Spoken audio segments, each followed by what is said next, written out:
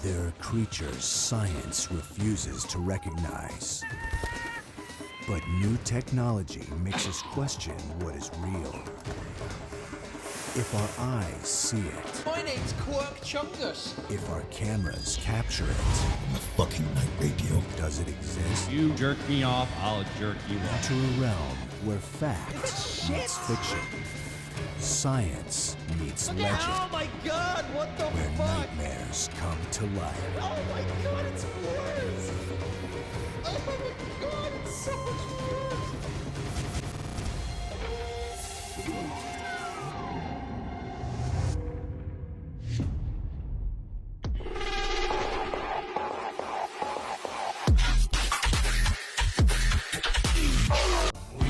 Nope.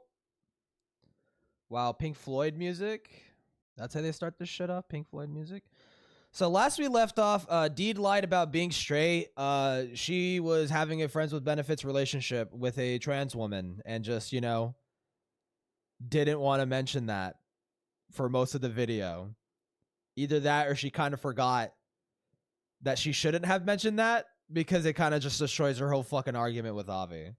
Right? It's that, okay, well, you're not straight.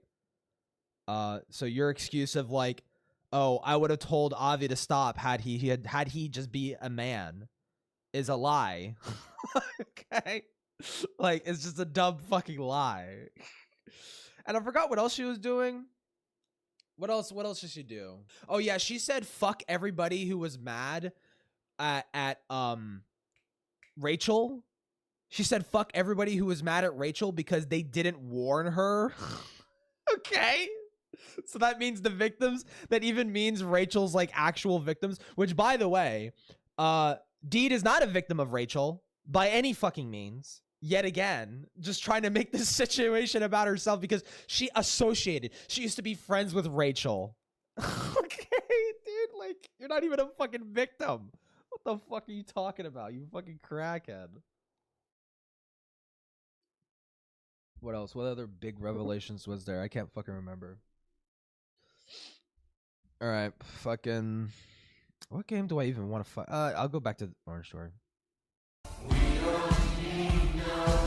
Oh, and this segment is about the person who wrote the Rachel doc. And apparently what happened with the Rachel doc was that it came out. Deed was victim number 1 or some shit. Like, even though she's not a fucking victim. She's on there as victim number 1. She had a falling out with the person who wrote the doc. I forgot their name.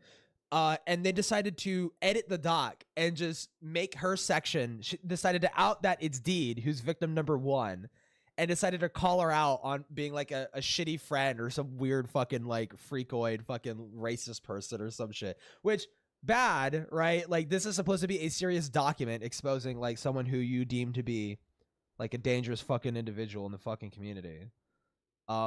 It doesn't mean it's not funny though. Okay.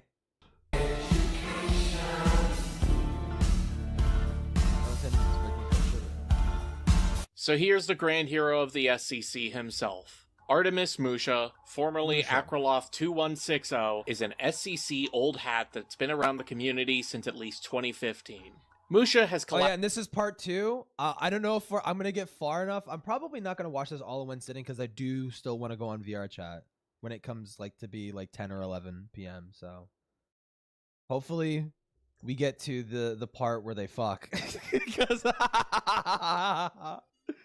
I think that happens at 4 hours in, so 2 times speed this shit. Collaborated with some big names, including Ray. Also, we're in uncharted territory. Actually, because we're in uncharted territory.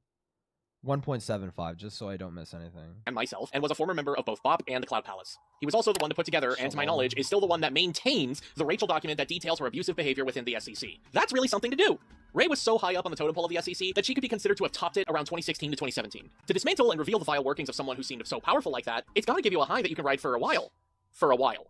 Musha had been considered out of the SEC since September of 2024 after he, told someone to kill themselves. And he's in the running for being one of the most vindictive, You get chased out of the SEC for telling someone to kill themselves? Oh yeah, I mean, that did happen to fucking Keyblade. It's just so mind-boggling to me. Like, I don't know how you could do that. I don't know how the Cloud Palace could do that and you don't even need to scroll back that far from Cloak and Dagger to see like people like Doodletones being like, yeah, this person should hang themselves. Like, come the fuck on, man. Ruthless dickheads in this thread, a competition with some fierce fucking opponents. Before we even get to the atrocity that is Musha, there's something Musha said that truly paints how self-aware he was when it came to the shit he said about my partner. And I want this to stick with you throughout this entire segment. Not my partner. Here it is. Silver dipping out of the server is the only reason I'm comfortable saying any of this. If you can't handle the heat, get the fuck out of the kitchen, Musha. Or rather, if you're gonna start— Wait, what?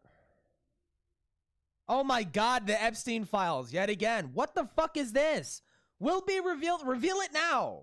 Reveal it now. What do you mean will be revealed later? What is it? What is even the point of putting this fucking shit on blast right now? Waste my time right now instead of telling me what the fuck it is.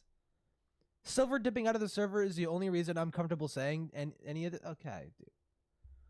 So fucking gay and pedantic. Oh if you can't handle the heat, get the fuck out of the kitchen, Musha. Yeah. Or rather, if you're gonna start a hellfire, don't be reeking of gasoline and have the gas— By the way, okay, so Silver, that's very funny that you're saying that. You had admitted, you indeed had admitted in this video that you're only making this because everyone that you had a fucking problem with is dead and gone. That is the only reason why you're making this fucking 20-hour fucking wine fest. Okay, it's because you were too much of a pussy to vocalize your frustrations with the fucking community when everyone was there to fucking hear it.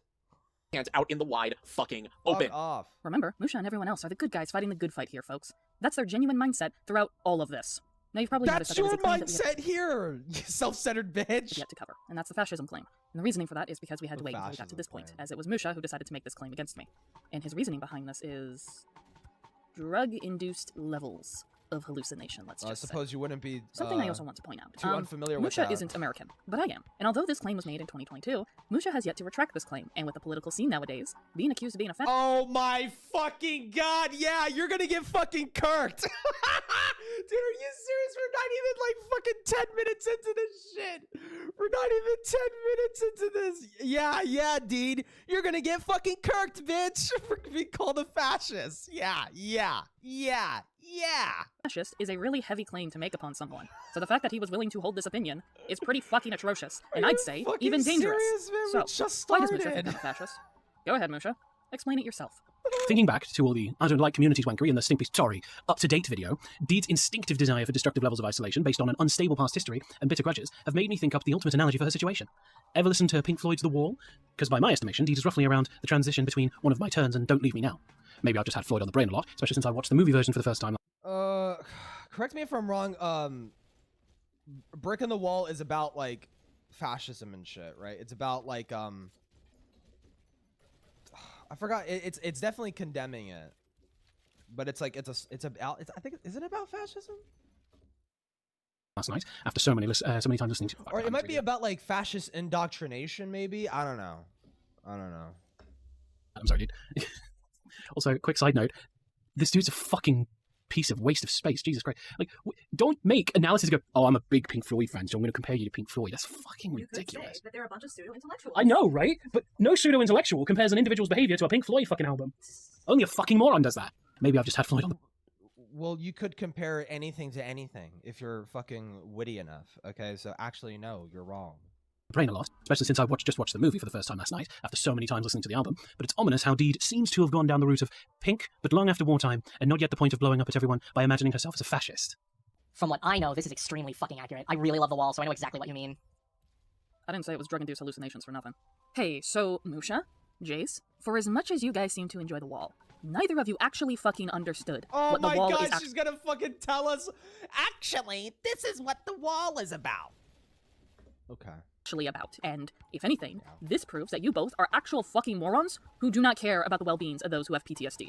From Wikipedia itself, Pink Floyd's The Wall is a 1982 British live-action/animated musical surrealist drama film directed by Alan Parker, based on Pink Floyd's 1979 studio album, The Wall. The screenplay was written by Pink Floyd vocalist and bassist Roger Waters, with animation sequences directed by Gerald Scarfe. The thought I was Boomtown the Rats upper lead right vocalist god. Bob Geldof made Cloudy, did you catch the part where she's complaining about being called a fascist in this thread because of the political climate?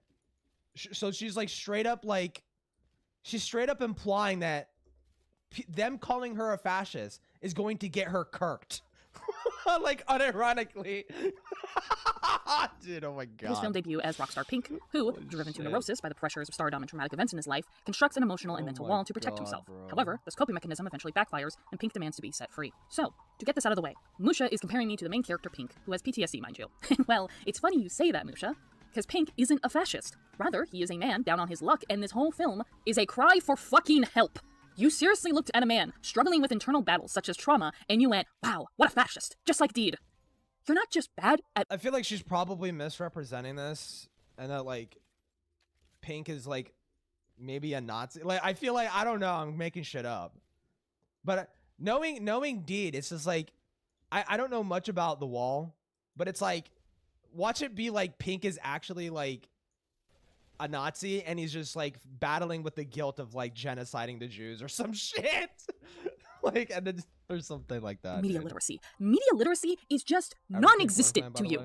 Also, your breakdown comes off as you implying this film is pro-fascism, when, in fact, it's the opposite. The fascist scenes, especially in the film, are meant to shock and disturb. They're a visual representation of Pink's internal decay and how alienation can lead someone to embrace extreme authoritarian ideologies as a way to feel control or power. Roger Waters had— Oh, so Pink is the person— oh, so I might be right. Pink is struggling with, like, you know, realizing, oh shit, I fell for like fascist ideology or whatever. explained that this was a warning, not a promotion of those ideas. The imagery is deliberately grotesque, not aspirational. Musha, if you genuinely thought I was going down a path of fascism, you should be concerned for me, not mocking me and doubling down on this fucking claim. Both Musha and Jace completely disregarded what this film's message is truly about. The Wall is about trauma, alienation, and the psychological cost of repression and fame. It uses fascist imagery to criticize authoritarianism, not promote it. The ultimate message is that isolation is destructive, and emotional connection and empathy are needed to break down the wall. The direct opposite of what these fuckers wanted out of me. Jace did not show any empathy for me. No, he thought Michael should abuse me by going behind my back, associating with anyone he damn well pleased, and doing whatever he pleased. Well, he kind of did do— okay, so he kind of did do that though, right? Like, he admitted— he said he dedicated a part of part one in the video to apologizing to you because he went behind your back and was still talking to fucking Avi. So, to some extent, yeah, he did do that. Okay. My consent or discomfort be damned. He was fine with Michael isolating me. And you, Musha, you did not give me emotional connection or empathy throughout this entire thread. Ultimatum No. or boyfriend? Instead, No, you yeah, mocked she me did. and wanted to isolate me because you demanded Michael to dump me. The only person I had as a support Was system. physically hurt. Neither of you. I wanted to still tear have down yet the to see— to be fair, I have yet to see that. Where— I don't know when that happens. It didn't happen in part one, or at least I didn't catch it. Where she fucking admits to like physically abusing him during like a BPD crash at her or some shit. You wanted to build the wall higher. I didn't give you emotional Jesus Christ, and I thought the Nostalgia Critic review was bad. But I think falsely accusing someone of being a fascist because you watched an artistic movie takes the fucking cake. And I thought Avi bringing up 1984 was bad. But Musha, it is fucking commentaries! No, scratch that. It wasn't even about commentaries. It was just about Deed airing her grievances on the fact that a hobby she once enjoyed disintegrated thanks to a bunch of good-for-nothing hacks who thought keeping around a pedophile is more important than the actual children who engage in their community. Well, hold on, no. You can't read it like that because she didn't name the pedophile. She kept it so fucking vague that even people in the Cloud Palace who might have not have been aware about the fucking George shit, just like weren't aware of what she was fucking referring to. Right? So, no, you can't read it like that because she didn't fucking name him. She kept it vague. What the actual fuck is wrong with you? Let it be known that Musha took this a step further by saying that Deed should be on a no-fly list, which is primarily for criminals such as terrorists. Are you calling Deed a terrorist now, Musha? I will repeat one— Where is that? I want to see it. Fuck off and get added to the no-fly list, dude. It's a throwaway insult, okay, dude? They're not literally saying that. such as terrorists. Are you calling Deed a terrorist now, Musha? I will repeat once more, what the actual fuck is wrong with you? Actually, no, you could be put on the no-fly list for not being a terrorist, right? Nick Fuentes isn't a terrorist. You can maybe argue he's a stochastic terrorist, but I mean, like, that's like such a fucking nebulous term. That could mean literally anybody who says anything inflammatory ever. Like, Nick Fuentes is on a no-fly list, but he's not a terrorist, right? Like, no, you're wrong. And I'm just going to state this now before anyone, including Musha, attempts to defend the shit that he has said throughout this thread that was discussing serious allegations. Which arguably, Deed kind of is a fucking stochastic terrorist. This fucking bitch will cry, whine, and fucking, like, sob when things don't go her fucking way. Like, and that causes people like fucking Silver, complete cucks like Silver, to go out of their way to start doing her fucking bidding. Subconsciously. Even though You know what I mean? It's the cry bully, crybaby fucking bullshit where it's just like, I need someone to do my bidding, so I'm gonna cry and play a victim to try and get them to do the thing that I want them to do, right? Stupid. There is no I was joking excuse. There was no I was exaggerating excuse. And there is certainly no I didn't mean it excuse. There is just no excuse, period. Seeing as you are the person who held the reins of taking down the rat, trademark, by making the Rachel document, I would think you would know how to take shit seriously, Musha. But if you genuinely think that it is funny to watch a movie about a man struggling with PTSD, look at my partner, who has fucking PTSD, and go, wow, what a fascist, then Ricky Gervais has better humor than you tenfold. There are two routes that Musha can go down. Wait, are you referring to the video? Like, what Cloud Palace call? Oh, you're talking about Keyblade. You're talking about Keyblade. Lol. Yeah. If he genuinely thinks that what he said wasn't a big deal, despite, again, this entire thread discussing serious allegations. Two things. Either he's an insensitive liar who could care less about topics such as abuse, or he's a malicious liar and thinks calling someone a fascist is hilarious. Frankly, I'm down the middle. I'm gonna point this out I'm still gonna keep in theme from last stream. I'm gonna call this out every single fucking time. You people don't care about victims. You don't get to sit there and chastise other people for not caring about the victims. You don't care about the victims. You don't give a fuck. You don't give a shit. In the making of this video, you kept the actual victims in the dark about your stupid, dumb little fucking scheme about using their stories as a means to give her fucking bullshit grievances more oomph. So, yeah, no, you don't give a shit about the fucking victims. As I think Musha is an insensitive, malicious liar. I've been pissed at her for too long not to say this. Deed is an abusive narcissist, and I hope the year's worth of possessive, self-centered behavior eventually catches up to the screaming little fascist. Damn, Musha, I didn't know you were a psychologist and I was your patient. You don't need to be, bitch. It's written all over your fucking face. It's written all over, bro. It's all over your fucking sleeves and shit, dude. Everyone can see it. You're a fucking narcissistic fuck. Yes. I was actually looking for a chronic PTSD diagnosis. Hyperfashion. Musha diagnosing me with mental disorders that have been stigmatized in our society to paint people as villainous will be a recurring factor throughout this, by the way. As for the fascism, yeah, he brings it up. I'm mentally ill, so I can't actually do anything wrong. I can't be criticized for doing anything, because I'm mentally ill. Good one. He doubles down on it quite a bit. But you don't have to ask me or Musha himself. Just ask our dear old pal Doomsicle. Hey up me duckies, it's your boy Doomsicle66 of Death, and I'm utterly outraged. Who the fuck is that? What kind of schmormoo ass fucking fucker is this? It's schmormoo. You didn't ask for it, but we gave it anyways. Dude, oh my god. I'm furious, as you can tell from my very tone of voice. I caught wind that Artemis Musha person once said in the Fart Palace Discord server that former commentator Deed, aka Madison the Cat, was a fascist. How ridiculous and unreasonable. I still have zero idea what their PTSD is that she says. It's like she says this like she was drafted to Vietnam. Her PTSD is I honestly don't even think she has the PTSD because she was allegedly raped. It sounds like the PTSD is in reference to this shit. Can't go around calling everyone you don't like a fascist. Please pay no attention to how often he actually does that. He totally does it all the time. I swear, take my word for it. It's not even like it makes any sense either. Fascists dressed in black have severe protagonist syndrome, try to use fear and invasiveness to control people, and have an irrational hatred of the mentally ill and people who aren't white. While Deed, hold on, I'll think of something.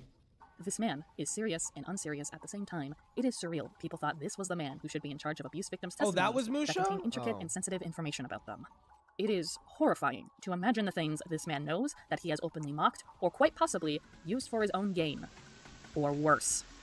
Oh Christ, anything new with her? Nope, it's just something that's been on my mind, tying back to the harsh thing I've said about her. Valid.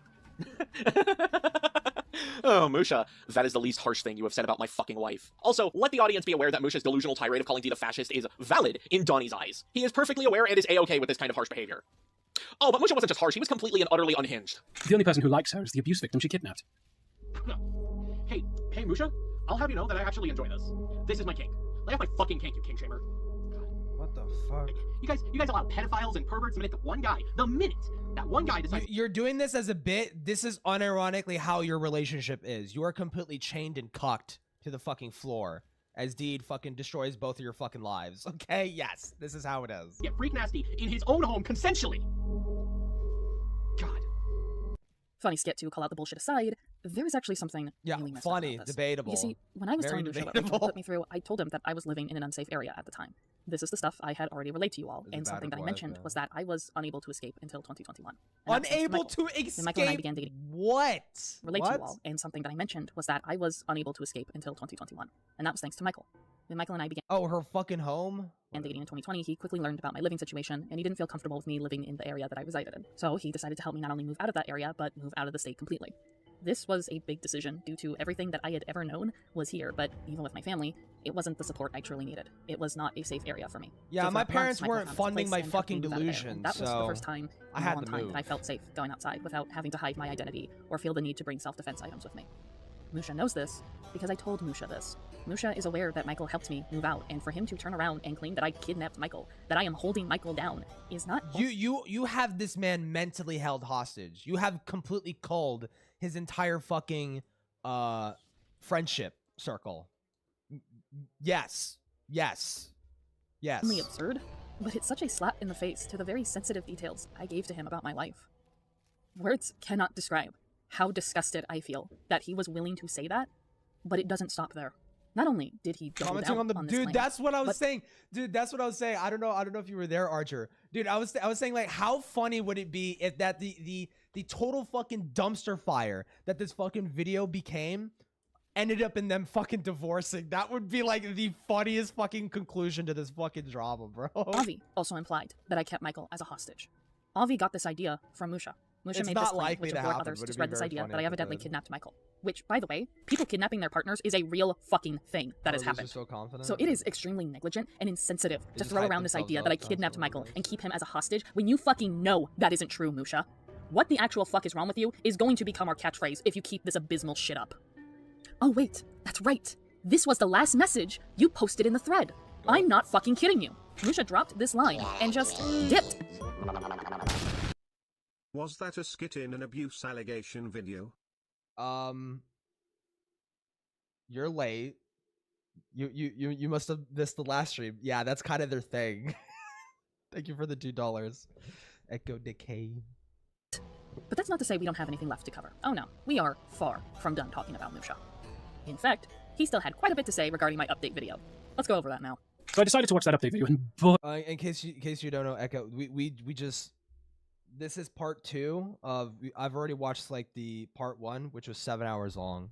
They kind of do that. is it a tumble down the drain into buzzkill land? It goes from, oh, that's the understandable, thing, to, yeah. well, okay, this is kind of making me uncomfortable, to, Deed, what in Christ's name are you doing? God, you are just so quick to stop. What is this? So I decided to watch their update video, and oh boy, it's a tumble down the drain into Buzzkill Land. Yeah, Buzzkill Land. Yeah, they're vague posting about my pedophile friend. You know, thankfully they're not gonna name them though, because that you know that would be really shitty if she fucking actually named him. It goes from, oh, it's understandable, to, wow, that's kind of making me uncomfortable. Oh my god, you're cucked, dude. You're fucking cucked. This guy's cucked. God, you are just so quick to stop caring, aren't you? And all it took was one thing for you to not give a shit anymore. Makes me wonder why you were starting to get uncomfortable. And the contradictions, the inconsistent position of, I was never involved. What contradictions? Yeah, we're part 2. Put it in the past, Deed. Put it in the fucking past. You already did the, I'm not a part of the SEC. And then proceeds to like go into great detail about how she's fucking SEC people. She's flirting with SEC people. She's married to an SEC person. She made SEC videos. Dude, like, just fucking, like, you can cope as much as you fucking want, bro. You are a part of this fucking community. Oh my god. What inconsistent positions? I made it pretty fucking clear I wasn't involved in the SEC. What the fuck were you smoking when you watched my video, my guy? Guys, you're the crazy person. You're the crazy person for thinking she's a part of the SEC. Not her. Not her. You're crazy. And the serious accusations without examples, all justified with, that's not what this video is about, but I'm going to say it anyway, are all just the tail end of it all. And I made it about 8 or 9 minutes in before I slammed the dislike button and clicked off. So the other dislike is from your alt account then, huh? Jokes aside, Musha, I didn't give outright examples because it was for the protection of myself and the victims. I didn't want anyone to harass me or the victims because I went through fucking enough as is. You should know, given that you sure as hell love to tell victims to kill themselves. Not only that, but you stopped the video when it was at key moments too. Not only did you skip the part where I bring up that I have no ill will towards the SEC or even the anti-SEC overall, but you completely overlooked all the experiences that I went through regarding several SEC members.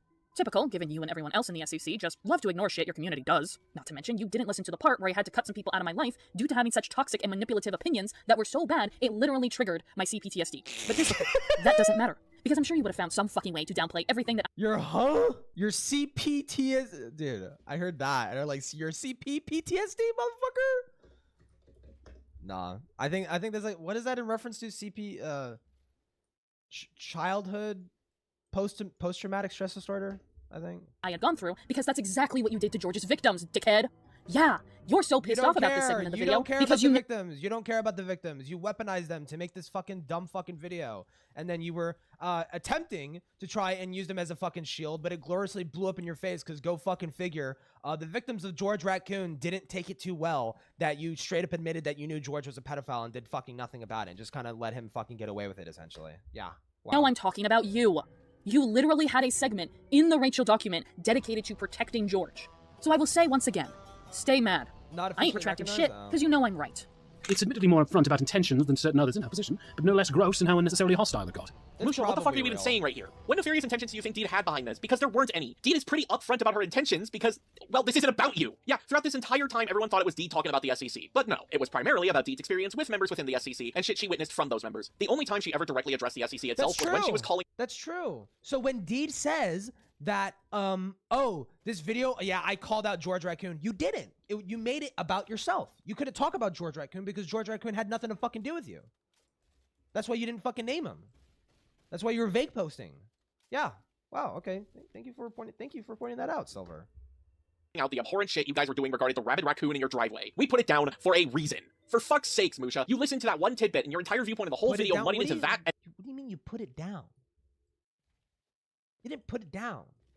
Motherfucker. And only that, which is straight up dishonest of you to do, by the way. For example, you claim that Deed was unnecessarily hostile in the video. Granted, you aren't using the word aggressive, and while Deed is unfriendly and not liking something, but also not agreeing with something, can you fucking blame her? She's talking about negative experiences. That wasn't your intent, though, no. Your intent was to paint Deed as aggressive, as someone who's just, well, ranting when she didn't raise her voice once throughout those 20 minutes. If anyone is hostile, it's you, because you are reeking with not only hostility, but aggression towards Deed's video. On fucking God. Hey, Deed. You know what's really disgusting? Derailing an update video for 5 or so minutes to accuse people of immoral and illegal acts, only to conveniently not mention what those acts were, or who— That's actually a good criticism. That's actually a great criticism. Name the people, name the motherfuckers, okay? Fuck this literal fucking Epstein type shit, okay? Name them and shame them, dude. You fucking coward. Why didn't you fucking name them? who was even guilty, and wrap it all up in a childish guilt by association, and thus increase the risk of bad actors blindly speculating in bad faith. I hope you enjoyed spending 5 minutes of your life being part of the problem. Musha is right here. Musha's totally fucking right here. Timestamp is 7:18 to 8:28. That is approximately about a minute, not 5 or so. Also, projection is the process of displacing one feeling on— Oh my fucking god. He's being slightly hyperbolic. Holy fucking shit. Kill him. Kill him. Yeah. To a different person. Fuck off and get added to a no-fly list, dude. I was called a terrorist over a fucking update! No, you could be put on the no-fly list and not be a terrorist, so... Actually, you're wrong. Reddit says you're wrong, actually. Anyone with pattern recognition and a sincere history with this side of the internet— What the fuck does that even mean?! And a sincere history with this side of the internet can tell you actually condemn the SEC because you thought they were taking social media time away from the abuse victim you eventually kidnapped, along with you making the same guilt by association leap in logic that the Monkey Man and the failed voice actor did. I'm not even going to comment on that because my update video had fuck all to do with Michael. I don't know why you interjected this aside to just accuse me of kidnapping my partner, but Michael wasn't even brought up once in my update video. But that's not my issue. You did my 111 issue is that I'm going to revoke guilt by association in your vocabulary, Musha, because you don't know what the fuck that word means. Oh, and for the record, Monkey Man sounds very racist if people aren't aware who— Wow! Huh. You mentioning monkey and me immediately thinking a black person? You must be racist. Again, she did the fucking meme. She did the fucking meme, bro. Gwus is, Musha. Just, pointing that out, given you're fine with people falsely accusing me of racism. Come on, the same guilt bro. by association leap in logic that the Monkey Man and the failed voice actor did all because of a few already resolved external situations involving predators. Resolved, huh? Hi George, Tippy, Keyblade, Avi, and Susie, all well-known predators whose situations got totally resolved and— Okay, Doodletones is not a predator. Nope, you're wrong, okay? Doodletones is not a predator. They're a freak, they're a degenerate, they're a danger to fucking children, not a fucking predator. Maybe highly likely a pedophile, not a fucking predator. Susie did not prey on anybody. She acted inappropriately and she sent porn to kids, but it never went beyond that. It never went beyond that. It was just like she sent the porn the one fucking time. Not to downgrade it. You're a fucking freak and you shouldn't be talking to fucking kids like ever. Okay? You clearly give a fuck about the social and sexual boundaries. Like I said in my video, you clearly don't give a fuck about the social and sexual boundaries between adults and children, right? So, but that doesn't make her a fucking predator, right? Like, you would think if she had intent to prey on Lunatic the Gamer that it would have been more than just the porn. Like, there would have been something more than just that. But no, it was, dude, it's fucking stupid. Why do they do all this? Why do they all do the same thing? What the fuck? I don't fucking know, dude. Hi, Roach. Is Roach like a famous person or something, dude? Wasn't due to people either blatantly ignoring the problem or silencing their victims. Resolved predators who decided to engage in a thread regarding serious accusations made against me. The eyes are open, the mouth moves, but Mr. Brain has long since departed. Banshees like you are why people tend to be needlessly quick to assume malice in anyone critical of us. I again reiterate, how does it feel being part of the problem? You're talking to a mirror, Musha. Maybe get your eyes checked. Anyways, to be completely blunt with you, Musha, this response to Deed's video is embarrassing in so many ways and is emblematic with one of the worst aspects of the SEC. On top of this being a bunch of victim-blaming nonsense, it's really infuriating that someone from the SEC, the fucking confrontation community, does absolutely no confronting here. You certainly plan to, and that the SEC is not the confrontation community, okay? The only confrontations I can fucking think of, no, your form of confrontation is making fucking YouTube videos and talking like behind each other's backs and shit, okay? Doing gay little fucking brigades, okay? That's not, there's no confrontation there, okay? No. You shelve it, post some rat ramblings on Twitter, and then leave.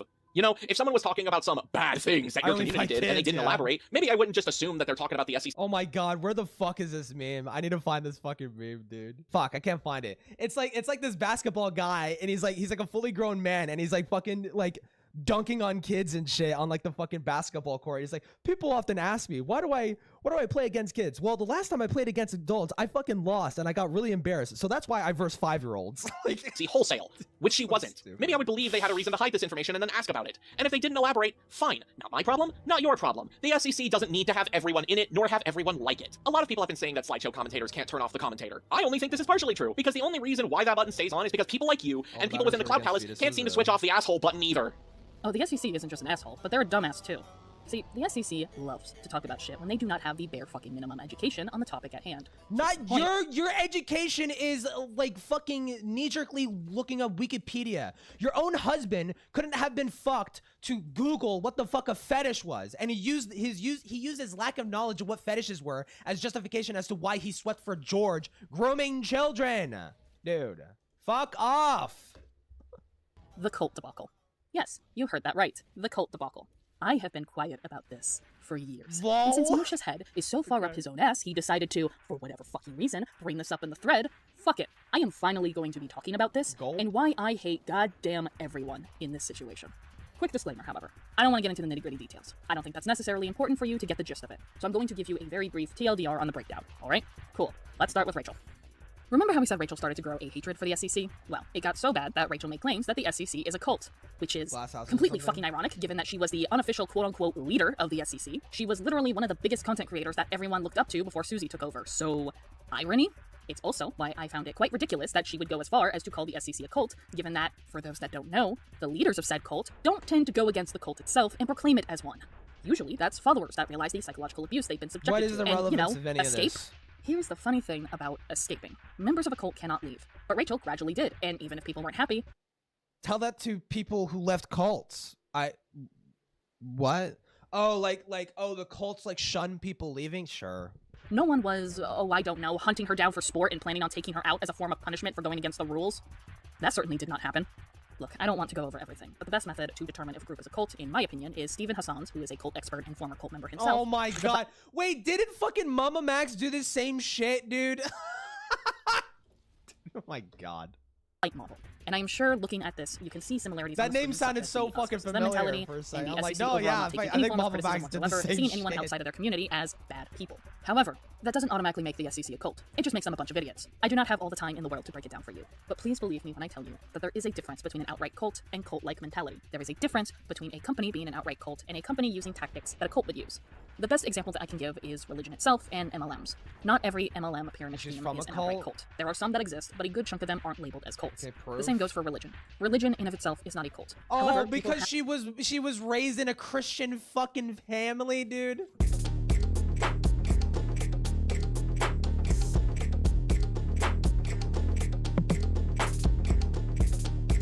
Like she has to take something so simple, so basic, something that everybody, like most people in America, have likely experienced, like being raised in a Christian household. Like and just takes that as like, I was raised in a cult. Like, have taken already established religions such as Christianity, Buddhism, Satanism, etc., and have created a cult around it. For as much as I have a disdain towards the SEC, for as much as I do believe that they share some traits of a cult, I do not think the SEC in of itself is a cult.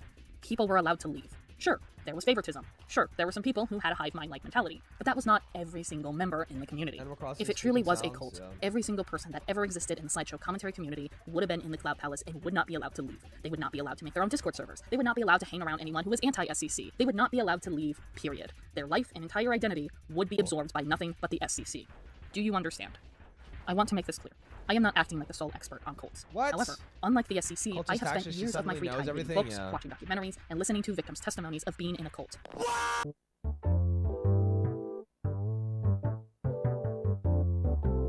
I have some knowledge on what the fuck I'm talking about. No, you It's why I don't. do not feel comfortable with the SEC being labeled as a cult, which is why I told Rachel time and time again to knock that shit off. She wouldn't. I tried explaining this to Rachel. I tried to explain to her that what she was saying was wrong. I tried to explain to her that what she was saying was wrong, misinformed, and even insensitive to actual cult survivors, but she did not listen to me. She took the whole "the SEC is a cult" bullshit from private Discord servers to public spaces such as Twitter. God forbid a bitch be fucking hyperbolic. Holy shit, dude. Apparently, to this day, she is still fucking mad at me for correcting her. Stay mad, bitch. Now, given that Rachel was openly claiming the SEC as a cult, how did the SEC themselves handle this? Not good.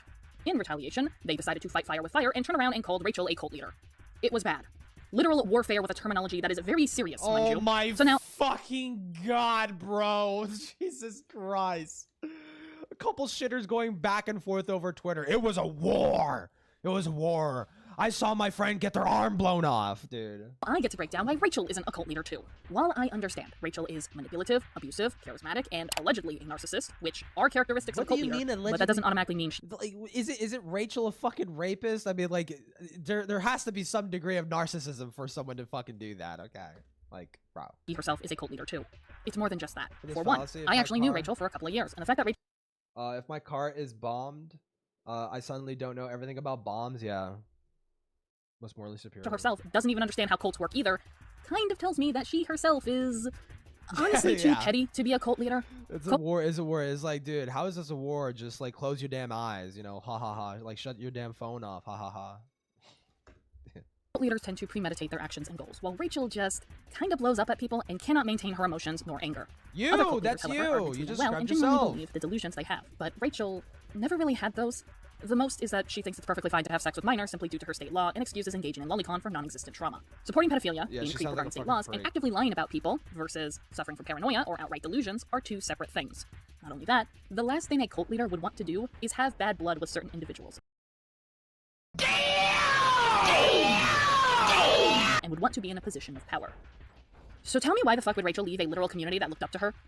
Why would she leave that behind? What? A cult leader She's would a not do that. narcissist? Rachel, hypothetically, had all the tools to create a cult, but she threw that away due to internal arguments with members such as Susie. And while 'Cause sure, she's Rachel is arrogant surrounded by and yes she's men, a but Rachel cult? did not care if people left. I remember I was a part. Like why do you sound so fucking baffled about that? Like she probably left because she probably left for the same reason why everyone collectively fucking dogged on fucking V. Like instead of sweeping for him. Like here's the thing, like V Omega, groomer, but when he got outed, everybody fucking threw him away because he was a narcissistic, arrogant cunt and nobody fucking liked him. Right? Nobody fucking liked him in the SEC and people just tolerated him. That's why it really honestly just comes down to that. Like people found George more tolerable, so they were willing to sweep for him. Right? It's actually that fucking stupid. And I would imagine fucking Rachel is probably in a similar boat. Just an arrogant fucking cunt. Nobody wanted to fucking deal with them. Just like fucking Deed. So they were fucking easy as fuck to villainize, right? Like, that's probably what it came down to it. Part of her Discord server at one point, and before we stopped talking, I eventually left that server. She did not throw a hissy fit. She did not care. Sure, she would talk shit about you if you two stopped talking and weren't friendly with one another anymore, but that just means that she's a bitch and a backstabber, not a cult leader. You wanna know who agrees with me? Fucking Musha. Musha outwardly said that Rachel would drop people without an explanation, block them, and stop talking to them. All of these things are not the ideal cult leader. So no, Rachel is not a cult leader. Yes, it is! Wait, what? Block them. Well, I mean, we're being fucking pedantic and fucking hyperbolic here. She's not literally a cult leader, okay? You can say there's like a cult-like mentality happening going on here or some shit. and stop talking to them. All of these people without an explanation. Musha outwardly said that Rachel would drop people without an explanation, block them, and stop talking to them. That's calling your fucking friend circle. That's you getting rid of people who are willing to question your authority and question your fucking... No, that's totally... Like, a cult leader totally fucking does that. What? All of these things are not the ideal cult leader. So no, Rachel is not a cult leader. You have no idea what But why the do I fuck you're even talking care? about. Because cults are a real and dangerous thing. And using that word as if you are randomly calling someone a Karen is very negligent for you to do. Oh, just like you calling what you went through with Avi as sexual harassment. Yeah, surely that doesn't fucking, like undermine the fucking term. Jesus. One I personally knew, and nobody was fucking listening to me. It got pretty bad to the point I started to have a few mental breakdowns because it was annoying ass infuriating bitch. to see people not fucking listen to me and be dismissive at best and a stubborn asshole at worst. So, in my own space, i.e. my private Discord server, I told people to knock it off, and to also please keep this shit away from me if you're going to be insensitive regarding this topic at hand. In comes Blaze knocking on the door to my direct messages.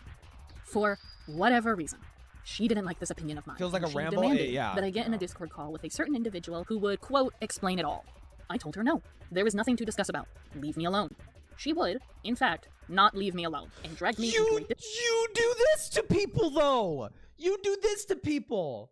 You literally do this to people! You literally go out of your way to hit them up in their fucking DMs and be like, hey, I saw this posting you made on Twitter. You're actually technically wrong about this. You did that to so many fucking people throughout this fucking video, bro. What the fuck are you talking? Oh, now it's a problem when someone does it to you?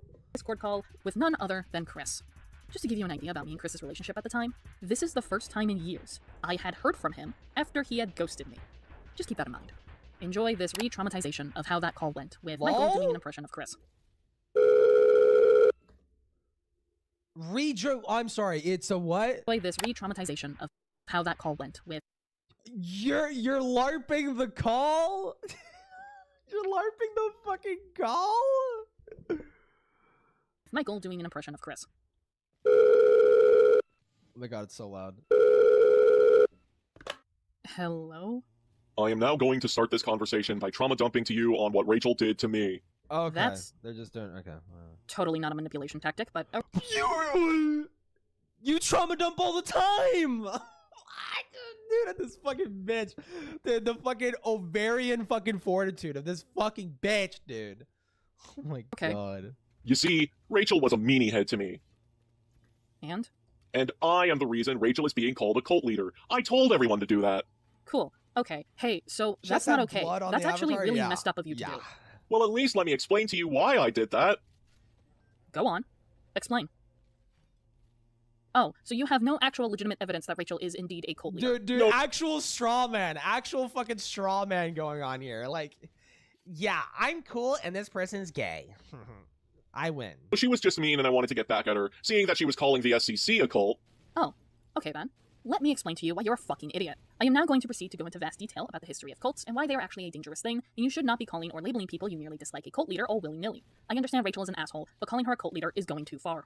Wow, I didn't know any of this stuff regarding cults. I actually feel really bad now. I'm so sorry I did this. I will be sure to tell everyone to stop. I appreciate that, but the damage has kind of been done. But I do appreciate you telling people to stop, because this should have ended a while ago. I am now going to trauma dump onto you once again, which will cause you to trauma dump back onto me because it's really fucking weird. It will cause you to trauma dump back onto me. I'm gonna fucking lose my mind, man. Oh my god, she's always a victim. She's always a victim when someone does it to her. But when she does it to other people, nah, it's understandable. Nah, it's understandable. Yeah. It's totally reasonable. Fuck off, man. Have seen the glory of the cleansing of YouTube. I'm sorry, why did he do this? What the fuck, Chris? Oh, okay. Cause me to have PTSD flashbacks and make me have a trauma response, which is over-explaining my trauma. Cause me to have a trauma response. Oh my god. I did not sign up for this trauma Olympics, but I will engage with it anyways. Wow. You're a victim. Understand that you're making me uncomfortable. Sure. Why not? Are we done with this conversation now? I'd like to leave. Oh, for sure we're done talking, but just one more thing. Me and Blaze actually do know a thing or two about cults because we've watched documentaries. No, you need to understand. I know everything about cults. I read a Wikipedia article. I am not acting like the sole expert on cults. However, unlike the SCC, I have spent years of my free time reading books, watching documentaries, and listening to victims' testimonies of being in a cult. I understand cults because I grew up in a Christian household like 99% of Americans. Guh-huh. Fucking idiot. Fucking moron. Fucking kidding you. Right near the end of the call, Chris decided to slip that in. I don't know why, considering he's still a fucking moron that doesn't understand anything about cults. So the Watch fuck more are documentaries, you? dickhead, and pay attention next time. Time passes, and now Musha enters the chat. Why? Well, because the Rachel document was being produced, and I got into contact with him seeing as he was the sole writer of this document. I thought out of everyone, he would actually listen to me regarding this. And so after I gave him my testimony, I requested him to do something. I simply requested him to spend at least a paragraph or two describing the cult debacle that happened between No, you don't need to do it. This is a document about someone who is a predator, who is a danger to fucking children within the community. You do not need to go into detail about this pedantic, petty fucking shit. Nope, you actually don't need to and the do SEC, and how no one is a cult. Rachel is not a cult leader, and the SEC isn't a cult, and how this whole thing should have never happened, and it's insensitive to do that. Hey, Musha, can you please dedicate a segment to my petty little fucking disagreement with some people, some literal glup, handful of glup shitters in the fucking SEC? Thank you. Can you make this about me, please? Thank you. I don't blame Musha for editing the fucking doc to put you on blast for a fucking minute for being such a pedantic loser fucking cunt. Oh my god, dude. That's it. That's all I asked Musha to do. And he said that he would do it. Me. Literally, guess what dude. fucking happened, given that this segment is about him? I don't know what I did to this man except block him, but after I don't know what I did. I don't know, dude. This is like literally like white woman tier shit. I don't know what I did. I did nothing. People are just mean to me for no fucking reason. Oh my god, bro. Holy fucking shit. Shit, did he just go off the deep end and acted like I was this SJW snowflake who was bitching and whining to him about it? When Because you are. No, I didn't. And look, if this was an Am I the Asshole post, I would label the situation, everyone's the asshole. Rachel is an asshole for calling the SEC. Dude, I can't make it. It's never her. It's never her. You ever notice that? It's never her. She can never, ever just like say, yeah, I'm fucking stupid. Yeah, I was wrong here. Actually, didn't she say, hold on. I can't remember what she did. She actually did say she was wrong about one thing in the video, but it was something so completely throwaway. God damn, bro. This vid gotta be bad for health. It is. I'm fucking dying. I'm dying. I feel like worms are tunneling through my fucking brain watching this fucking shit. Oh my fucking god. But no, dude. She's just incapable of recognizing when she's being such a fucking cunt. As much as I don't like the SEC, I don't think we should refer to it as one. For as much as I fucking despise Rachel, and I understand that the SEC took offense to what she said, that doesn't mean you get to turn around and call Rachel a cult leader. Everyone needs to educate themselves before they start labeling people as No! things. Who Now, the granted, if they're a it's not pedophile, like, who I don't know, cares? falsely accusing someone of abuse, fascism, ableism, and literal domestic abuse. But it's still pretty fucking bad to do. And also insensitive to call someone a cult leader or to call a group of individuals you disagree with a cult. Real Guys, you have to care about the pedophile's feelings. Yeah, have you ever thought about that? You have to care about the pedophile rapist. You have to care about the rapist. How does the rapist feel about this? You're being very insensitive. People have been deeply affected, and cult survivors have shared their thoughts on people doing this. They don't like it. Maybe. Okay, so she just said that, like, why would they ever call me an SJW? You sound like fucking Anita Sarkeesian right now. We should listen to someone who has personally experienced said subject matter instead of being jackasses. But listen up. We know what these people are like by now. The victim is lost talking. cause. Anyways, Musha loses his fucking mind and tries to act like he knows more than I do about this topic. He probably Spoilers, does. He doesn't. Let's go over that now, shall we? My sympathy for Deed has been running on such fumes that I edited a line in Redacted's testimony that I originally cut from the doc back into her testimony because, shock of all shocks, you can use the term cult as a negative adjective and not trivialize the plight of the victims of real cults. That's why it's negative. Hey, so I don't know if you noticed, but Musha just admitted to altering someone's testimony without their consent just out of sheer spite. He literally altered shit in the Rachel document just for the mere chance Deed will see it and get offended. that. Musha, you're a fucking loser. So retarded, shithead, sir. That's not how that fucking works. Just And because so you are use the term you. in a negative connotation doesn't mean you can't use it inappropriately or wrongfully use the NFL, terminology. yeah. That's like saying, oh, I'm going to call this random person on the internet a Nazi because I disagree with them. And because I'm using the term Nazi in a negative connotation, it's not at all insensitive to victims of World War II. You're an actual fucking idiot. What? You can't just turn around and be like, oh, it's okay if people call Rachel a cult leader. They're saying You could only call someone a Nazi when they are literally a Nazi. Do you know the Nazi party's fucking gone? Do you know the Nazi party is what do you call someone like Nick Fuentes?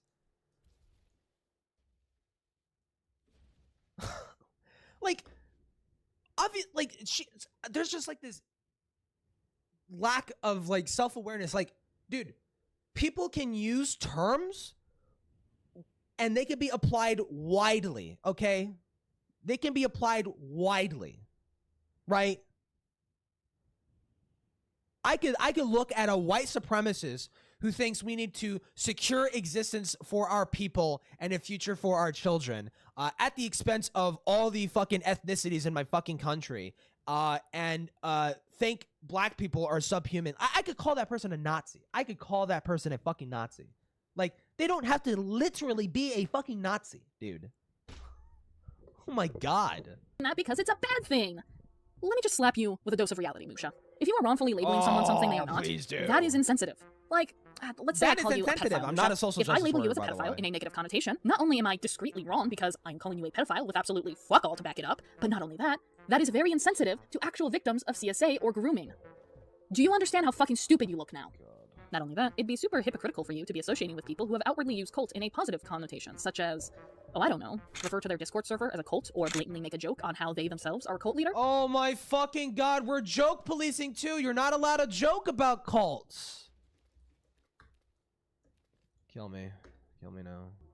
For those listening in, I just showed examples on the screen of that exactly happening with both Susie and Yoon, two individuals Musha associates with and who were also involved in the Cloud Palace threat on me. But oh no, the more important part was that I crowbar in something, not about using the word cult in there. Totally not manipulative and definitely shows understanding of the scope of the problem. Hey, why is the Cult Debacle crowbarring but not Kirby Star Warrior's testimony about fucking heterophobia? Not only did you agree to Deed's request, but I feel that shit was important to say. Just as a refresher, the Rachel document was meant to expose Rachel, and so making false allegations, such as referring to her as a cult leader when she is not, would damage the claims being made in the document itself. Not only that, but Rachel was calling It's probably not a serious fucking claim. I would need to look at the fucking doc specifically, but it's probably not a fucking serious claim.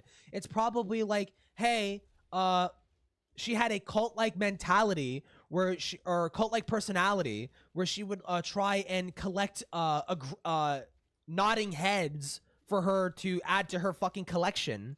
Okay, you know, so she just is stuck in a fucking echo chamber of her own making. Okay, I could call that cult-like. That is cult-like behavior. Yes. SEC a cult. She was doing it as well. And Deed pretty much just told you that what Rachel was doing was wrong. She was on your guys' side too. She wasn't just upset with members of the SEC calling Rachel a cult leader. No, she was also upset with Rachel calling the SEC a cult. I feel like that's the part that you're forgetting, Musha, but no, it is absolutely super adamantly necessary to wrongfully accuse Rachel of being a cult leader. Oh, and to also allow child predators to make testimonies, allow sex pests to make testimonies, lie about certain testimonies, use people's testimonies without their consent, actively defend a fucking pedophile, and oh yeah, make false allegations in the document. Gee, I wonder how Rachel got away with everything. You know what actually is manipulative, Musha? Promising to do something and then going psych and purposely altering testimony solely to offend someone and then use their mental breakdowns as a means to paint them as insane. I found the tweet of her flipping out at Mars Girl over barely anything, in case you needed evidence. Surprisingly, it wasn't deleted. And I also found Mars Girl's clapback, which I feel like spoiler tagging for more tension reasons than anything else. Like, I know the full story as to why Deed is such a psychotic obsession with policing the word cult. She told me in an interview for the doc, so just imagine how far and how maliciously you have to take it, that obsession, even when I am starting to have trouble empathizing. Cool, we get to talk about this, and I get to give the context that Musha outwardly leaves out. I genuinely do not know who Mars Girls is. All I saw was a tweet on Twitter. I didn't like it, I quote retweeted it, that's it. I didn't expect anything else out of it. After all, I have less than 100 followers, and well, it turns out, Mars Girl has thousands upon thousands of followers. Keep that in mind, because Musha likes to paint this as me bullying Mars Girl. So it turns out the timing of this was awful on my end. Apparently Mars Girl was doing shit enough as is online. If someone has one more subscriber than me, I could fucking like just stab them in the face or something like that. That's not at all bullying. That's not at all assault. Okay, listen, you're bigger than me, little bro. Okay. And knowing the context to that, yeah, I can understand her not being happy with my post, but she could have ignored me because again, I had less than 100 followers at the time. She could have ignored. I punched up at the bigger account and they clapped back. What a fucking asshole. What an asshole. This person could have just ignored me, but they didn't. They decided to put me on blast. Oh my fucking literal cry bully, man. Holy shit. Instead, she responded to me, blocked me so I couldn't see the response, and then her thousands of followers decided to send me death threats. Well, whose fault is that, dipshit? dipshit? Regardless of how unhinged my tweet allegedly was, I couldn't go on social media for several days. Michael had to be in charge of my social media to delete messages, hide comments, and block accounts, because this lasted for a weekend at the very least. So, what was the tweet? Well, it was a tweet where Mars Girl decided to make a joke calling the guards from Squid Game a cult. It is not a cult. Oh my fucking god. You deserve 1,000 years of pain. Nothing just pain. Bloodless pain, okay? Bloodless fucking pain, okay? You can't even get off to it, all right? You deserve to suffer forever. Forever. Jesus Christ, man. How did this community tolerate this fucking person for as long as they fucking did? It's actually fucking insane how insufferable this fucking bitch is broke. Yeah, they forced me to touch grass. Oh no. Holy shit. Told her that wasn't the case, and ultimately told her her joke wasn't funny. The reason I pointed this out is because the stereotype that cult So members you always... even recognized it as like a joke? It's like some offhanded fucking remark, and you're fucking... Oh my god, bro. You suck. And clothing is an outdated stereotype that hasn't occurred since the late 90s. All it does is continue to spread misinformation. Well, yes, there was a time that it was true. It's no longer the case, making it, ultimately, misinformation. However, I still do want to make a direct apology to Moscow. I was completely unaware of the situation you were going through, and I'm sure my tweet didn't make your day. You have every right to be upset with me. And given that I didn't see your quote tweet, I'm going to give you the benefit of the doubt that your intent wasn't to send mass harassment and send death threats my way. I hope she did. That's the case. I hope that But was regardless, the intent. I should have worded myself better. Instead of telling you you're not funny, I should have actually gone into depth and tried to educate you in a civil manner. Oh rather my than blaming you. god, bro. I should have sat you down and locked you down on my fucking chair, dude. Dude, she is a fascist. She is a fascist. It's like, no. I need to re-educate you. You're wrong about this particular fucking topic, and I need to re-educate you. My mental state, which wasn't the greatest during this time, be damned. I am a big advocate for this subject matter, and something I feel like everyone learns when they're new to advocacy is that you should have discussions with people in a civil manner and not have this expectation that it's Sounds obvious like what you're fucking talking about. demon mama, That's not man. always the case, because sometimes they just don't fully grasp or have the same knowledge as you.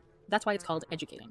I have learned over the years that people White don't know better when it woman comes to cults, dude. even though to I me, fucking it's hate her, fairly dude. obvious that cults are real and dangerous. That's not the case with everyone, and I have since learned that. I'm sorry. Oh, and Musha, you can stop clapping your hands around like a seal because I wanted to apologize for this for a while now. I came to that decision on my own, not because you called me out. Fuck off. You ain't taking credit for shit. But don't worry, Musha wasn't the only one who decided to chime in and massively leave out context to my overall thoughts on cults. Donnie did so too. Okay, I'm sorry for reviving this thread, She's but I a need to get this TikTok off my lady, chest. yeah. I completely forgot that she was also a fan of Camp Camp, and she would attack anything and anyone making jokes or references about cults. Yet completely excused Camp Camp's entire episode about cults making reference to Jonestown, such as Nikki shouting, "Wake up and smell the Kool-Aid," and the quartermaster tasting the poison made by the cult leader, and blatantly saying it tasted better in Jonestown. Yet attack literally every single thing else, making a reference to it. The punchline is pretty much the same as the joke she attacks other people for making. She has a And history that's for having- true. That's true. You should. Okay. Deed's gonna have a problem with this, right? That the show did that, right? bias for things, people she likes. Even if they do the exact same thing, she'll demonize you for, especially the Kool-Aid jokes. Considering the blow up in Moscow, this doesn't That surprise sounds me. like a This good isn't the behavior point, of someone who's trying to Astro. dismantle a harmful cultural perception. This is the behavior of someone who just wants to yell at people. Cool. I'm not allowed to be a Camp Camp fan, I see. Nobody ever asked for my opinion. No, you by your own logic, you're not allowed to because the show is wrong and they're spreading misinformation about cults, like a topic that you apparently care deeply about. No, yeah, you're not allowed to be a fan of that show because they're denigrating the topic. Yeah. Wow. Yeah, you're not allowed. Yep. See, we're just making assumptions on how I feel about Daniel. Okay, let me break it down then. Daniel is the rare representation we get of cults, where the cult leader is clearly mentally unwell, i.e. Heaven's Gate. The episode that introduced him does a good job of portraying him as manic and unhinged, and his ideologies are clearly based off of It sounds like it's a fucking satire show. Does it? unstable ground, which is what nearly all cults are based off of. Look up what Scientologists believe in, and you'll see that Daniel isn't a parody. He's an example. And regardless if Rooster Teeth intended that or not, it's strong. No, it is a parody. That's the show. It sounds like the show is a fucking parody. It's a satirical fucking show. Yes. I liked this episode for A parody is a form of satire. and felt it did really well in portraying it. But I took issue with the Kool-Aid joke, and it personally told me that Rooster Teeth either didn't do their Well, at least she's consistent. She took an issue with the Kool-Aid joke. Okay, at least she's research of Jonestown specifically, or accidentally got Daniel right. My issue isn't that people just mistake the flavor aid, the actual brand drink used in the Jonestown poison, for Kool-Aid. It's deeper. Oh my fucking god, bro. Than that. It's this big, giant myth that's been pushed around by people who clearly haven't done any research. It's called fucking a euphemism. It's called, is that the right terminology? Hold on, let me double check. Mild or indirect word or expression substituted for one considered to be too harsh. Yeah, it's a euphemism. It's like, actually, when they say gas to Jews, they really don't refer, it's actually Zyklon B. It's actually Zyklon B.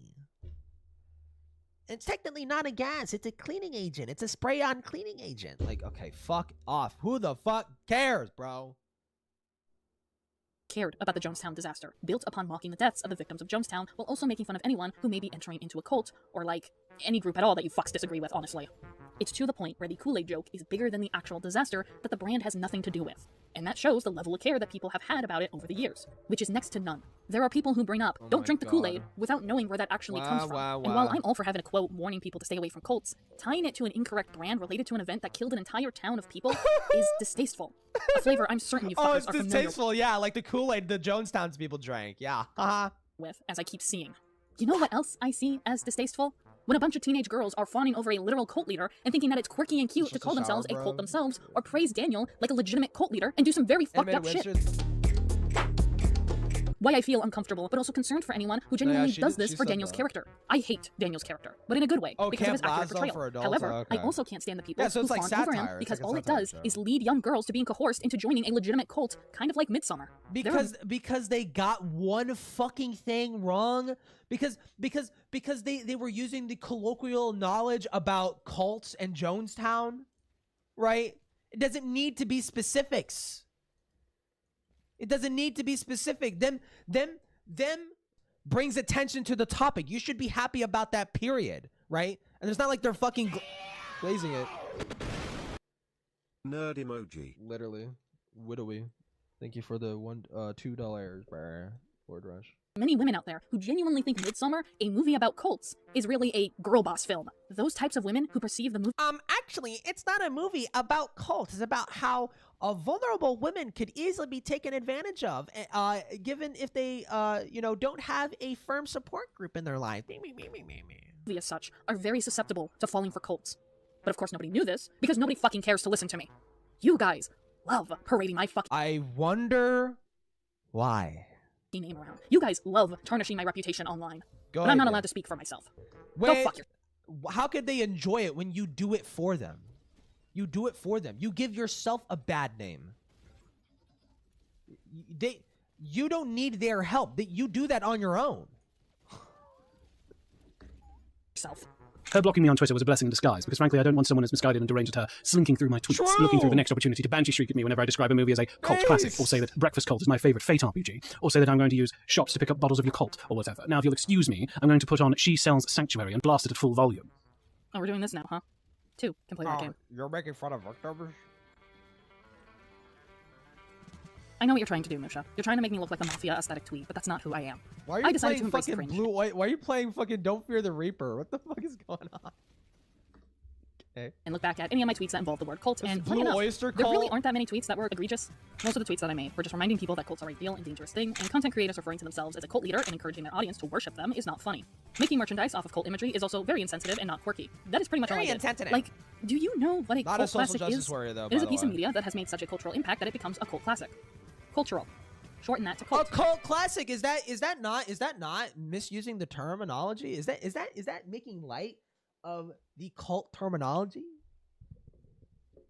It's one thing to call something a cult classic, it's another to say that something has a cult-like following. How is why is it different? Why is it different? Why is it different? Explain. Don't just say there's a difference between what is different. What is different? Why is it okay to say something is a cult classic when it's misusing the terminology? Watch her not articulate it. Or just an outright cult following. As much as I am not a fan of a lot of these terms, they unfortunately exist, and they have existed for quite a while. Our society doesn't fully grasp how dangerous cults are, so it makes— Oh my fucking god, bro. It's just, she's being annoyingly consistent on this dumb fucking point, bro. It's like,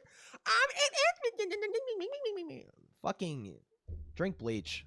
makes sense that we ended up creating a lot of terminology that, looking at it now, it's kind of a little misguided and insensitive. It's actually why I prefer people referring to a YouTuber having a parasocial relationship rather than a cult following with their audience, because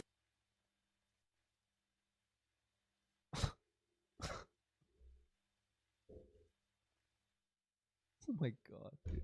encouraging people to have a cult following is not a good thing. You yourself, Musha, admitted that cults are not a good thing. It is a negative connotation. So someone referring to them and their audience as a cult, Actually the video. what is that to you? Is that a quirky, haha funny joke, or is that It's so insensitive much because they are worse than implying that they that, are a though, cult in leader, to which reality. I need to remind you, cult leaders brainwash, psychologically abuse, emotionally abuse, verbally abuse, physically, and even sexually abuse their members. So which is it, Musha? I also— What if they do all but one of those things? Could you still call them a cult? Do they need to do all of those things? Do they need to be? Do they need to be? What if a cult is just physically abusive and they just like they're totally not sexually abusive? Like that is like a straight up like thing that they don't do. Can you call it like a cult? Is it a cult at that point? don't care if you enjoy a Fate RPG game by the name Breakfast Cult. Doesn't matter to me. Although I do find it pathetic that they wanted to make a Breakfast Club joke, and the closest thing that they could come up with was Breakfast Cult. They don't even tackle cults, they tackle the occult. You know, the one that starts with an O, the one that involves— Oh my fucking god. What is the occult in reference to? What do you think, Deed? What do you think the occult is in reference to? Wow. Pagan cults. Huh. Wow. involves magic, witches, and the paranormal. It is a poorly made joke. Pagan. No, you're wrong. You're wrong. Actually, you're wrong. It's in the occult is in reference to pagan cults and pagan culture. Fucking dipshit. Best. As for your drink, it'd be one thing if you said you were going to down some Kool-Aid and then begin to pretend to choke and die. That's being insensitive. Drinking a bottle of Yakult, which was coined from Jahuto, an Esperanto word meaning yogurt, is not insensitive. That's just its name. Funny, because this is a Japanese drink. Surprise, you didn't want to So what if pop cult or what was the term that she fucking used earlier? Not pop culture. What the fuck was it? A cult classic. What if that's just the terminology? What if that's just the word? Oh my god. Too, but I guess you were too focused on being a conspiracy theorist. I could spend all day expressing my grievances, how we misunderstand cults You're both a in media maniac. and in real life. I could talk about how many people's knowledge on cults is extremely outdated to the point our stereotypes for them aren't even stereotypes anymore. It's misinformation. I could talk about how people mislabel and misuse the word cult in of itself. I could talk about the actual dangers that cults Please have shut made the in society, fuck such up. as the Tokyo subway sarin attack, which was a chemical domestic terrorist attack perpetuated by members of the Al-Jarinko cult, the sex trafficking and forced labor upon women and girls in the Nixium cult, alongside how one of the first widely known major bioterror attacks on United States soil was from the Rajneesh movement cult. But I would be here all day if I did that. I think it goes to show Musha doesn't know what the fuck he's talking The video is the video. I would be here all day. The video is almost literally a day long. Okay. Yeah, we know you could be here all day, motherfucker. Musha is trying to, in anti-SJW terminology, make me look like a screeching SJW-triggered snowflake, to which, who are you going to listen to? Are you going to listen to someone who spirals like this, or are you going to listen to someone who is merely, in a calm manner, just trying to... You've done nothing but spiral and, like, fucking lose your mind throughout this video. What are you talking about? What are you saying, you fucking crazy bitch? Explain and educate people on what a cult actually is. Or perhaps neither, because you are your own person. At the end of the day, I wasn't the one who doubled down on the cult debacle. Musha was. If you are genuinely interested in learning more about cults overall, I recommend these two books. No. Cultish, The Language of Fanaticism by Amanda Montell, and Recovery from Cults, Help for Victims of Psychological and Spiritual Abuse by Michael D. Langon. I'll link their Amazon listings and resources link down below, alongside a playlist I have of informal videos regarding cults and cult survivor stories. But oh no, apparently those vague slips are enough to block me out of the blue, and the real issue is going down the same route that Ray did with the word triggered, and try in vain to police a word with no regard for the context, intent, or whether it's actually causing any definitive harm. Musha, I had every right to block you for any reason I damn well please, and I did have a good That's reason. actually a Not only did great point. Prove the harm. Prove the harm. That's a great point. Stop asserting the harm. Prove it.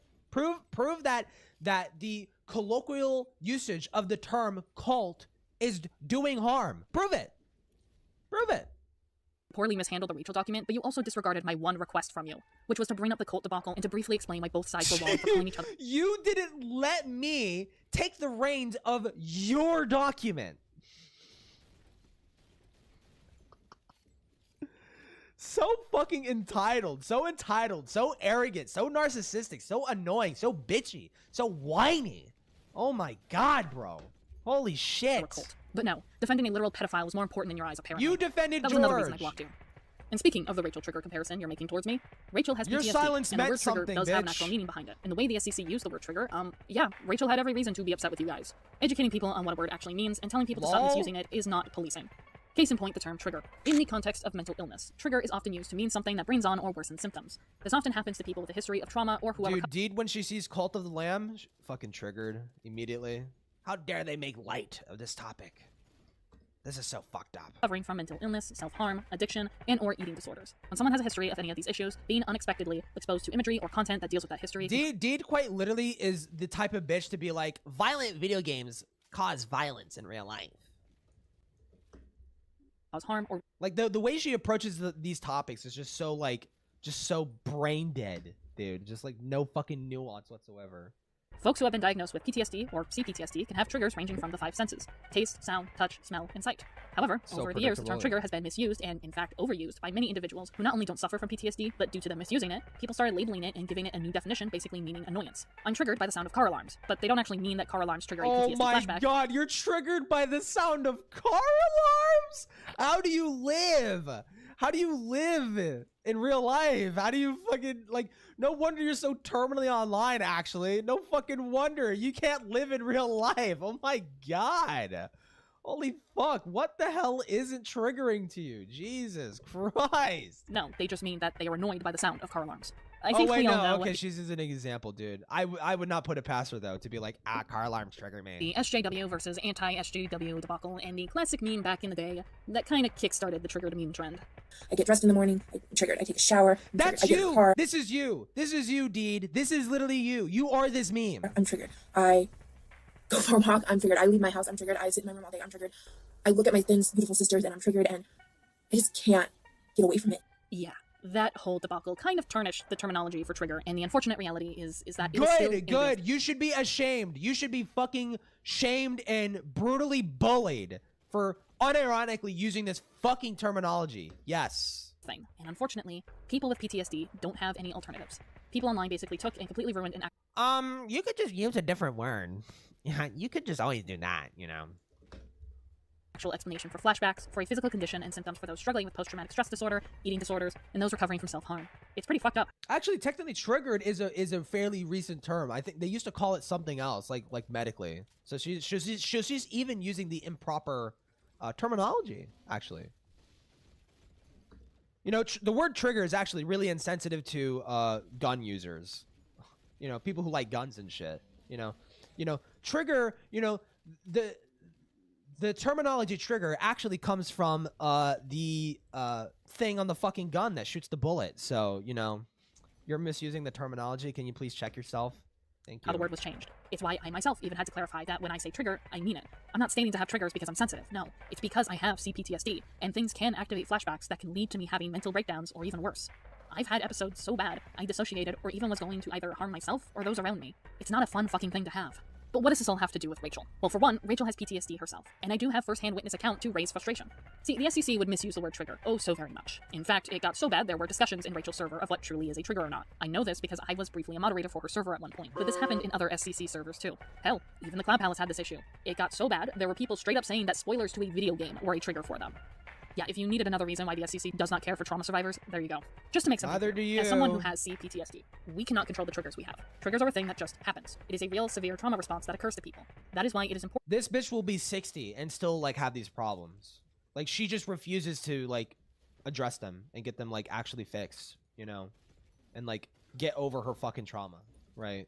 Like I'm so fucking tired of this fucking mentality of I have a trauma and there's just nothing I could do about it. And you're forced to, you now have to be forced to capitulate to my desires and my needs. Otherwise you're being an insensitive bigot. Fuck you. Fuck you. Fuck your trauma. Get over it. Get over it. I was raped as a kid. I'm over it. Get over your fucking trauma. Jesus Christ. Important to not purposefully trigger someone. Also, giving someone free exposure therapy or telling them to get over it will actually worsen that trigger. So think twice before putting someone's trauma response into your clinically misinformed hands. Thank you. Think of it like epilepsy. Do you think it would be funny to trigger someone's epilepsy? No, it's the same with PTSD. It is not funny. It is not okay to purposefully trigger someone's PTSD. But unfortunately, yeah, no, it don't is take the word funny. trigger It's seriously funny anymore, when I it's see. you. It's funny when it's you. It's funny when you're triggered. It's funny and annoying when it's you being triggered because that's all that you are. It's a perpetual fucking state with this bitch. It's just triggered. Triggered is the daily state that this fucking bitch is in, dude. Terminology has been muddied in the water, despite it continuing to exist and continues to be a real thing people struggle with. So gay. Gee, I wonder why Rachel would be upset about that. Musha, you're a fucking moron.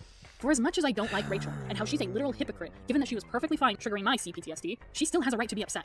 If you genuinely think that a survivor or something going up to someone and trying to educate them on what they're doing is— Didn't you technically trigger fucking who was the demon guy? Was that Caden? Didn't you technically trigger Caden's thing from earlier in this video? Because he called you and he trauma dumped, and that was in response to something that you did. So didn't you trigger him? wrong is policing, then I would love could never, to see you at a stand-up comedy, Musha, and make a child rape joke. And we'll see how that goes when someone stands up and clocks you in the face with a beer mug.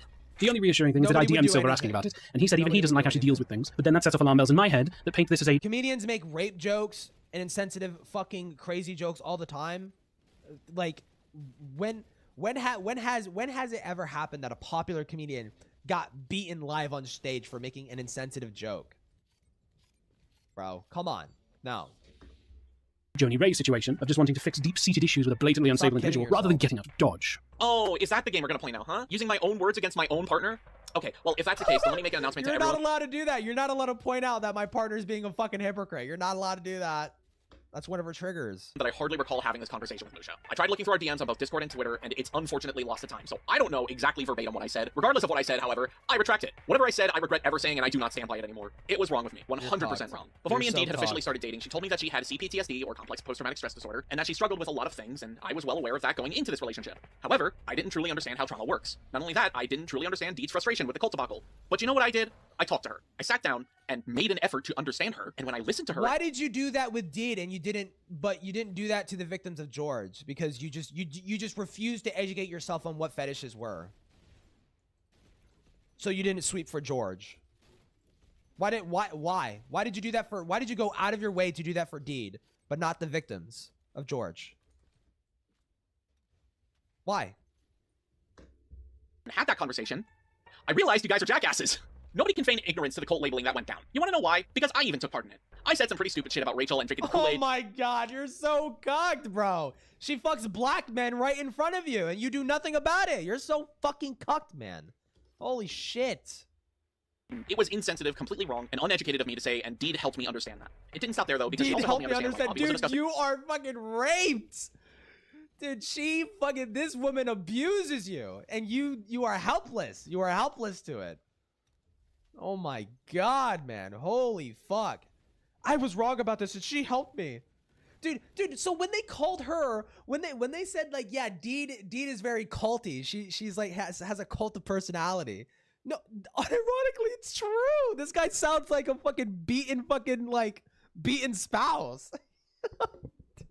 Person, and the way everyone treated her during that affected her badly, which is why when we found out about this thread, I was enraged, Musha. The fact that you openly admitted that you wouldn't say this shit had I stayed in the Cloud Palace tells me you knew I wouldn't be happy with you. You knew I was gonna call you out on your shit. Funny, because you're acting as if I side with you when no, I'd side with the person you're outright bullying. My fucking wife. If you didn't call out a literal fucking pedophile who was slinking back into the fucking community, then you wouldn't do shit. Actually, then you wouldn't do shit. I was, and still am appalled by everything you said, and I'm not going to stand by and let you use past words from a time in my life where I misunderstood you, and let you use that against her. That is not fucking fair to her. I wasn't the greatest partner in our early years of our relationship, but I have gotten better, unlike you, and it is disgusting that you are using my words against her. You better watch out. I'll bring out the Lightbringer. Obviously, there's no way that an entire culture would fall for something like Squid Game, which is just way too illegal and fatal for an entire swath of people to just believe in. I mean, what's next? The culture is going Dude, this looks like a Tarantino film. And Satan labels or something like that. That's just completely illogical. There's no way in the world that would happen. And even if it did, it would have to be run by, like, the biggest cult in the world. I wonder how Musha feels about Satan levels. Musha sure does love to stick his pompous nose into subject matter that he has no full understanding of. But he wouldn't dare to insert himself or others into a couple's business and make frivolous claims about the building blocks of said relationship. Right? Like, I'm not going to pretend that leaving a relationship is easy, especially knowing the behind-the-scenes circumstances of a very smear campaign against Silver and how it connected to their relationship. But if I was to find out in the future that Silver broke up with Deed on unhappy terms, I would not be at all surprised. Yes, I want to give a disclaimer right here, and that is, as much as we have thrown quirky lines and fun little jabs here and there, behind the scenes, I was breaking down, crying, yelling, screaming. I was completely enraged, but also very distraught going through this thread. Lol. Out of everyone's messages, Musha said some of the most deranged, most vile things, and did some of the most disgusting things out of everyone. And this is one of them. If you don't know what Musha said here, he's basically implying that Rachel is the building blocks, the foregrounds to me and Michael's romantic relationship. She had an 096 level crash out, dude. And intertwined like some twisted ivory thorns around the two of us, which, given Rachel is a sexual predator, fucking disgusts me that Musha said this. Here's the thing though. You, my dear listener, are undeserving of my rage. Therefore, I'm not going to yell. Lol. I'm not going to scream. As much as I want to show my unfiltered rage towards Musha, you are not Musha. You are someone merely listening to me, and so I'm not going to bestow that upon you. But I just want you to know that when I get quiet and very cold and serious like this, I am holding back some of the Dude, she's holding back the wolf, the alpha that I've ever felt towards an individual. Baby, I'm praying on you tonight. Seeing as I'm honest, I will clarify this isn't an urge I have, no, but rather my artistic descriptor of my anger towards Musha. Like oh, this. please, yes, another cringe shit. shit. That this man lives in a different country, his insides would quickly become outsides. Yeah, I bet, yeah. Who has been beaten and abused. She would just roll over and he would die. Who hasn't eaten in weeks. The SEC people are big. Oh my God. My fucking cage. Just want you to be wary of that. Musha, I told you in confidence. What? My non-existent lawyer has advised me to clarify that I don't wish bodily harm. That doesn't absolve you of anything. That doesn't absolve you of anything. Saying haha in Minecraft actually shockingly does not absolve you of making a fucking threat online. I don't fucking give a shit. But if Musha wanted to file a restraining order, there is some, I would gander, not a lawyer, I would gander that there's probably some grounds. You just saying, I don't wish bodily harm, as you're going into descriptive detail about how you would go down to where he lives and fucking play jump rope with his fucking entrails. Yeah, like, no, that actually wouldn't absolve you. No. Just want you to be wary of that. Musha, I told you in confidence that Rachel planned the abuse allegations towards Michael. I gave you that information in confidence due to you being the sole writer for the Rachel doc. I wanted that information to be redacted simply due to being unsure if Rachel had told anyone else other than myself. When I told you in confidence that Rachel was the reason I stopped talking to Michael, I told you that because what she did was scummy, because she used my own trauma against me. And when everything occurred on Twitter regarding the abuse allegations, I told you in confidence my own feelings about it. Personal details as to why I stayed neutral given past experiences I've had. But not only that, I told you in confidence that me and Michael started talking again due to me reaching out because I felt bad. And when one thing led to another, That's so fucking weird. So Rachel told you that Michael was like a serial abuser, fucking weird pedo guy, and you blocked him. But then afterwards, for some reason, seemingly nothing gave you the indication that those allegations were false.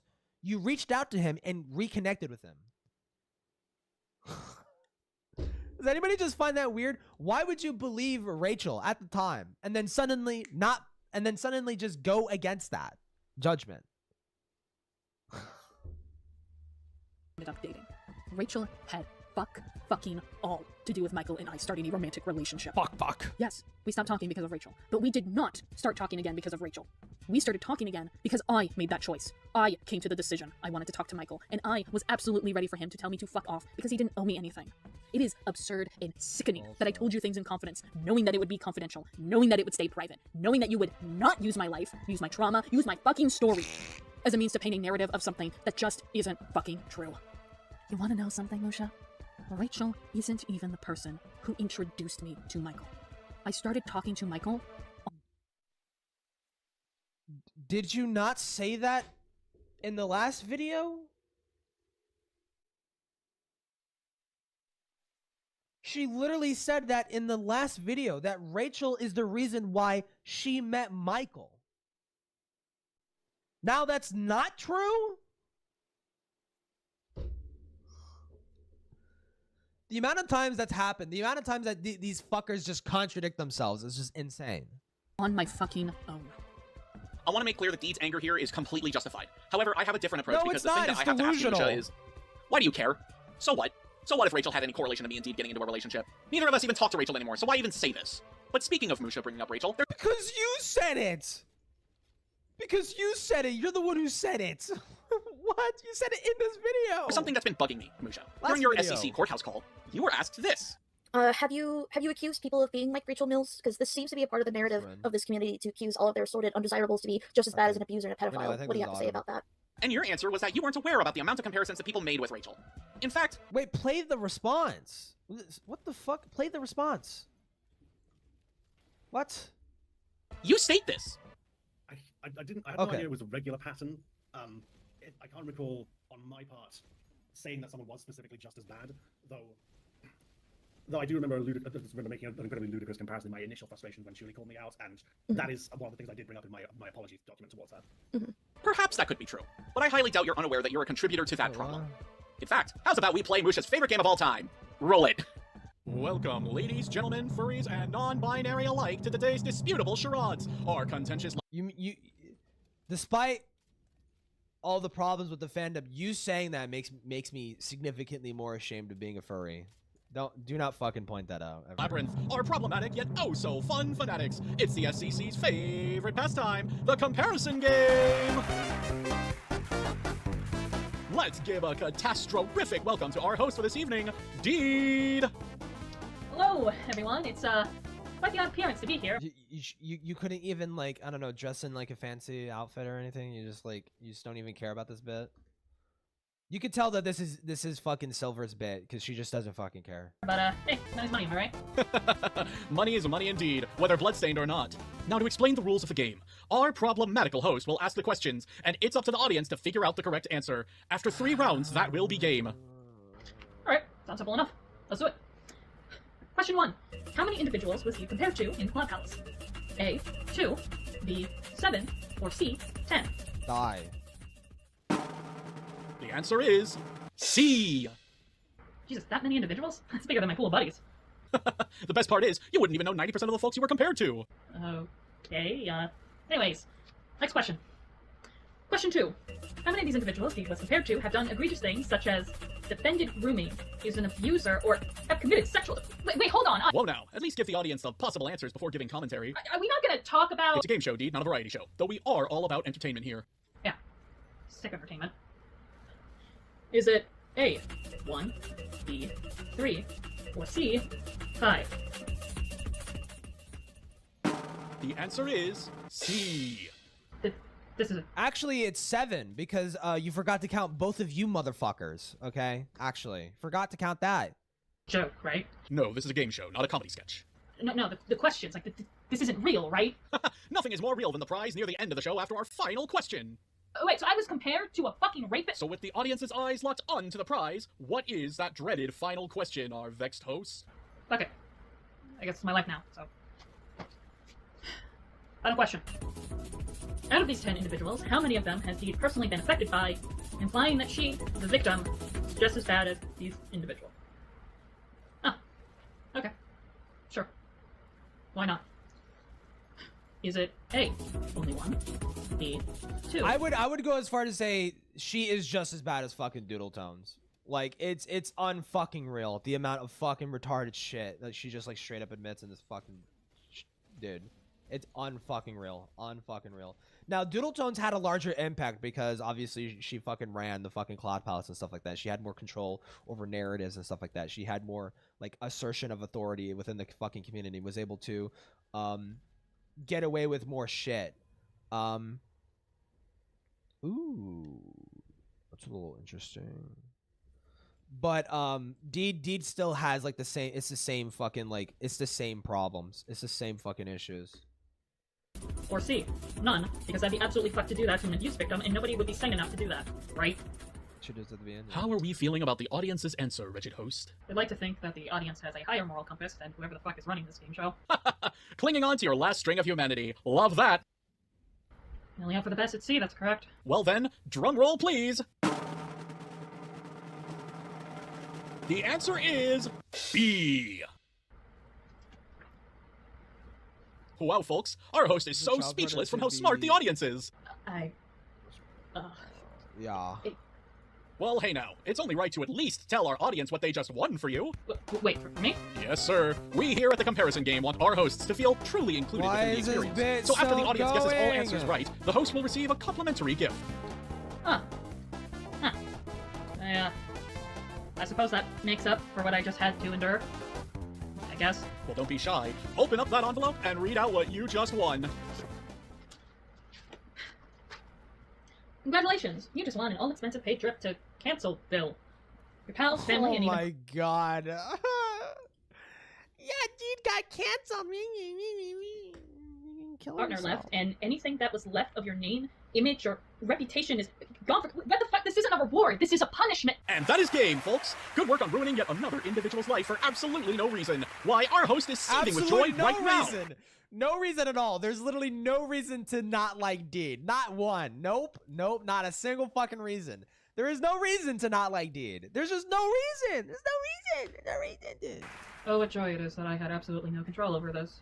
And that this is my life. Political radio stuff to me, dude. It's yeah. It's fucking just stupid. I think I'm just gonna leave with never pride I have much. All right. Never sounds you never happy. again, our departed host. As a reminder to the Go ahead. audience, each As it host that is should guest starred be. on our show is shot out back after each filming. Wait, what was that last part about the... Tonight's filming of the Comparison Game is funded and hosted by the Cloud Palace. Just clarification for this mini category, although the skit does speak for itself, we are going to give more context as to why this was not only horrendous for Musha to have done, but Musha wasn't the only one. Other individuals involved in this thread made comparisons as well, and there needs to be some context for some of these individuals who Deed was compared to, given some of their own heinous actions. And just for further clarification, 99% of... Okay, does it make it fucking rich that some of the fucking rapists and fucking pedophile defenders or whatever are moral fagging about Deed? Yeah, it's rich. Yeah, it's rich. That changes nothing. That doesn't mean that the comparison doesn't stick. These individuals I have never fucking met, nor even knew existed. So, huge thanks to those who gave us the context for this segment of the video. We appreciate it. I'd say that the comparison game really ramped up when it came to my update video. See, Musha just kind of went off on this tirade and started listing so many people who I've never fucking heard of. Look at the screen right now. How many of these individuals have you heard of? The only people I know are Gluss and Chambers of My Heart. And even then, I just know her by name because Musha and others commentated on her in a bot commentary. That's the only reason I know she exists. It's why I find it so interesting you denied ever comparing anyone to anybody, Musha, because out of everyone in this thread, you did this shit to most. Not only given that you compared Deed to Rachel, but also Deed, or at least Deed's video, to a bunch of randos who I presume made SEC rants that I'm gonna be real about, Chief.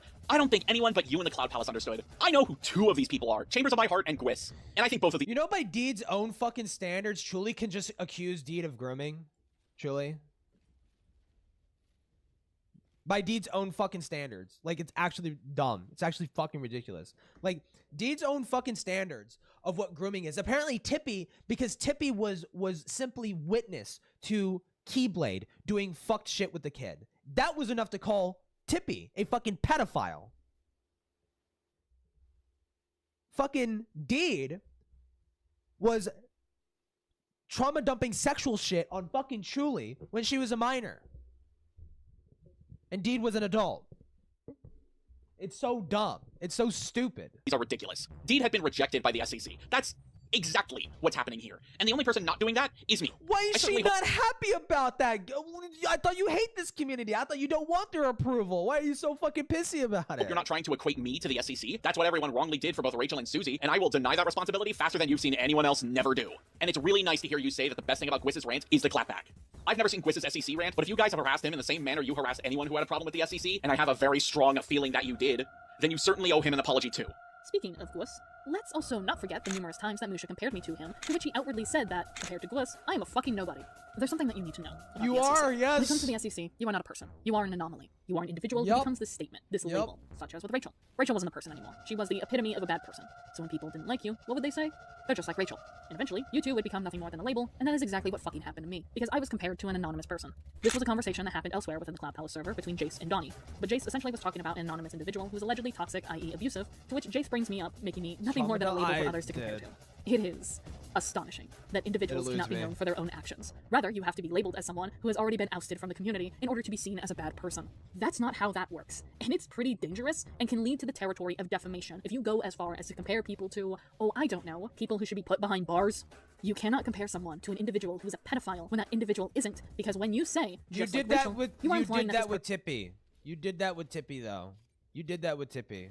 Well, actually, you didn't compare Tippy to anything. You just straight up called him a pedophile because they witnessed a Keyblade doing fucked shit. Like, that doesn't make Tippy a fucking pedophile. There's more of an argument to say that Keyblade is a fucking pedophile than fucking Tippy. Jesus Christ. Person is also a sexual predator. I don't know how to tell you this, but that's defamation. Let's talk about Jorm. Oh Jorm my is an God, individual sue I know them. nothing about. The most I was given is that he was an anti-SEC individual who went on to defend a groomer. So I am being compared to an individual who defended a groomer. Wonderful. I was compared to him twice by Musha. The first time, just outwardly saying his name. The second time was a little more specific. It was when Musha called Gwiss the monkey man. He also brought up someone who was, quote, a failed voice actor. This individual is Jorm. Not only did Jorm defend a groomer, but he is someone who abused Donnie, allegedly. I am saying allegedly. Jorm sounds familiar. I've only ever heard that name get brought up once. I completely fucking forgot. Jorm sounds familiar though. Because I don't know what's true, because I don't know this individual. I don't know the story behind these allegations. All I know is people believe he is an abuser, as Donnie himself has stated that Jorm is an abuser of his. How do I know this? Well, it's because Donnie himself decided to compare Rin to Jorm for whatever reason. So not only is Donnie not opposed to comparing people to his own abusers, but Donnie is also perfectly fine with Musha comparing individuals to his own abusers. Let that be known, because Donnie did not stop Musha from making this comparison between me and Jorm. Speaking of Donnie and individuals who have hurt him, it is very well known at this point that Vivian was an individual who did heinous things towards Donnie, and Donnie said absolutely fuck all when Musha decided to share something where he lumped me and Vivian together regarding a comment he made in the Cloud Palace. Musha, what the actual fuck is wrong with you? I don't appreciate being lumped in with an individual who committed sexual assault, especially given that I am a sexual assault survivor. Apparently, I am on the same ranking of Vivian levels of bad because of... let me check my notes here. Oh, because me and Vivian agreed that George is a groomer. Yeah. And just so the audience is aware, Musha wasn't the only person to Wait, lump sum- hold on. Are they actually comparing you to these people, or are they saying like, yeah, they have the same stance as this other retarded person who's a fucking pedophile? Like, what? Are they actually comparing? I feel like they're not actually doing that. Are they showing screenshots of this happening? I don't fucking care. Fuck you. You're wrong. In with Vivian. Automatically. Donnie You're also automatically lumped wrong. Rin in with Vivian, to which Rin themselves are a survivor of sexual assault. You heard that right. 2 individuals in the Cloud Balance decided to compare 2 sexual assault survivors. Hey, so why do you think it's not okay for people to speak about your trauma, but you're totally okay to speak about other people's trauma? That's really interesting. That's really interesting that you think you're able to do that to other people, but it's not when it's done to you. Huh. Interesting. Interesting how that works. To Vivian. And before you ask, yes, both Musha and Donnie were aware that Rin and I are sexual assault survivors. They knew what they were doing, and they did not fucking care. Speaking of Vivian, let's talk about something even worse, like being compared to child predators. Yeah, it turns out Vivian is creepier than we thought, because she too went on to groom minors. It goes without saying, but I am not a child predator. And when individuals compare me to Not that we know of, bitch! No context, except Deed shares similar resemblance to We'll a wait child and see. predator. We'll People wait and are see going on to make the that. assumption that you are implying that I am a child predator. Let me make this crystal fucking clear. It does not matter if Musha says, no, that's not what I meant, because it doesn't fucking matter. The individual you are comparing me to is a child predator, has been outed for grooming minors, which means people are going to make the assumption that I too have groomed minors, which definitely falls under defamation on you. Let me just give you an example, Musha. Let's say I decided to compare you to, say, oh, I don't know. Wouldn't be able to prove financial damages, and also because you're just broke. Like there no SEC played a hand in that. You're just broke. And also on top of that, you have to prove social damages. I don't think you could prove social. I don't think a judge is gonna hear, Your Honor, this group of Discord people, this group of 20-ish Discord people, compared me to a pedophile, and there's a chance that some of them did think I was a pedophile. That's not reputational damage. Especially when none of this is attached to your IRL shit. So actually, no, it's not defamation. You suck and you're retarded. Dennis Nielsen. No, I'm not saying you're Dennis Nielsen because you're a necrophiliac or a murderer. I thought that was Stephen King. That looked like Stephen King for it. It looks like Stephen King. No, I'm not saying you're Dennis Nielsen because you're a necrophiliac or a murderer. No. I'm just calling you Dennis Nielsen because you're both from Britain and you don't care for the safety of children. You two just so happen to share that comparison. Nothing nefarious in regards to that comparison at all. You see how that doesn't fucking work because that is not the first thing people think of? Yeah, you're starting to realize you fucked up now, aren't you, Musha? This is why you shouldn't compare people willy-nilly. But the SEC would do that time and time and time again. And Musha did this time and time and time again. To where Musha evidently implied that I am no better than the person who for 4 years treated me like trash, abused me, and raped me. And I need a break. What? Who for 4 years treated me like trash. Then I am no better than the person who for 4 years treated me like trash, abused me, and raped me. Blah, blah, blah. And I need a break. Because this is too overwhelming for me. Seeing as I'm Deed's partner, and I have a feeling. I think throughout the last video, she was absolutely like being hypocritical on this. No, she is. No, she is. She compared Avi to her alleged rapist. Okay, no, you are a fucking hypocrite. What? Dude, no, yeah, you are a fucking hypocrite. Fuck you. I have already falsely accused her of abusing me. I'm going to be the one to disprove this shit, but also to point out how fucking putrid and insensitive it is for you to do this. Let's go over the actual comments Musha made. He did this twice, mind you. Yeah, it's a lot of major red flags. Massively hypocritical red flags, given the whole situation we were in context. And she also compared their consensual interaction with Avi and Deed. She compared that to fucking Leo and George, man. Like, the audacity for you to fucking lecture for, like, 25 minutes on this dumb fucking point and just like be completely fucking hypocritical, dude. It's just, oh my god, bro, it's so insufferable. Jesus Christ. You see the iDubbbz won lolcow of the year? I don't fucking follow that shit. For a moment. Deed is a narcissistic coward with a toxic outlook, a blatant hair-trigger temper, and several warning signs when they're being marginally less abusive than the very person she relayed past stories to me about. Musha, I know what you're trying to do. I know you're referring to Rachel, but that doesn't matter because in the Discord call Deed had with you, she talked to you about her previous relationship and how she was extensively abused by her ex. And so for you to mention her past stories she relayed to you and mention how she's hypocritical given the reason you two were in talks also comes off as you implying that she's no better than her own abusive ex. You are so adamant on seeing Rachel and Deed as a one-to-one comparison. You evidently called an abuse victim no better than the person who abused and fucking raped them. If I could kick your ass right now, I fucking would, because how fucking dare you say this shit? Now, I'm sure there's a question that's been on your mind, and that's why? Why does the SEC do this comparison game? Why is comparing people to other people so Why important? do you ask yourself that fucking question, you smarmy fucking bitch? Ask yourself that fucking question. Why? Why do you do it? Why is it okay when you do it, but not when they do it? And it's simple. It's to discredit people.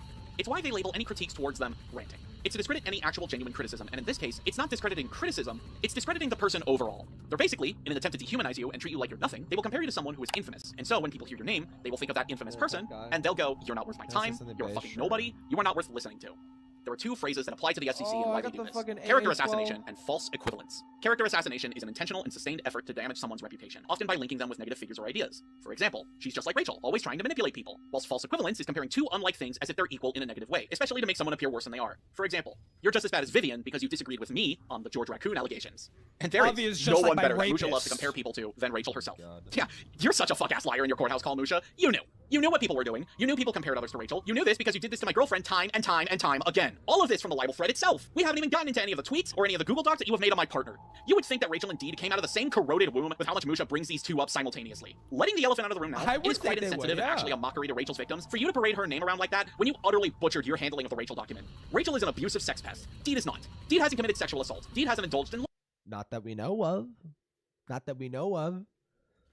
I mean, she shares a lot of the bad fucking traits with a lot of the people in the SEC. Really makes you wonder. Really fucking makes you wonder what kind of fucking skeleton she's got in her fucking closet. I don't know. I don't know. If she's willing to if she's willing to collaborate with minors in the SEC and get them to participate in sexual videos that she's fucking making, like that the kinky fucking bitch video, whatever the fuck. She got like a minor involved in that fucking video. Now, to be fair to her, she says she didn't know they were a minor. I find that hard to believe since the person was apparently 12 fucking years old, right? Like, you would think that would stand out to you. You know, a known SEC person, you think them being 12 would stand out to you. I guess not, right? But on top of that, fucking sexually trauma dumping on fucking Shuli when they were a minor too. I don't know. I don't know.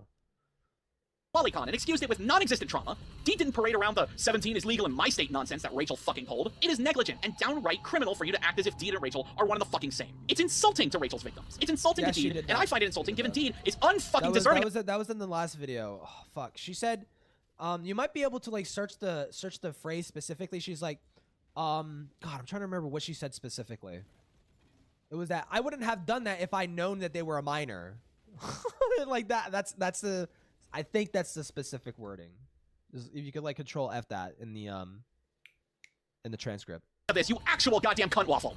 Oh god, I didn't think she was that level of dodgy. Posing it now, the next time she does something unscrupulous like that, that is when one of us puts our foot down. Dee does not get to bear her soul towards me in relation to Ray's abysmal sense of transparency, only to turn around and pull your mess shit like that. Okay, are you saying Rachel and Joram are one and the same, or you know what, whatever. Unlike you, Musha, Dee was transparent with you during your talks during the Rachel document. In fact, she didn't even need to do anything for you to go off on this harassment and outright smear campaign you made. Dunny didn't even ask you, you just fucking did it.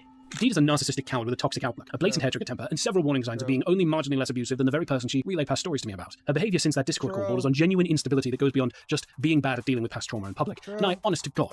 This Musha person sounds like they have like a really fucking bad, disgusting fucking history. They're totally fucking right about you, dude. But with none of this diet rat bitch... They're totally right about Deed here. Shtick rubs off on Silver for the time they are together. Did I miss anything important? Just the same fucking shit. It's just Deed being a fucking hypocrite. And then fucking whatchamacallit, Silver being the fucking scop sucking fucking bottom feeder that he is fucking sweeping for her. Ladies and gentlemen, this is how Musha sees abuse victims. Also, it's pretty ableist of you to demonize folks who have public mental breakdowns. Hey, shithead, if you actually gave a fuck, maybe show compassion, but what would I know from the guy who looks at someone struggling with trauma and goes, fascist? And the only thing that'll rub off on me is your blood when I'm done having a civil conversation with you. Get the fuck out of here, dude. Oh my god. Oh my god. Oh, tough guy. Holy fucking shit, dude. Oh my god, you're so fucking gay and lame, dude. But that sets off alarm bells in my head to paint this as a Joni Ray situation of just wanting to fix deep-seated issues with blatantly unstable individual rather than getting out of dodge. See, I was gonna get real close up to the mic to do a funny haha mic bit, but this is just depressing. Musha, there was a point in time where I respected you. But this... Holy fucking shit, how did I not notice how unhinged you truly are? For as much as you demonize my partner through their mental health, evidently making them look delusional, you are the delusional one. Making them look delusional. Dude, it's always other people are doing this. Other people are doing it. Surely it has nothing to do with how Deed is acting online of her own volition. Surely it's not her pattern of having unhinged fucking mental breakdowns over literally fucking nothing, trying to frantically make every single fucking situation about her. And when she can't make it about her, she doesn't give a shit, even if it is minors getting fucking groomed by a pedophile. So fuck off, dude. Dude. Genuinely. Why do you need to have a comparison for every single scenario? What does Joni and Rachel's relationship have anything to do with me and Deed's relationship? What does Joni and Rachel have to do with my partner struggling with a mental disorder? You cannot see people for who they are. You cannot see people for their own actions. I'm starting to think that Rachel is all you ever think about on a daily basis, and it's no wonder the Rachel document was a disaster. Because look at how you're acting. How does anyone look at this and think that this is okay? This is ramblings of a madman. And I'm not saying this to get back at you for painting my partner as crazy. I'm saying this because it's true. Half of the shit you have said doesn't make fucking sense, and I cannot take you seriously. But I am forced to. Because you have said abhorrent shit about me and my partner, and I am not going to let you get away with that. Insanity be damned. I have to make the 20-hour It definitely felt like that when he started to tweet more and more about horror movies. I didn't know about that, but... Hold on. What was that voice? Get away with that. Insanity be damned. It definitely felt like that when he started to tweet more and more about horror movies. Okay. Dude. I had a fucking Vietnam flashback for a second. That sounded like Crease Pasta for a minute. I was like, huh? No, it's not Creeps. Or not Crease Pasta. Mr. Creepypasta. I was like, what the fuck? No, it's not. It's not him. I didn't know about that, but that would be a problem for me. I'm watching Saw 3D as I type this. It's the fact that he just wants to be willfully oblivious to the fact that the person he is dating has just as much history of trying to destroy people as the very people who tried to destroy him. I had like my little CIA activation phrase just said to me. Like, I was like, huh? Kill mode activate. Fuck this bitch. No. Not too long ago, and as time goes by, That would be it feels like there's less and less we insane. can do about it. It's only a matter of time before the cycle repeats for him, and there's no way that he can't see that unless he already didn't know about their history. First you claim Rachel is correlated to my love life, to now just stating that I'm dating Rachel. Sure. Why not? What the fuck do you have to lose now, Musha? Everything? There's not really a lot of that. So, how's the cycle been treating you, Musha? SEC is in flames, and your body still smells a shit like gasoline. Hey, so I don't know if Zinger. you guys caught that, but Musha just said he hopes for the cycle to repeat for Michael. He's basically insinuating that he hopes I make false abuse allegations towards Michael if we were True, to ever it's have gonna fallout. happen. There Hey, is definitely- it's gonna happen someday. I do not see a distant future with you two. I do not see that happening. So it's gonna happen. It's gonna fucking happen. And you know what? I'm gonna be there with a fucking bucket of popcorn when that fucking shit happens, dude. Deeply something wrong with Musha, especially given this is the same man who has sensitive details about Rachel's victims, and this is how he views victims of abuse. Lacking in transparency and silently cutting people off was one of the many things everyone chewed Ray out for, and being a victim of her nonsense doesn't make it any less unscrupulous when you do it. And so it all comes back to this, and the whole guilt by association claim Musha keeps making. But the problem with your claim, Musha, is that there was transparency, and it wasn't nonsense. The only thing that you were right about was that I did silently block people. I did this for numerous reasons. For one, people were willing to hide the truth from me. They were willing to tell Michael the truth that they are all secretly going to defend and talk to Avi behind my back, and expected my own partner to not tell me. They were expecting my partner to keep secrets from me. Not only that, but from the Avi call, it was very obvious that they wanted Michael to be on their side, excuse Avi's abhorrent behavior, and overall, if I were to say anything, it was apparent that I would have a large group of people against me. Something akin to the George Raccoon allegations. If I said anything public... Why is it okay for you to compare your dumb shit, dude, to that? Like, why? How do you go from lecturing people about making false comparisons when you just do that constantly? What? That I would have a large group of people against me. Something akin to the George Raccoon allegations. If I said anything publicly, I'm just like the literal 14-year-old groomed minor. Public, but it quickly yeah, so true, dude. Wow, you're fucking normal. But Avi made a Twitter thread about me, and while you're not a schizo. He victim blamed me throughout the entire thread. Sure. He retracted his admission to guilt and claimed full innocence. At least George had the balls to still admit fault. While I'm glad Avi quickly deleted it, it still told me that everyone convinced Avi that he didn't need to be sorry for anything, and that they were willing to protect him if I ever said anything publicly. So I just did everyone a favor and blocked them. I didn't want to interact with them anymore, but for whatever reason, they hated that. Did they want me to tell them just so they could victim blame me? I'm honest to God confused, but also anxious on what their intention I think Avi's probably more upset that you called him a sexual harasser. I think he's probably upset about that because of all of Avi's wrongdoings, he actually did the right thing with you. And like fucking is contorted to this like insane thing. Like fuck off. For keeping me around. They clearly didn't respect me. These people were talking to my sexual harasser behind my back, and you still wanted to So keep is your in friendship husband? with me? But You yeah, guys were let's just using ignore me, that. Aren't you? I genuinely believe they were using me for their own gain, whether it was financial, emotional. I don't they want just to do wanted this. To use me for some sick No, I reason, don't want to but do I this. didn't want that. I just wanted to be left alone. I didn't care anymore if anyone believed me. I just wanted to be left alone. I couldn't even have that because people started to stalk me. Not to mention the very obvious. People started to stalk you like what? Like what? Like looking at the things you publicly post about? Come on, man. Yeah, crying. Yeah, she does that a lot. Thread. Some started to actively follow Avi and make it very apparent their relationship with him. People also did really hurtful. No, people aren't prioritizing my feelings. People aren't I am not being treated as the special needs constant fucking victim that I am. And messed up things, going as far as posting stuff they knew would trigger my CPTSD, and after a while, you have to wait, hold on. That doesn't make any sense. You have them blocked. I did end up blocking strangers.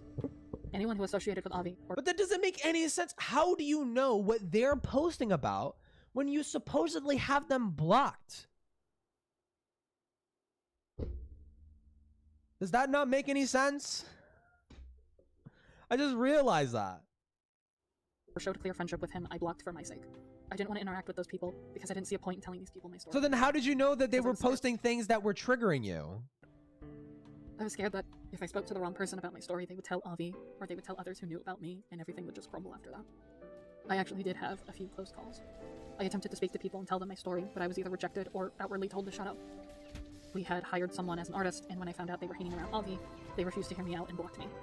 There was also another individual who I started talking to, and when I told them what happened to me, they ended up saying some really fucked up shit about my trauma, and when I ghosted them, they actively turned around and started openly hanging out with Avi, despite Good. me. Fuck you. Despite me telling them what Avi had done to me. There were many people who just outwardly, through their own actions, told me, fuck you, I don't believe you. I felt alone and isolated. Fuck. Because even when I tried to make new friendships, those were immediately abolished simply due to Avi and his defenders. So that's why I started blocking strangers who associated with Avi or anyone who defended him. Because I just wanted to be left alone. I just wanted to have some form of peace. And just to make this clear, I didn't think the people I hadn't interacted with were guilty. I didn't think they were guilty. I just wanted to be left alone. I didn't want to risk this stranger hearing my story and then turn around and hurt me. I didn't think that they were guilty for associating with Avi. They didn't know any better. They didn't know my story. They didn't know who I was, and I personally just wanted to keep it that way. What Deed was doing was not guilt by association. Deed explained to others what Avi had done to her, and they continued to choose to be his friend and speak to him. After that, she had every right to cut them off and condemn their actions. Guilt by association implies that she only cut people off for being friends with Avi or George or Susie, when that wasn't the case. The danger was always present, and for many of the adults in the SEC... she did do that. She was going through and looking and seeing who was still friends with Avi and blocking them. And she had no reason to assume that they had known her personal fucking story. What are you talking about? They had the responsibility to either confront it or avoid it. Deed recognized that, and recognized that people like Musha, like Key, and like Donnie all failed to do so. And that's why she cut people off. It wasn't association, it was the refusal to respect her boundaries. These people were blaming Deed when I distanced myself from them, but they should have been blaming me. Bro. Because I made that choice. I stopped talking to most of these people because they... I'm a sad and lonely fig. Here's everything embarrassing about me. Please don't make fun of me for it. Dude, I'm so glad they give us 20 fucking hours worth of that shit. Thank you. Dude, fucking thank you for the $5, Midge. He attempted to pit me against my own partner. Anyone who does that will catch a fuck you and a block from me. Yeah. I also had realized how the Avi situation deeply affected Dee to the point where she felt uncomfortable by anyone associating with Avi. And while she had an understanding that these people didn't know, despite trying to explain to people in the past what he had done, and they actively ignored her and sometimes went out of their way to hurt her, in my social circle, I had people who were close with Avi, and out of respect for my partner, I chose to distance myself from these people.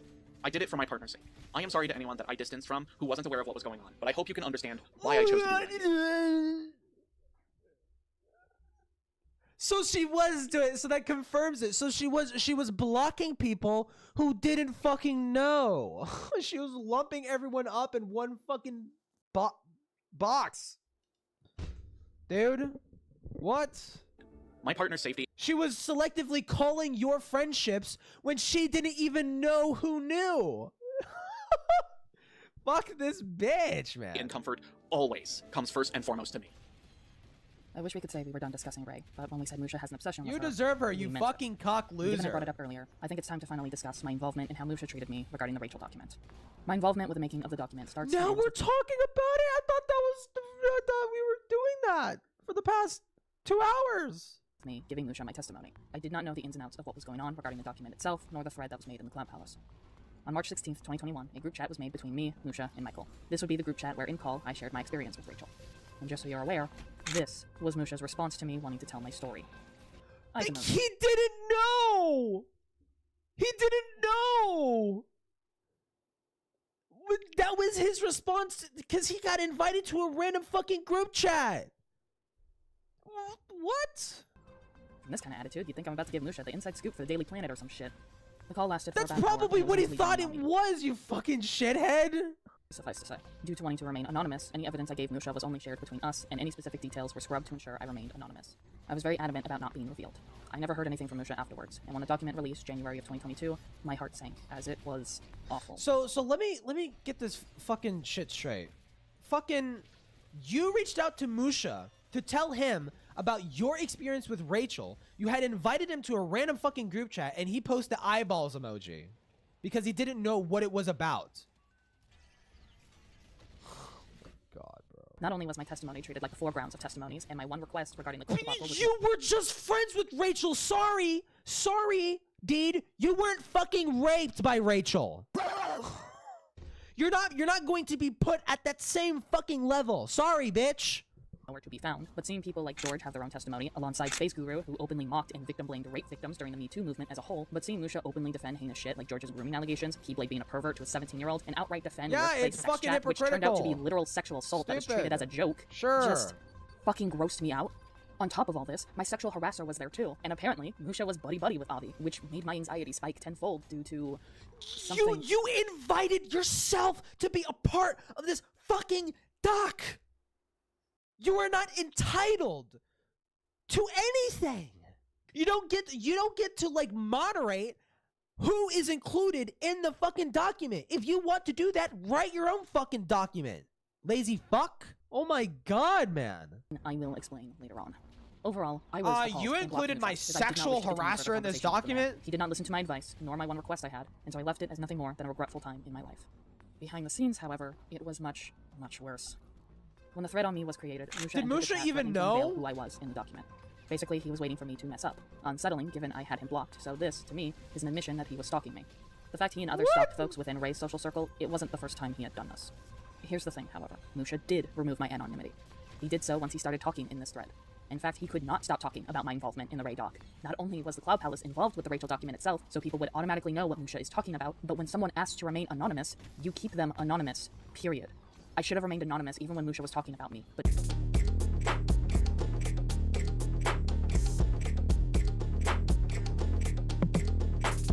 No, he didn't. No. You don't get to, like, revise history here, bitch. People were already guessing it was you. And then he just fucking confirmed it because at that point it was a fucking open secret. Like, there would be no point. And like, he wanted to talk about the fucking doc, right? People were talking about you in the fucking doc because they figured out it was you without his fucking help. And he decided to be like, nah, yeah, sure. Like, I'll talk about this, right? That's not okay. That's fucking normal. That's fine. The fuck? As far as using it as blackmail, but with an asterisk. A blackmail? I say that because he essentially held my anonymity over me without me ever even knowing. Here is this man, watching my every move, and if I did something he didn't like, he would tell the world I was anonymous number one or talking about, you in the document. schizo? That's abuse of power. Full stop. That's abuse of power. It is taking many fibers of my being to restrain myself from unmasking her contribution to the Rachel doc. Hey, Musha, do you remember how explosively pissed off you were when people supporting Ray unmasked Habit as a contributor to Ray's doc? The rules for thee again, huh? Also, you did unmask Deed. To the Cloud Palace. That counts. Because they already figured it out. Boy, do I have some choice words. When I interviewed Deed for her contribution to the doc, it was an emotionally harrowing experience, hearing out the story behind her trauma, so I wanted to show my... So this is his first post about it. So at this point, they already figured it out. They already figured it out that it was Deed. Most sympathy for her, but then I ended up seeing how bad she was at processing that trauma in public. I'm getting real tired of this pattern of, oh god, her story is appalling, but I could give less of a shit mindset Musha has regarding Deed. Yes! Anyone who has any ounce of compassion or sympathy would look at someone who has public breakdowns as, oh, I don't know, a cry for help? But no, me wanting to discuss a streaming schedule with the wife is one. Okay. Also, just because someone is terrible at processing their trauma, I think says, to me, a few things. Maybe they don't have the tools they need to properly see someone, or maybe they don't have a support system, and so wow, so you're a shitty husband because you still haven't figured out how to convince your wife to like properly address her fucking trauma instead of constantly being triggered 24/7 about dumb shit that happened like 4 fucking years ago. Don't have anyone to properly go to, which is why they make things public. The last thing I think of is, wow, what a psychotic bitch. That's textbook ableism. But remember, guys, Musha totally cares for all the victims of George, Rachel. Must I say more? There's also how Deed has blocked me on Twitter for what Silver was only able to ascertain was related to who got involved with the doc, and also how long the doc took to come out. Given my memories of the interview, it probably has something to do with Arvi. But with this situation being surrounded with fabricated accusations that combined with Deed's own unhinged behavior, maybe we want to pump the brakes on that. Musha, you literally spent time out of your way to defend George. George's testimony involved Rachel. You defended George. You defended George. Stop doing that. Stop fucking doing that shit. You defended George. You knew he was a pedophile. You let him slink back into the fucking community. You said fucking nothing. For shit. Fuck off. I had my reasons not to trust you. But the most hurtful thing is that you accused me of making false allegations regarding Avi. This is where I need to remind everyone that I had to go into detail not only about how Rachel treated me throughout the years when we were pals, but also give context on a lot of my trauma growing up. You may have noticed throughout this video that that did not need to be included in the fucking doc, bro. Oh my god, dude. You see, she has this like Hitler-esque approach to this fucking shit. She hears victims of Rachel are coming together and they're going to write a doc exposing her shitty fucking behavior and that she's a fucking rapist and a child predator or some shit, right? She thinks, oh, I need to go in here and I need to like selectively editorialize who is allowed to contribute to this fucking document, and also I need my trauma fucking backstory. I need my epic cool little fucking raped backstory to be included in this fucking document. And I think it's kind of shitty that you didn't make this whole fucking document about me and my trauma. I tend to over-explain things. I tend to go into great detail about stuff, sometimes even repeating myself. And that is unfortunately a trauma response I have. That is not a trauma response! You repeating yourself is not a fucking trauma response! What are you talking about? What are you saying? What do you mean? That's a normal thing everybody does! I do that! That's not a trauma response! What the fuck are you talking about? Dude, what the fuck, man? Oh my god, bro. And over-explaining is a common trauma response, especially towards those who weren't believed as a child or went through a lot of victim blaming, which is exactly right. I went through a lot as a child to the point where my parents accused me of being a pathological liar. What the fuck? And it was only until I got my GED that my father looked me in the eyes and said, "Okay, I trust you now." It took a fucking piece of paper for my own father to start trusting me. I was 17 years old. What does this have to do with Musha and Avi? Well, it just so happens that the timing for the Rachel call wasn't the best, because this was during the time I was dealing with the Avi ordeal, and I had let slip that I had been going through a lot in the past year. And I accidentally let slip that another individual within the SEC had done heinous things, and that was Avi. So he didn't even know! So that the time when he was interviewing about Rachel, you decided to try and make it about Avi too, your personal grievances with Avi. Oh my god, no fucking wonder this guy was so scorned against you. Holy fuck! I started to panic, and I clarified that I didn't want trauma power scaling, yeah, Avi had already been confronted, and that I just wanted to move on with my life. This is something that reminds me of Star Giant. No, yeah, this is very similar to like the Star Giant fucking response to fucking Mr. Enter. Not my intention to tell Musha about what Avi had done. I actively didn't want him to know. I'm surprised there's no like fart trauma fucking like little fucking like escapade in this video. Again, given my trauma response, I panicked. And I had every reason to now, because my Musha, dad died in the Bosnian War. Never asking for further details or clarification on it, he decides to just outwardly accuse me. And my mom has a fart fetish. Thanks, Musha. God. It's not like I got that enough from my parents as is. Hey, so this irritates me. You also irritate me, but this irritates me in particular. Not just because you called my partner a liar, but if you genuinely thought she created fabricated accusations, why is she in the Rachel? Hey, Silver, she's a fucking liar. Do something about it. Post up. Get in a Discord call with me right now. Your wife? Yeah, she's a fucking lying bitch. Yup. Do something about it, big man. Document then? If you think she's willing to make fabricated accusations towards one individual, then why not Rachel too? Oh, that's right. You already hate Rachel and are willing to believe anything that goes against her. Right. Here's the other problem with this. Hey, Musha, why wasn't I informed about this? I'm used to being paraded around like this. What? You already hate Rachel and are willing to believe anything that goes against her. Right. Here's the other problem with this. Hey, Musha, why wasn't I informed about this? Shocker, you know, they were making the doc to inform people like you. That's the whole purpose. I'm used to being paraded around like this ragdoll that can't think for themselves at this point, but I was there. Yeah, you are. During the call between Musha and Deed. Granted, I was at work, so I couldn't stay for long, but I knew how emotionally difficult this was going to be for Deed, so I checked in on her. So why didn't you talk to me, Musha? You know, for as much as you like to call Deed a coward, Dude. You're really no fucking better. If you genuinely thought Deed had made a frivolous accusations against someone who I was close to at one point, why wouldn't you inform me? Oh, with Avi? No, this has to do with Avi, Bran? What? What? It's almost like this is malicious intent. So did you... Wait, so you didn't even know? I'm so fucking confused, bro. Paint Deed is delusional, a liar, and you just wanted to hurt her. You knew this would hurt. She literally spiraled and let slip what she was fucking struggling with in the current moment, and this is how you react to it. Telling you to go fuck yourself is not enough anymore. I need the world to know how cruel of a man you are, so we can all collectively tell you to jump off the London Bridge and land in a pool of diluted tea water. But as far as by the way, we care about mental health. Don't denigrate mental health. Blah blah blah blah blah. Hey, this person should kill themselves. This person should die. 11111. Nice. She could have told me about it. I would have been more than willing to listen, as she should know, given that the whole hour-long Discord call that we both agreed to have for the purpose of the doc in the first place. No. Incorrect. You want to know why, Musha? One of the main reasons why I blocked you is because you did the exact thing that I told you not to fucking do. So I have actual insight on why the document was the shit show that it is. It's because I literally predicted it to be a shit show because of something Musha told me. Ooh, I and now I'm clocked going it. to tell everyone. I didn't do After anything about it finished giving my though. testimony, I Musha clocked related it. to me I a few knew that would people. happen. We didn't clarify who these people are, but now I know it's the Cloud Palace. Basically, Musha and the Cloud Palace were waiting for Rachel to strike again. You heard me right. Musha and everyone were waiting for Rachel to make another victim. And I stopped him right there, and I told him, no, that's a terrible idea. This document should come out. So that's a terrible idea. We shouldn't wait for more victims to pop up. That is why I stood silent about George. That you having done that just ruins so much fucking momentum that you're trying to fucking build here. As soon as possible to prevent more victims. Do not sit on this. Do not load it. Do like not sit on this, but I am allowed to sit on a pedophile. I'm allowed to sit on pedophile drama and not tell anybody and keep that a fucking SEC open secret and not do or say anything fucking about it, right? I'm allowed to do that, but no, not you. Not you. And wait to shoot at the right time because that is holding victim stories over Rachel's head as a gotcha moment, which is really fucked up to do. Musha really loves. Wow, you're so right. Why did you let a pedophile go back into the SEC? Apparently, me telling him not to sit on victim stories is me telling him to rush it. No, Musha. Just because I said that the document should come out as soon as possible doesn't mean I was telling you to rush it. What I told you.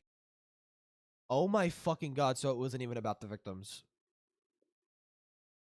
It wasn't even about the victims. Is that you just wanted your personal little fucking grievances out there as soon as possible. So you I didn't tell him to rush it. I just said it needed to be done as soon as possible.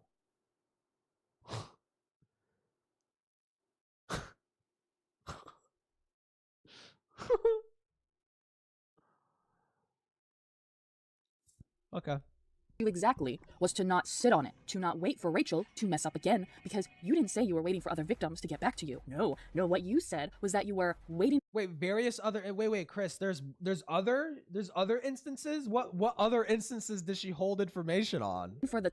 Oh, with Truly, yeah, with Truly and Lau's friend, yeah. Okay, yeah. Right time to strike, and I told you that was that's fucking true. off. That's true. She's a fucking hypocrite for that as well.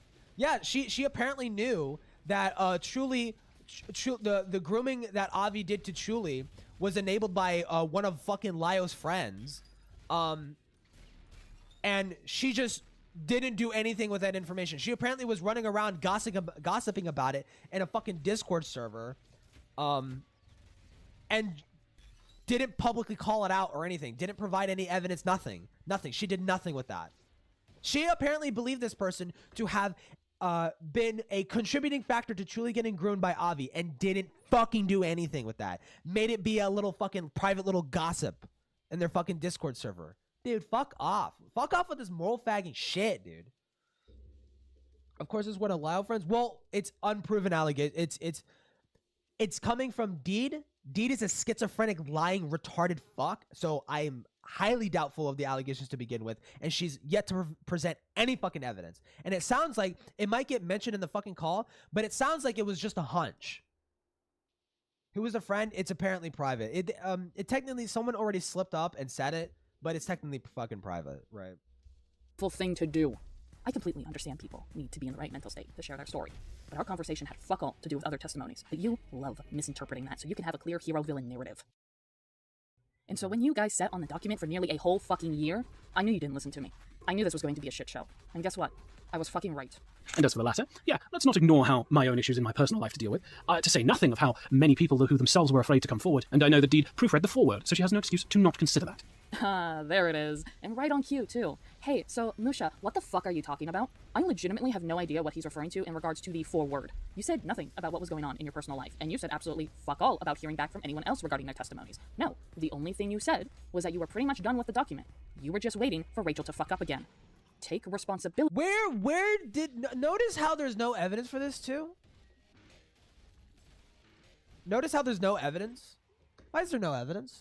For your fucking actions. I'm thankful that she remained anonymous in the doc, and for that reason, the only thing that would prompt me to remove her from the doc is if she hypothetically turned out to be a mass murderer who sponsors harpsy or molestation or something. Basically, it'd take a lot for it to happen, regardless of everything I've said. And even then, the ANO numbering would make that complicated. Apparently, the allegations made in this thread had no evidence or a single screenshot was shared to corroborate anything that was said was enough, so no, it didn't take a whole lot. I also need everyone to realize Musha just implied that Deed condones not only mass murder, but molestation.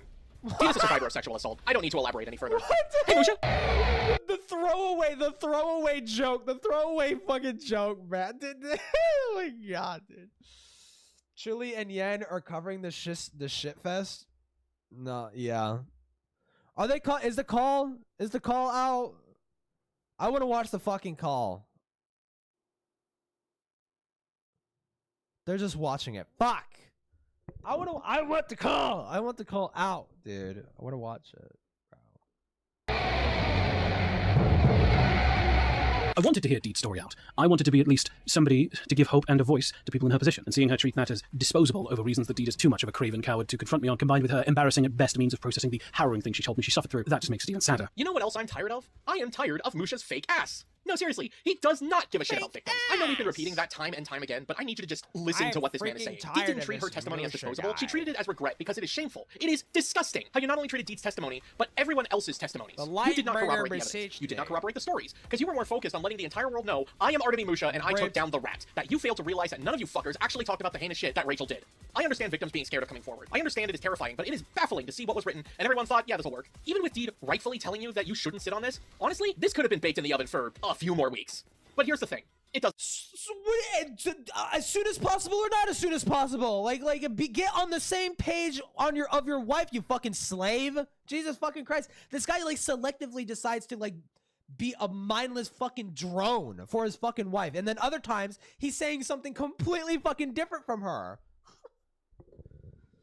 I saw Chili's response. Doesn't matter. This document was always going to turn out flimsy. Why? Because of the people involved. Because of the people behind the document. I'm not saying this due to confirmation bias, no. I'm saying this due to these fuckers being friends with Rachel and were fine with Rachel's antics until they weren't. These people also mocked Rachel's victims and actively had this attitude of, if you don't believe us or side with us after this, then you deserve to get hurt by her. These people also hid information regarding the things that Rachel had done because they knew if they told the public would question them and go, wait a minute, you were okay with this?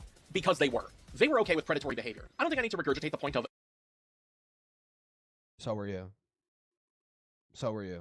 They allowed sex pests and literal pedophiles to make testimonies. You allowed pedophiles to go back into the communities where they groom children. Thoughts? Entire situation was flawed from the start, and for you to act like Deed should be grateful she was ever even near your presence and you were willing to even give some slight attention to her story really shows how insensitive and childish you are. Yes, she should be fucking grateful because her grievances were fucking stupid and petty. And her complaining about how her testimony wasn't treated with the same level of attention and seriousness as the people who were fucking raped by Rachel is ridiculous. Comes to serious allegations. On God, what the fuck did I ever see in you? Because clearly my eyes were sewn shut, because instead of red, all I saw was a void of fucking lies. I've also given her place in the doc some thought, and decided that if she does turn out to be somehow worse than what we've all brought up in this thread, the most I'll do in that situation is add a disclaimer to the front of her testimony. Normally when I unperson someone, it's because I don't want to give them publicity, and that's already done when she specifically has to be anonymous. And it isn't even technically her exact word so much as it's notes I made taken from her word and put into a cohesive narrative. So basically it won't be deleted, I don't think. Okay, so, a few things. One, what the fuck do you mean by unperson someone? I get calling a rapist or a pedophile a monster, but dehumanizing someone you dislike is just disgusting to hear, especially given, again, this is a man who has sensitive information on people. And second, this comes off, to me, as an admission that my testimony is not mine. Rather, it is my story filtered through Musha's own perspective and viewpoint. And if you haven't noticed, Musha is a very unreliable person, given he was willing to discredit any personal experiences I had gone through, took tweets Michael made as cries for help, and, oh yeah, he falsely accused me of being an abuser and a fucking fascist. Learning this made me deeply uncomfortable. Because for years, people have been reading my story. That is not from me, but rather from a sick, twisted man's point of view. And it makes it all the more uncomfortable when before you even get to my testimony, Musha goes on about how my story is the most deep-rooted, disturbing story you will ever read when it comes to Rachel. Lol. Hey buddy, Rachel sexually assaulted someone, and that wasn't me. And you know, there's probably some sarcasm with that. There's probably some sarcasm with that. Because you mocked and downplayed that incident. She also groomed minors. And that also I don't even know if they did. As much as what Rachel did I to wouldn't me put it was past traumatizing, someone what the in the actual SEC fuck to is do wrong that, with you though. to parade my story around like that? Go fuck yourself. This is especially frustrating when you had personally made your anger abundantly clear when one of the other anonymous testimonies was outed by Ray's group of enablers. If this was an attempt to keep Deed's anonymity while also making it clear she was abusive, it was pathetic. This is on top of you just telling everyone in the Cloud Palace that Deed had submitted her testimony in the Rachel doc. Hey buddy, it's supposed to be anonymous for everyone. I think it goes Did he? You didn't even show evidence of that. I feel like I would have seen that screenshot. Musha let his bitterness towards me take over, and he revoked my anonymity both in the Cloud Palace, but also publicly. 'Cause I am on June 15th, looking. I'm 2022, looking for. nearly a week after my I'm birthday. listening to the claims. For years, I had no idea this had occurred. Doing this completely tarnished the validity of the testimonies in this document, as everything he stated are either exaggerations, misrepresentation of the situation itself, or just outright lies. Let's go over it now. In the months since the document went fully public, it has come to my attention that, thanks to several other people who contributed testimonies of their own, that the person referred to interchangeably as M and Anon1 turned out to be a highly abusive individual in their own right. Second-hand descriptions and first-hand accounts I've read of their behaviour from colleagues of mine, combined with multiple outbursts from M on Twitter that I've all witnessed to, all show concerning parallels with Rachel's behaviour. Right? Yeah. No. Unironically, yes. Unironically, yes. Yep. Fucking narcissistic, fucking victim Andy, fucking bullshit, manipulative little fucking shit. Yep. Down to holding a vague, cowardly bit of grudge against anything remotely commentary community-related that plunges into toxic levels of cynicism, sociopathy, and guilt by association. Yes, you heard that right, folks. Musha, in a document about Rachel, is once again comparing me one-to-one to Rachel. I don't know how else to put it, but if I wanted to, I could sue for defamation. Is he wrong? Because what the No, you can't. But is he wrong?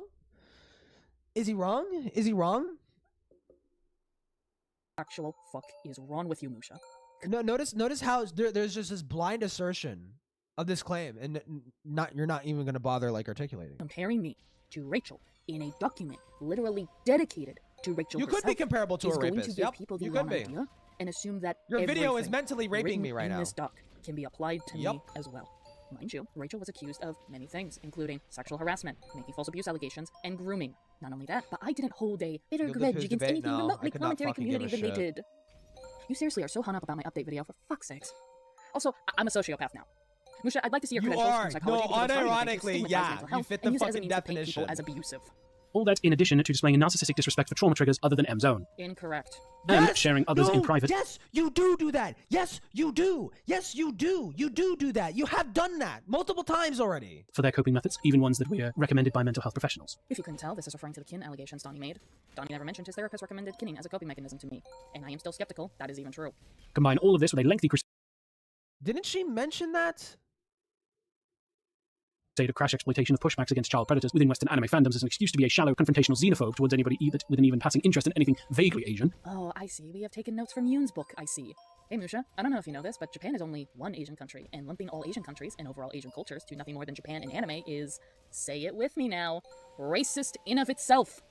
As well as their cultural ongoing efforts to put the social life of a beloved former colleague of ours in a chokehold to the point of constantly watching their phone in a flagrant violation of basic privacy, and I am frankly shocked and disgusted that the notion that I ever saw M as entirely innocent. Hey, have you guys noticed Musha goes to extreme lengths to use particular wording as a means to paint something worse than it actually is? For example, all— You like your wife? You mean like your wife? You mean like her? Yeah? All Donnie said was that someone told him Deed has looked through my phone. It is not egregious for a partner to have access to their partner's phone. Many find that perfectly normal to do when in a relationship. However, Musha here paints it as a chokehold to the point of constantly watching their phone in a flagrant violation of basic privacy. When Donnie brought up the fact that Deed looked through Silver's phone. I don't tell Donnie directly, but yes, the info did come from me, Deed's own mouth, in a VC where she yelled at me. I can also confirm that them looking at each other's phone was not always consensual. Ooh.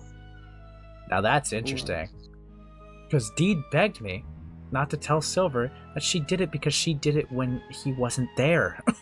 What? Dude. Hey Musha, Yeah, Donnie it's didn't say Deed typical constantly looks British, through my like, phone. over-exaggerated. He just stated Yeah, Deed has the looked British at my phone tend to before. do that. Way to exaggerate claims The to make them British seem tend to worse than be, they like, actually are, my guy. Because of this, I've called out M by name on Twitter multiple times, and have done with the same with the aforementioned colleague for willfully ignoring it all to the point of being essentially complicit. This is made even worse by the fact that said colleague is one of the earliest people to be featured in this document because of their status as one of Rachel's victims. And there it is, folks. The gotcha moment where Musha outwardly shows that he wants people to know who Anonymous M is, because not only does he outwardly tell people, hey, you want to know who I'm talking about? Check out my Twitter then. But he also straight up gives a clue by mentioning that this colleague of his is someone involved in this document. I don't care to rewind, and is dating Anonymous M. So all you have to do is put the clues together, and would you look at that? Anonymity revoked. You really didn't fucking try, did you, Musha? No, you actively wanted people to know Deed was a part of this document, which is so strange, because why do you care? Not only that, but you saying that I am essentially complicit to non-existent abuse is victim blaming someone who, in your eyes, is in an abusive relationship. G.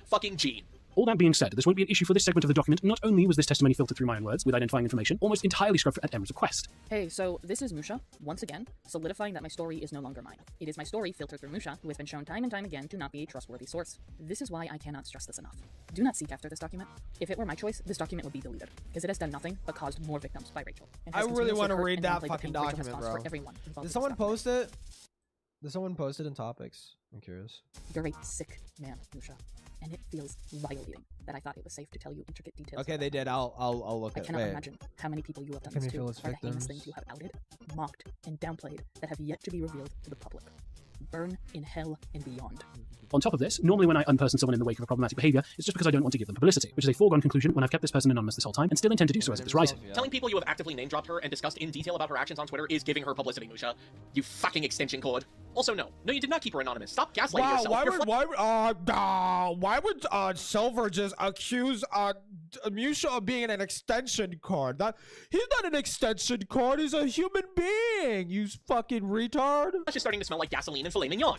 As a result, M's testimony will not be stricken from the document, but that comes with the qualifier that I and everyone else involved in the document do not wish to associate with M anymore due to their own track record of appalling behavior both in public and in private. That's funny, because I recall blocking all your asses, so it's actually me who wishes not to associate with any of you fuckers anymore. Lol. Also, I sure hope that when you say everyone, you only mean those who got involved in that thread about me, and those I have since distanced from myself, because if not, that implies you purposefully went to every person involved in the Rachel document to talk to them about me, not only spreading false allegations about me, but also revoking my anonymity even further.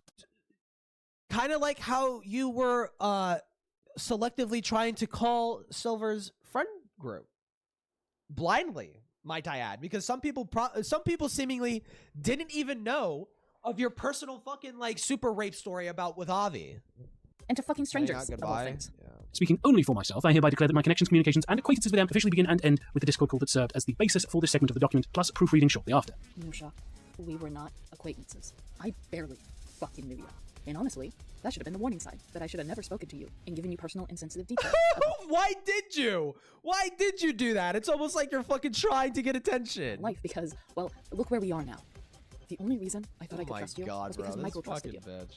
We have both since learned that that wasn't the case.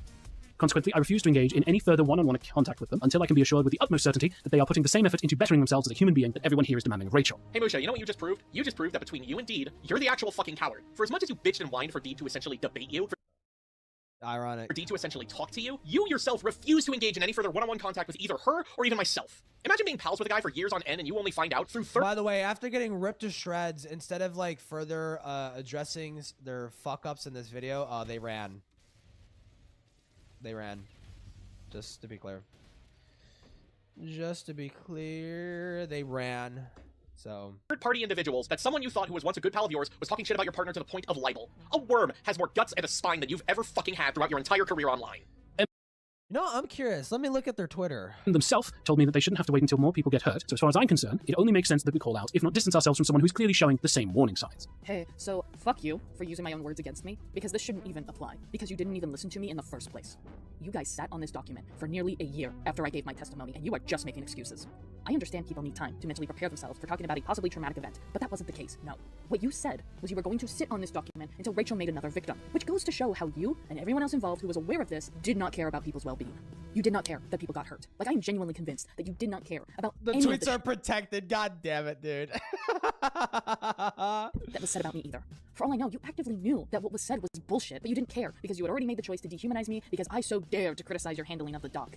And again, if not distance ourselves from someone who's clearly showing the same warning signs, you are, yet again, saying that I am a Rachel 2.0. While mocking the British, Rachel, who is a child very predator culturally sex pest. insensitive, I do not maybe appreciate my name racist. being dragged like this, and I don't care. I don't care how many times you try to deflect and deny that you never outed me. You did. Time and time again, you did. And here's something that needs to be acknowledged. You're a fucking hypocrite, Musha. It Oh, makes my no blood fucking boil that you were way. saying this shit when... No hey, Musha, way. How many years did it take for you to You're finally a retract anything hypocrite. regarding Wow, George? surely You they sure as hell would've sat been. on George's side of the allegations for quite a long time until it... Do not tell me they're saying. Take for you to finally retract anything regarding George. You sure as hell sat on George's side of the allegations for quite a long time until it... Oh, would you look at that? It no longer benefited you.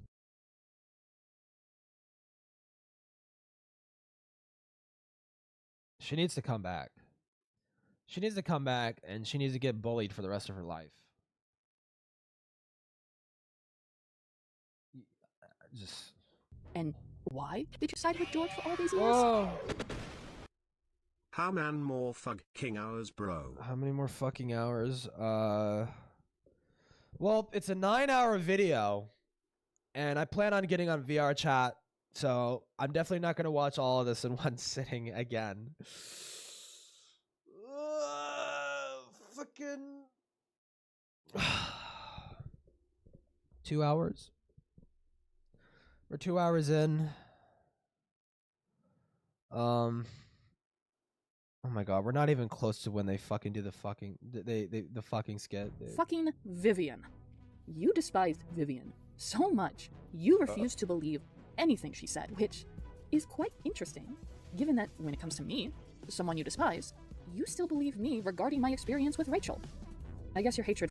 It must be because it's so petty and inconsequential. It's kind of believable because it's just nothing. For Ray outweighs your hatred towards me, but you're still willing to claim me and her came from the same sperm bank. You need to look in a damn mirror. I would be shocked and if say you all the things didn't. You've been saying to me and direct that to yourself, because you are the one who has issues.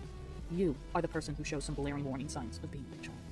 But that's the thing. Darvo, deny, reverse, you're not her. victim and For as offender. much as you are That's obsessive about her, Darvo, for as much as bitch. you have committed guilt by association yourself and have done egregious shit such as downplaying my literal trauma in Yes! document, just like how Rachel did, you are Artemy Musha.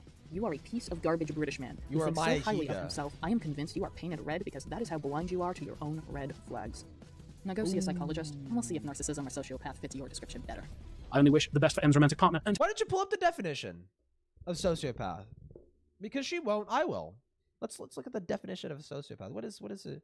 A sociopath is an informal term for someone with antisocial personality disorder, characterized by a persistent disregard for others' rights and feelings, lack of empathy, manipulation, deceit, impulsivity, and failure to distinguish right from wrong, often leading to antisocial or criminal behavior without remorse. Wow, that just sounds like you, dude. Wow, you fit that fucking nicely. Wow.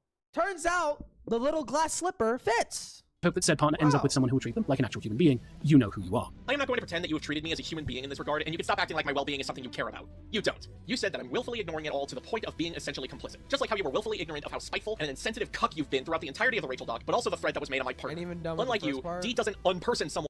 This is the second part, bro. This is the second part. I don't know how I did it, but I managed to watch all of it in one sitting. For the sheer sake of brownie points and to ride the high of literal delusional heroism. Long story short, Anon 1 also turned out to be an abuser, but their words and experiences still matter for the situation, and as for sincerely disgusted I am, I'm not going to use their abusive behavior as a reason to unmask them out of spite. Fuck. No, I'm gonna trick shot. Especially not when I initially kept them anonymous for the sake of their own personal safety. I'm gonna trick shot. Damn, color me wrong, Musha. You are one hell of a comedian. If such an unmasking ever ends up happening in this document, it'll be because M explicitly revealed their connection to this document in the public of their own violation. Thank you for understanding. Before we go into our final thoughts on the Rachel document overall, there was a segment of this that I wanted to say for last because it perfectly encapsulates Musha's mindset on why he kept me in the doc instead of outright removing me. But M's words and experiences are far too integral to providing context for some of Rachel's public actions to warrant removal. And anyway, being an abuser doesn't erase any past history of being a victim of abuse. This is something that can easily be applied as much to Rachel as much as it can be to M. Bullshit! If the truth came out that Rachel was groomed as a child by someone in the SEC, you wouldn't care. No one involved with the making of the Neither doc would care. you fucking bitch. Dark Neither side. would you. Did you notice don't it? give a Musha stated his reasoning for why he didn't just outright remove my testimony. My testimony is the sheer building blocks for everyone else's testimony in the document, and I feel deeply unsettled by that.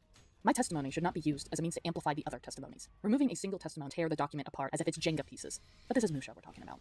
This document was flawed from the start, and Musha had no intention on fixing that. he's He only had one goal, British. and that was taking down Rat Bitch, and he couldn't even do that correctly. Near the end of my testimony, Musha wrote out two things I want to make note of. First, Musha's admission to hiding these testimonies was, quote, "My original plan was to only publish these testimonies in the event that Rachel attempts the same exaggerated abuse accusations routine she did with Silver a second time." The Wicked Witch of the Witch Flying Monkeys laughing in the background. Because you never said this to me in our call, but this is still grossly negligent? What? Are you just gonna hold a document of literal victim stories until Rachel messes up again? I will repeat what we've been saying throughout. Your own husband thinks that he should have slept on this for 2 weeks. This entire segment. What the actual fuck is wrong with you?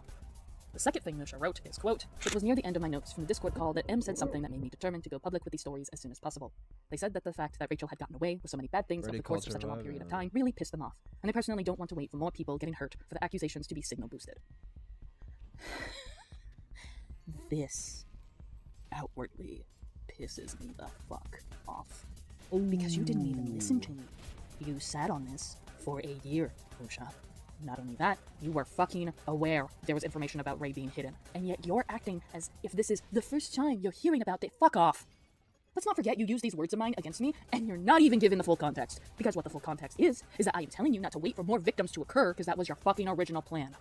But you knew that would paint you in a bad light. You knew that would call into question your integrity and morals regarding the creation of this document. How fucking dare you? Go fuck yourself, Musha. Your savior complex is nothing more than an excuse to stroke your own There's some damn ego. nobody makes videos that Musha, I'm nice going to people keep this that brief. he's a narcissist. Finding out that the Cloud Palace was entirely behind the Rachel document says enough to me that it was doomed from the start. You people did not care about what Rachel put people through. You adamantly hid that information. You blissfully believed anyone who made a testimony, despite how petty the stuff was or how inaccurate the stuff was being described. In fact, you mean like yours? You mean like yours? Like you and everyone else were waiting for another victim to appear because having a fresh new victim would only amplify the document even more, which to me says you aren't confident about the document itself, or you just outright like how you didn't care. But your action says that already, because you stalked anyone who associated with Rachel, and after the document was made, anyone who sided with her or even questioned the document, you basically told them to go fuck themselves, because that's totally what you do when you make serious allegations against someone. Anyone who attempts to question the document, just tell them to go fuck themselves. That'll sway the public. Sure. This was never about the victims getting closure. This was never about taking down any form of influence Rachel had when it came to the audience that she once had. No. This was about stroking your ego. So let me describe it metaphorically to you on how much you this video butchered this ordeal. Since you guys love treating Rachel like she's worse than Hitler, it's like this. Musha, it's like if you went back in time to stop Hitler, and the way you did that was by handing him a loaded gun. Congratulations, Lol. you gave Rachel the easy way out. And the fact that, to this day, you are on social media, spreading PSAs about Rachel, making new accounts, just goes to show that you aren't even self-aware that this is your doing. Rachel running away and making a new account time and time again is of your doing, due to how you mishandled the doc. A genuine investigation could have been put on Rachel. Videos could have been made about Rachel. There could have been a massive uproar, similar to what is currently happening with the Cloud Palace. But no, that didn't happen. Because that wasn't your concern. It is disgusting how you treated me and my trauma overall. It is disgusting how my story was treated as it's always me.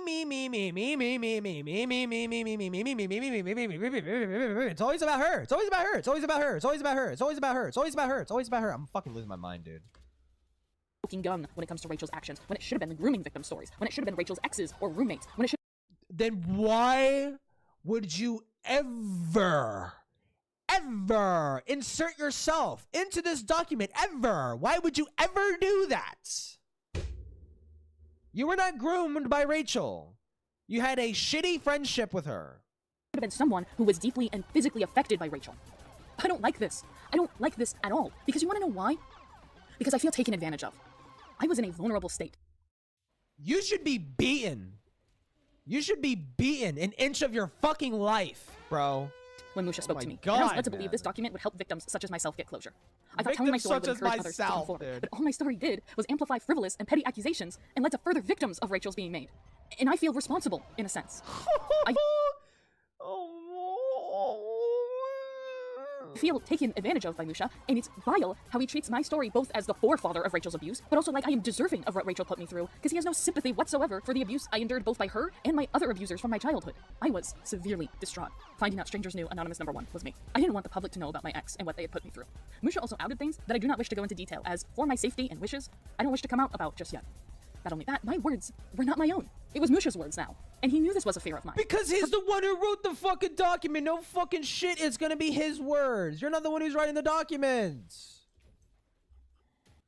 Oh my god, he's giving a summary because Lord knows you fucking ramble on for fucking hours on end. For people to twist my words, to twist my trauma, and to make or use it for something sinister. He knew this, and he did exactly that, just to hurt me. He altered other people's testimonies to also hurt me. I need you to grasp the fact that I didn't know Musha. Speaking to Musha about my experience with Rachel was my very first encounter with the man. What the fuck did I do to deserve this? Nothing. I just wanted to share the pain she put me through. and my well-meaning intentions were crushed and twisted into something sinister. I'm sorry. I'm so sorry. The creation of the document wasn't my fault. But I still do want to apologize to those who were affected by Rachel. And were Commit not given the seppuku proper now. closure they wanted, and were just outwardly treated like trash, thanks to the people involved in this document. You did not deserve this. No one deserved this. And I wish I could go back in time and outwardly stop any of these fuckers. But unfortunately, that is not the timeline we live in. If you genuinely care about the victims' voices, then I implore you to heed my word. That document Heed my needs to word. die. The victim. One victim to rule them all. Heed my word.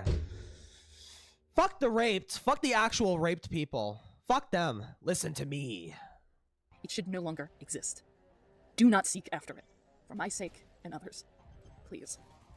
Unlike Deed, I actually Fuck have you. insight on the behind the scenes regarding the Rachel document. I was in the Cloud Palace during the time a thread was made regarding the making of the document, and as much as we have given Musha shit, we should also give people like Susie shit, because Susie also agreed with Musha that they should wait until another victim by Rachel was made. Why? So it can amplify the document itself, which is disgusting to think, suffice to say. Not only that, but Susie knew a lot of things that Rachel had done behind the scenes in private, and that includes a sexual assault incident, but instead that was I don't outwardly doubt it, mocked but in the show document. it. Show When it Deed mentioned guilt by anyways. association earlier, she wasn't wrong. See, during the making of this document, anyone who was in Rachel's social circle at the time was stalked, and anyone who didn't side with the people behind the document were essentially told behind the scenes, you deserve it. Which I don't need to explain how appalling that is, especially given that these are the same people who called Rachel a cult leader.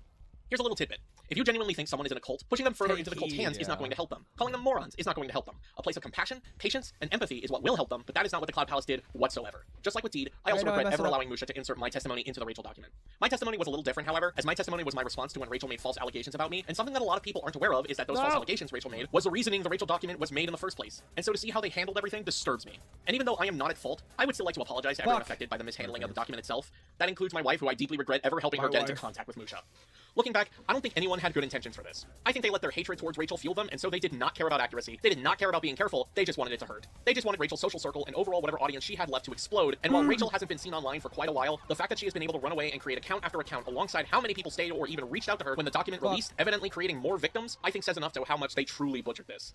Unfortunately with Musha, he couldn't just stop with Rachel. Oh no. Because after he had some frivolous accusations against my partner, he decided to bring it to the public. We've been referencing them here and there throughout this video, so let's finally discuss the Twitter threads. For context, when drafting our original response, we were aware that a Twitter thread was made addressed to me, directed at both Deed and I. However, what we were unaware of was that Musha had made several other threads on Deed before finally drafting the one that we saw. Suffice to say, obsession? Stalking?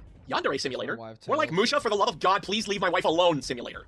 I want to find some way to fucking snap him out of it. I mean, if the Twitter thread where I explicitly named and ousted her as an abuser couldn't do it, I don't know what will. I'm actually pretty sure Silver's muted me, going off of how quiet he seems to be whenever I make an innocuous reply to him in comparison to what he used to be like. A sick part of me wants the cycle to repeat, and the fact that such a thought crossed my mind is very, very not good. So the funny thing is, no I didn't. At least I don't recall doing that. In fact, I didn't even see your thread regarding Deed until months later.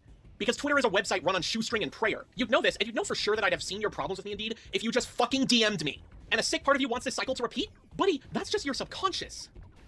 This is the part where I say my last relationship wasn't healthy because it led to me being cheated on and for false abuse allegations to be made on me, and Musha just said he wants the cycle to repeat. What a caring old pal Musha is to not give a shit.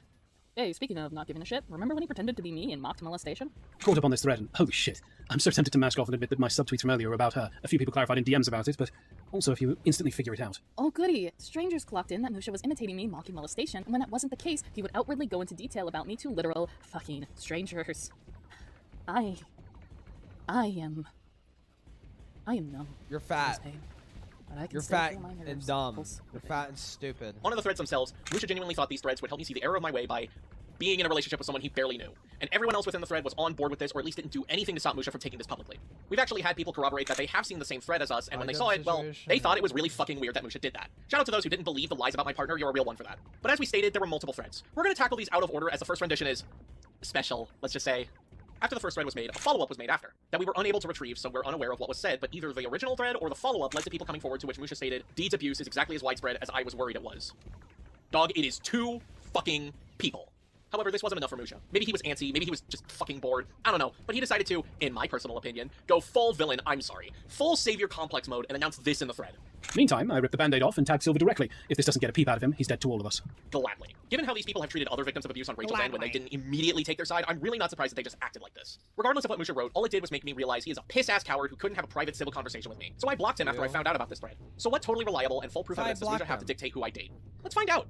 He was too much of a coward to confront me directly, so I blocked him.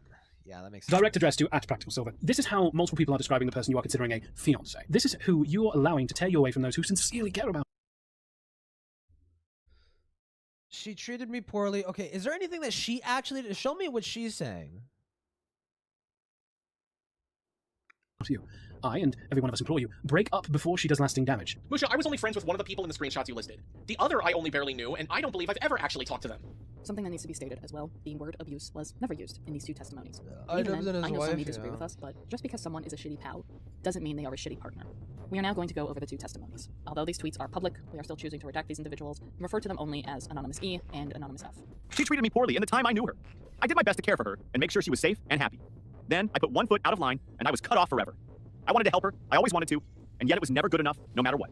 If you cared so much for me and wanted to make sure I was happy, then you would have never followed Avi after I cut you off. Oh my God. You knew what he did to me, and you were one of the few people who believed me, and yet you decided to rub salt into the wound instead of showing any ounce of compassion. I'm tired of being painted as the bad guy or some villain for literally having my reality shattered, and so, in a panic, I blocked everyone. Only one person made an effort by messaging Michael and asking what was going on, showing concern. None of these people showed concern for me. None of these people made an effort. Because you had a fucking little toddler tantrum. Yeah, of fucking course no one wanted to fucking reach out. You're insufferable. Yeah. If you genuinely cared about your friendship, if your buddy of several years blocked you out of the blue, I'm gonna be real, Chief, I'd be massively concerned. But none of you weren't. And that includes you, E. I'm so fucking tired of you guys pretending like I mattered to you. Fuck. I didn't. You wanna know why? Because you had actually hurt me a multitude of times. Lest we forget the exposure therapy comment you made towards me. But I know what you're talking about. I did forgive you when you apologized, but I'm retracting my forgiveness now. Because E here is the person who gave A everything they needed to paint me as a spiteful, insecure partner to Michael's ex. You told the one person you shouldn't have intimate details that were private and vulnerable. You apparently told others, because that was used as evidence that I was controlling and abusing Michael as well. So thanks for that. You gave A ammunition, you gave them ammunition to get Michael. When does it get said that she is physically abusive? Does that ever happen? Or did someone just misinterpret it? When does that happen?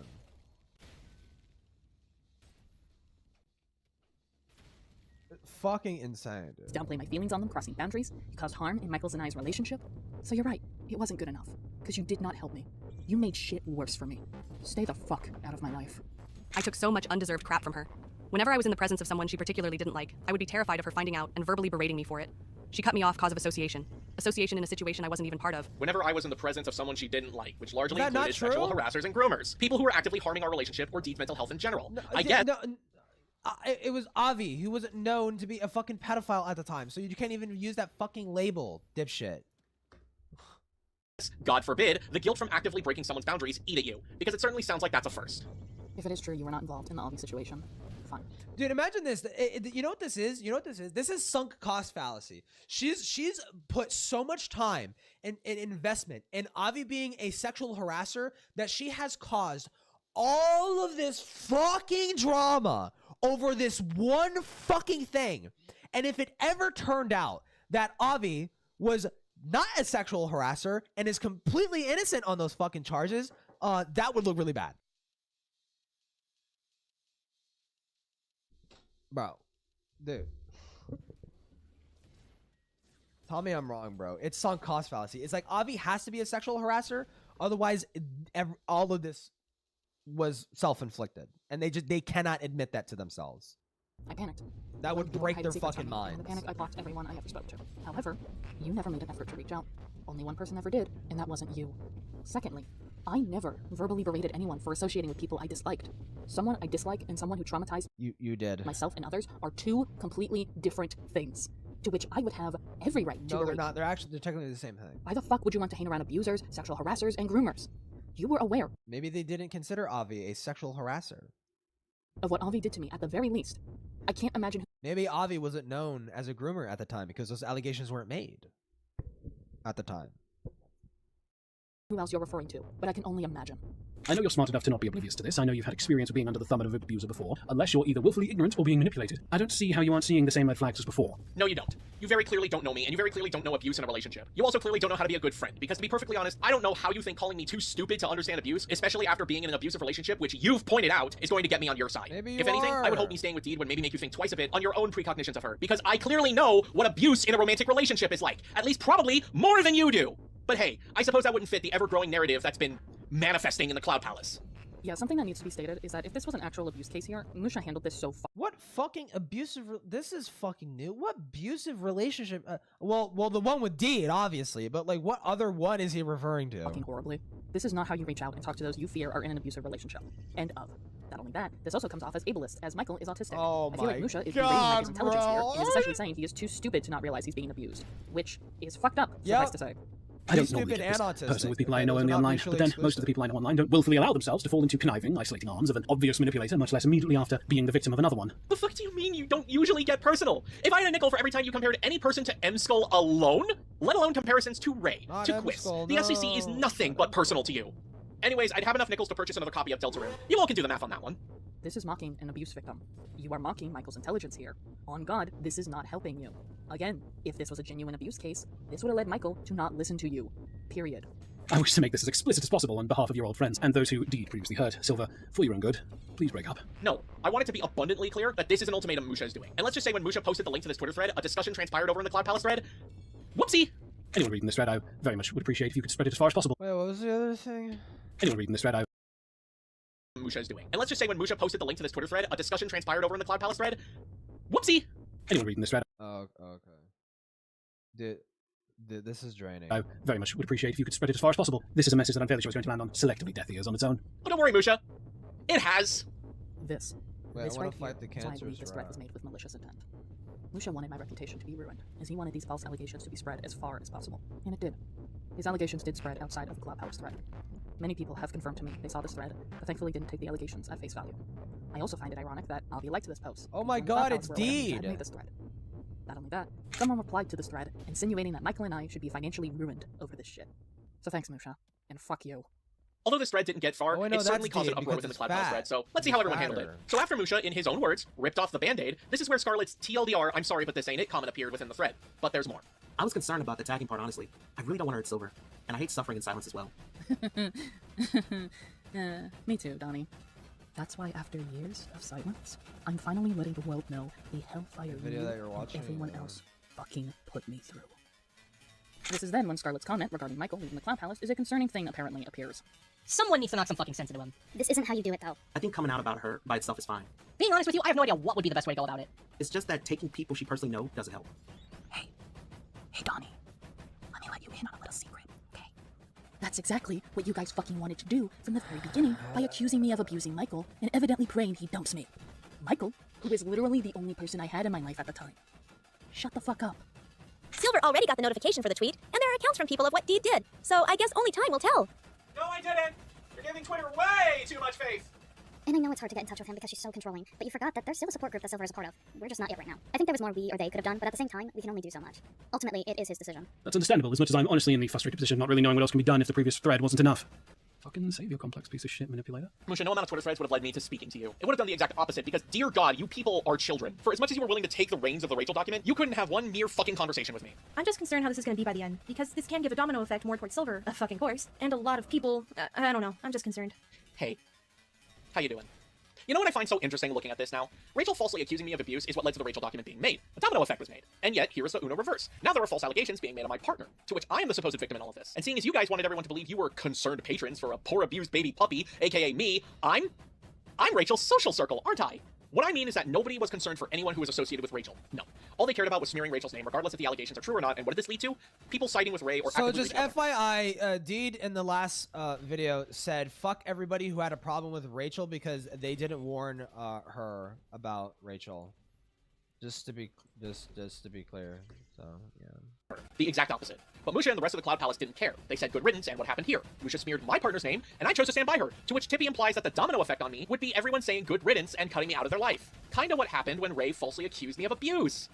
Congratulations, you guys! You learned absolutely nothing! And in comes Jace with calling my support group toxic, and this is where Yoon steps in to disagree with Scarlett, implying that I have to apologize to everyone, because apparently I'm not as innocent as everyone thinks, apparently. Abused people can also abuse. Okay, I know it's true, but I always hated that notion. Like on a personal level. Like coming from someone who gets compared to their shitty mother a lot. It wouldn't be the SEC if they made shit about themselves. Hey, you want to know what else is true, Ellie? I guess you'd fit right in then, Deed. It's almost like you were a part of the community. People with legitimate trauma can fabricate stories to paint themselves as a victim when they aren't one at all. Oh, hi. What? Themselves. Hey, you want to know what else is true, Ellie? People with legitimate trauma can fabricate stories to paint themselves as a victim when they aren't one at all.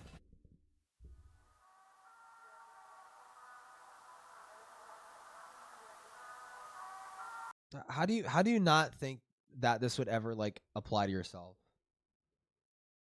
How do you say that and not think that this could easily apply to you yourself? Like, Oh, hi, Donnie. What a coincidence. This is when Donnie agrees that Michael needs a confrontation and double downs on the phone claim here. It's something that can happen, but not something that will inherently happen. Well, I mean, to be fair, Musha didn't give him that ultimatum. The fact that Hippie fucking disagrees says something, Yoon, but you're wrong anyways. Musha did give Michael an ultimatum. What do you think this entire Twitter thread he made meant? did you not give Michael an ultimatum? Or the I and every one of us implore you, break up before she does lasting damage. And the Silver, for your own good, please break up. But that's not an ultimatum. That's not what an ultimatum is. Them saying, hey, you need to break up with your girlfriend because she's going to fucking drag you down to the fucking fieriest pits of hell, okay? And burn you alive with her, okay? That's not an ultimatum. Don't worry, I'm sure Yoon will gaslight their way out of this. What? He said it to us, not him. What? Ah. I agree, publicly going, it's either us or toxic waste probably wouldn't be good optics. Oh, so I'm toxic waste now, huh? Yep. So is this my version of the waste of sperm comment? But Musha's thread is very much a bleeding heart plea to Silver in the hopes that he comes to his senses, which, pessimistically, I feel like it's far past the point of return. I think you mean the point of no return. Break up with her or we're done. Yeah, exactly. That's a bleeding heart to you? I don't know about you, but I read that thread more as a lack of heart. From calling me stupid for falling for abuse again, acting as if Musha knows what I went through in my previous relationship, when he damn well doesn't, and knew that, to just demanding I break up with Deed, all of this before ever deciding he should speak to me about it privately. Shut the fuck up, Yoon. You're a shit person, a shit friend, and you're incapable of noticing someone being in pain when they're apologizing nonstop to you in the fucking face. The crazy thing is, this isn't the worst thing Musha has done. No. Similar to Rachel, Musha crafted a document known as the MTC response document. And this was made for the sole purpose to cause pain. It was made simply for it to hurt and cause literal mental and physical damage towards Deed. Prepare yourselves, because if this was an iceberg, then we'd be at the Marianas Trenches. Oh my god, Jesus Christ, you need it. This is like my fucking neighbor at fucking 3 a.m. in the morning using his fucking angle grinder, fucking to shear off some metal. Like, oh my god, bro. This right here is a sneak peek at the murky waters that is this document. We're not going to beat around the bush nor make many quirky remarks. This is where it gets dark and serious because the thing Musha said are vile. Now it gets dark and serious after the rape and rape and rape and other rapes. Now it gets serious again. Done reprehensible damage to my partner that I refuse to ever forgive him for. The Twitter thread he made is a laughable joke compared to this Google doc. The grooming of children? Nah, this shit's tough. What we about to go through is tough, nigga. All right, let's see it. Let's begin. I heard secondhand that one issue the person this thread was on had with the Rachel doc was how long it took to come out. While there were perfectly valid reasons for that, that's not important to this thread. Then why bring it up? It's almost like your intention was to hint to people that Deed was involved in the Rachel document, to which, in the Rachel document, you yourself persuaded people to look at your Twitter account. Why bring it up? It's almost like your intention was to hint to people that Deed was involved in the Rachel document, to which... Deed's what? Oh, the intent to hint? Well, people... he did not name her at all. And people already had guessed that it was Deed. Okay? Is it bad? What he did, was it bad, like, OPSEC or some shit? Like, sure. Like, was it easy? Did he make it easy to be found out? Sure. That doesn't mean that he violated, Deed's anonymity, right? Her anonymity was already discovered before it was explicitly named. You yourself persuaded people to look at your Twitter account. So yes, that was your exact intention. Let's say, for the sake of argument, go with the assumption that it took as long as it did to come out solely because I was lazy or incompetent or whatever. Incompetent is correct, but let's also add malicious to that. That my own personal life and the fear that others had about coming forward aren't factors in any way. They weren't. And instead I hypothetically neglected to come forward sooner, and that's bad because I shouldn't need to wait for more damage to be done before coming forward about an awful person being an awful person. Yes! Wait. Neglected to come forward sooner, and that's bad because I shouldn't need to wait for more damage to be done before coming forward about an awful person being an awful person. Yes! Yes! Oh my god, you're more blind than an eyeless shrimp. On God! Is that him admitting it? Hold on. Person. No, I mean, no, yeah, this is fucking stupid. You if you have what you have now, release it now. Why would you need to wait for another person? Yeah. Yes! Yes! Oh my god, you're more blind than an eyeless shrimp. On God! Let's make the same assumptions that Asa Liari did about the Change the Channel movement and grasp at straws to blame everyone, including the victims, for the actions of a few awful people. Let's go with that assumption. What? Yeah, let's bring up a completely different situation involving workplace negligence, harassment, and covering up a literal pedophile, and compare me to someone who... I don't even know who the fuck you're talking about. With all that in mind, I guess you could consider what I'm about to say a form of penance for this hypothetical neglect. I'm past the point of caring what this person will do in response, because I know the damage has been done because of her, so I'm basically taking her advice and turning it against her. You didn't even take my advice! You don't get to do shit! You obviously did care, Musha. It's why you went on to make several public outbursts about Deed on Twitter. She blocked me and several other people out of the blue anyway, so either she rectifies this and confronts me like an actual adult, or ignores this thread and carries on hurting people. Either way, this ain't on me. Musha, this is on you. You're the one who made this public. You can't just feign accountability for making a public statement involving serious allegations on me. I know you probably realize you fucked up with the Rachel document, but if that's the case, buddy, read the fucking room and maybe don't publicly accuse someone of heinous shit. Regardless of how I respond, that is 100% on you. The person my thread was referring to is Deed, better known as ex-commentator Madison the Cat. I ended up tweeting about it out after being made aware of the update video she did last year where she tries to explain her reasons for leaving the CC. It'd be one thing if she simply left because she didn't enjoy contributing. That's not something I'll ever get on people for doing. It happens. People lose interest, their hobbies change. That's normal. And yet I've noticed there were some people who had issues in the Cloud Palace with me leaving commentaries because I didn't enjoy it. How interesting. But when it went from sympathetic to plain horrific, when she derailed the video for the sake of spouting hostile Palace with me. Also, looking back, I remember when Silver said he didn't like his commentaries because he was too harsh and making fun of who I was commenting on. And part of me feels like Deed could have been the influence as to why Silver viewed every single commentary in such a negative light. They're not having a problem with you leaving. They're pointing out that it seems like Deed is like forcing you to do that. And you know what I caught? I caught something so fucking interesting. You know, because sometimes I like to rewatch my streams back, you know, in case I miss something. Bro, look at this. This is at the start. This is at the start of the fucking of their first video. Listen, okay? You're not doing this anymore. Remember? We talked about this. You're not doing this anymore. Remember, we talked about this.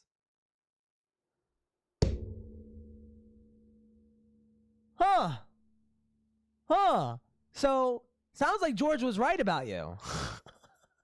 Sounds like you told Deed to stop doing commentaries because it triggers her. I didn't even notice that. I did not even catch that, dude. What a fucking Freudian slip. Holy shit. Me leaving commentaries because I didn't enjoy it. How interesting. But when it went from sympathetic to plain horrific, when she derailed the video for the sake of spouting hostile rhetoric and serious accusations of immoral and illegal behavior, while being too cowardly to say what the behavior even was, or who was even guilty, even wrapping up in a Yorm-esque sense of juvenile guilt by association. Mark it down, folks. We have 3 for 3 on comparing me to Jorm now, an abuser and rumor defender. I made it about 8 or 9 minutes into Dee's video before shutting off in disgust for that very reason. But that's not what the video is about. Why was she this vague? And then why bother bringing it up? All you ultimately accomplish is gaslighting people you left behind, while, as mentioned in my earlier thread, unintentionally giving ammunition to bad actors so they can blindly speculate and then assume the worst about unrelated or worse innocent people. Says Musha, a person who welcomed George Raccoon back into the community with open arms. You also did that. You also did that. You knew he was a pedophile. You knew what he did. You knew Susie was lying about the victims, and you said fucking nothing. I didn't name drop. Couldn't have been because some of the largest and most prominent people in the SEC would have dogpiled me to the point I leave the internet. No. Why would any of that matter when we're talking about a fucking pedophile entering a community full of children?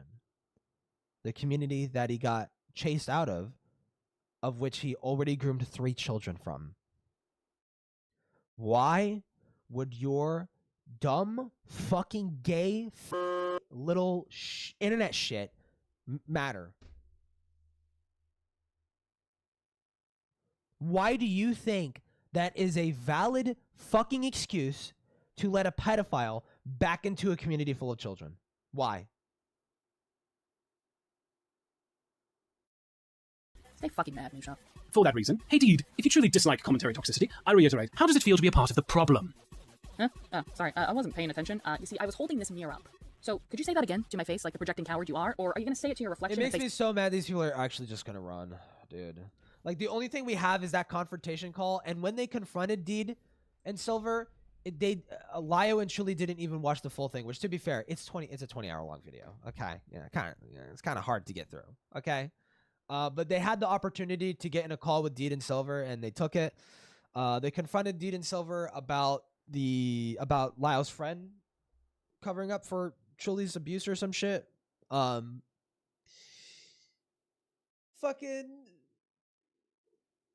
I think there was like other things too that were mentioned, but they got away with so much shit because this video is just fucking atrocious. Music. The choice is yours. I should have figured out that Deed was trouble around the time she tried to take her unhinged crusade against the word cult, to the extent of contributing to the mountains of bad faith harassment against Marsgo, and then doubling down. This is going to incite another fucking tangent about cult. When basically everyone who saw Deed's banshee-like shrieking didn't take her seriously. Oh, the shock! Who could have seen that coming? I will repeat. How does someone with less than 100 followers end up harassing someone with thousands of followers from just one tweet? I was sent death threats, but I know you're in the camp of deserved, Musha. But now that I've been made aware of how Okay, thank fucking God she didn't. badly she's treated several of my friends and colleagues, right down to pressuring people out of their own professionally suggested coping methods, or yelling at them for wanting to be privately transparent about their trauma triggers. Never did such a thing. If you haven't caught on, Musha is taking the allegations that Donnie made within the Cloud Palace thread to paint me as an abuser. In a way, these allegations got out and nobody stopped him. Not Donnie, not Scarlet. No one stopped him from doing this. They are complicit in this. Yet screaming in vain at the rest of the public internet to take her own trauma triggers seriously, while expecting randos to know where she's coming from, and pressuring those close to her of being friends with people she personally didn't like, and quietly cutting off those who didn't march in lockstep with her. Now, this is why these allegations should have never been made public, because context is missing, exaggerations are being made, and I don't know if you've noticed, but throughout this entire response, we have not shown a single screenshot from the accusers, and that is because... Where are the screenshots between you and Avi? Where's that? Why did you deliberately cut off your responses to him sending images of him cutting himself for your sexual pleasure? Huh? Why is that being left out? Why is there so much fucking content completely raped out of your fucking screenshots? Why? There are no screenshots for these allegations. All there is word of mouth. All there was were the messages in the thread itself, and Musha... Not with Avi. Not with Avi. Not with Avi. You have the DMs. You showed some of the DMs. You selectively clipped some of the fucking DMs. And even from what you showed, completely destroys your entire argument. So it makes me wonder what the fuck else is in there. Did not ask Donnie for proof. He did not ask for screenshots nor clarification on anything. He just took everything that was said within the Cloud Palace thread about me and took it to heart. I think it's also safe to say that this was his mindset when it came to the Rachel document as Why well. shouldn't he do that? Why shouldn't he do that? You have set the standard where people should blindly believe victims, such as yourself, apparently, allegedly. Why shouldn't he believe other victims? Why?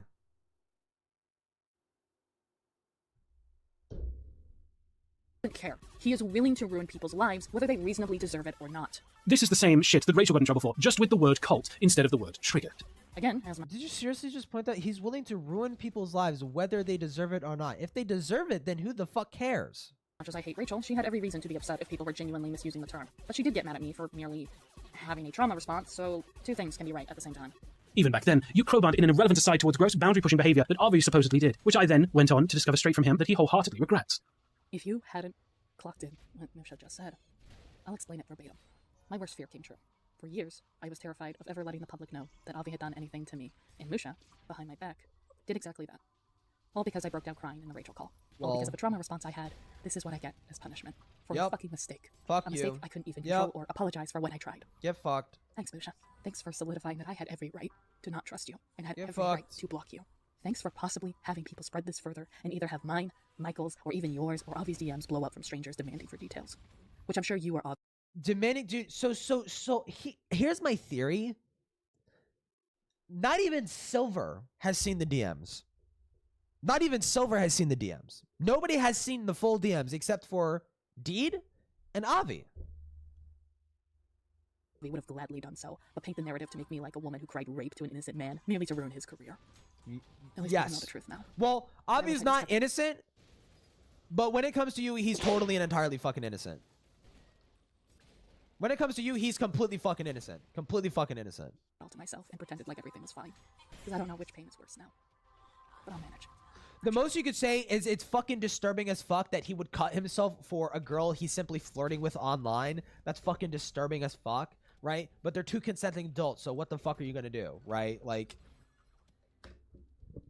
I dealt with your stalking and harassment for years now. What's even more fucked up, though, I would say, is letting Avi do that and not telling him to stop. That's what's more fucked up.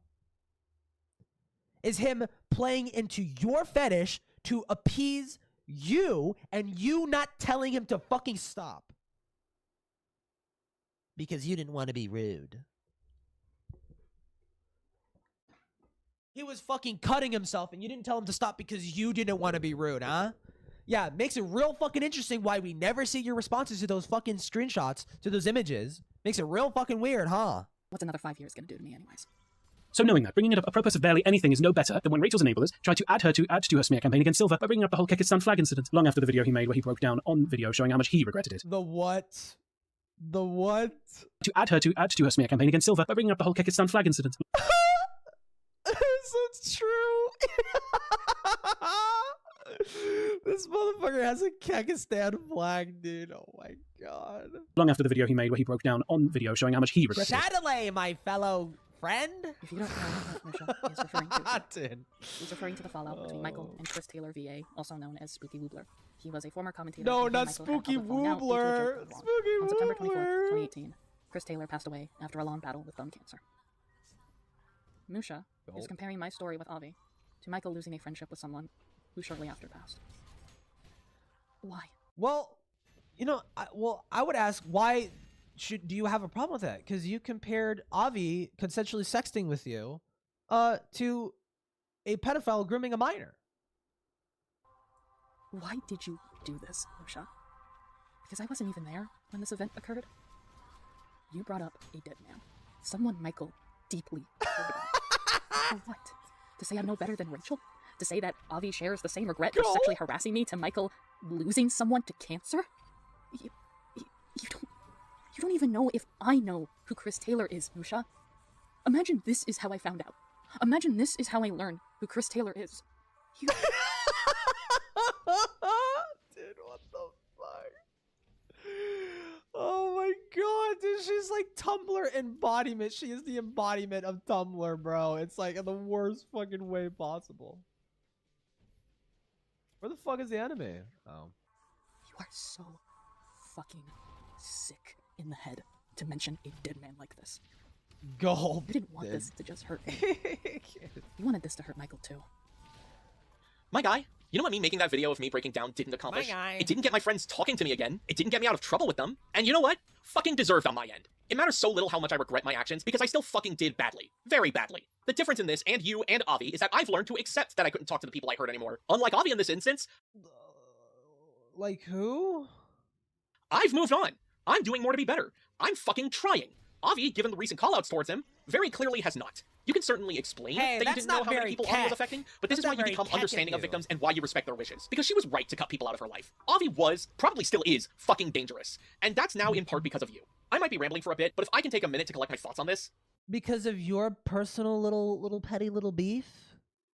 Really? Because the things that he said before Avi got outed as a fucking groomer and a pedophile freak weirdo? Really? Really? It's his fault. It's Musha's fault. Fuck you, Musha. Fuck you, fuck Avi, and fuck the SEC in general for taking Chris Taylor's name and either weaponizing it or covering it in the shame of being associated with the snotfucker. I seem to recall the entire community getting up in arms because of a video about an anime using Chris Taylor as a comparison for another character after Scarlett released her commentary on that mess. But now I see it wasn't about respect. It was about ownership. I'm going to make this so easy for you to understand that if you don't at this point, you're trying not to. Chris Taylor is dead. Chris Taylor died very young because he had cancer. Chris Taylor was someone I was damn close to given we dated. And he was close to so many people that even just for their sakes, you leave his goddamn name out of shit like this. This does not involve him. This does not involve what happened between me and him. And on God, on fucking God, if I catch you saying his name again for some bullshit comparison like you seem to live by, I promise you, no ocean is going to be wide enough to keep me from putting you into the ground with my two fucking hands. You don't know. Dude, he's gonna reach out of the computer screen like Sonic.exe and kill him. None of you knew him. Stop treating his corpse like a fucking trophy. All of it really does make an attempt at atonement seem meaningless when you're just going to keep holding it against him to further your own vile agenda and control those who get close to you. His atonement means nothing, and Deed is right to treat it as nothing. He can do what he wants, improve, get worse, leave, whatever. The damage is fucking done. If Ray atoned, would that be meaningful? Would it be better to just welcome her back into the community despite being a pedophile? I mean, in your eyes, sure, probably, but God, I hope anyone else who's got more than half of a functioning brain cell might see the issue here. He didn't atone, Musha. He outwardly sexually harassed me again and again after what had happened. He claimed Michael was only dating me for sex, and I was nothing more than a pair of gothic genitals in his eyes. And you knew this, Musha. You were right there in the thread when Avi made those comments.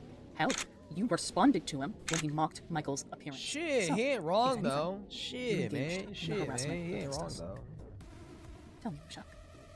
Is that regret? Is that guilt to you? Does the man who led me to struggle coping with my sexual trauma and caused me to struggle with having a healthy relationship with sex had any fucking regret? Avi? Not your rapist, Avi? You're not talking about Avi, no way. To struggle coping with my sex guilt to you. Is that regret? Is that guilt to you? Does the man who led me to struggle coping with my sexual trauma and caused me to struggle with having a healthy relationship with sex had any fucking regret? You were not raped. You were not raped. Objectively, you were not. I cannot believe Avi is the one who did that, not your fucking little rapist. There's no way. There's no fucking way. This shit was worse than you getting raped as a kid. There's no way. There's no fucking way, man. Dude. No, you were not. You're lying. You're lying about being raped. There's no fucking way. What happened between you and Avi was worse than you getting fucking... Dude, no. For what he did. You fake cry. Are blinded to defending sex pests. You don't even realize what Avi's participation was in that damn thread. Or maybe you just didn't fucking care. After all, you unpersoned me. So why would you care if someone saw me nothing more than a sex object to be toyed with? And the worst part of it all is, you knew. You knew how my ex treated me. I told you in detail. No, she's straight up talking about Avi. Oh my god, because now she's bringing up her ex. Which, I mean, there's also other Most of this is just TMI. Why do we know this? Why do we know? Well, because she needs to make us know. Like that was her justification for making this video. Apparently, is that now it's time for us to know. We need to know. Okay, now it's time. That's why. What my ex had done to me, and yet here you I don't know how or why, Avi but it's time. Same exact. It's time for you to know. Seeing me for You my need to genitals know. and nothing more. I wish I never spoke to you. You need to know. She is the raped. Just wanted to find a support system and pals who didn't side with a man who sent me unsolicited fetish photos. Is that so wrong to ask for? And I know, I'm almost certainly late to the party when it comes to that stink piece, update video. But I'm past the point of caring. If it wasn't for next GWS Man's video happening a year beforehand, that video would take the cake for the worst commentary community rant since Chambers of My Heart. Gwis never made an SEC rant video. Also, why is this shit being discussed in a document that is supposed to be about serious allegations? Oh.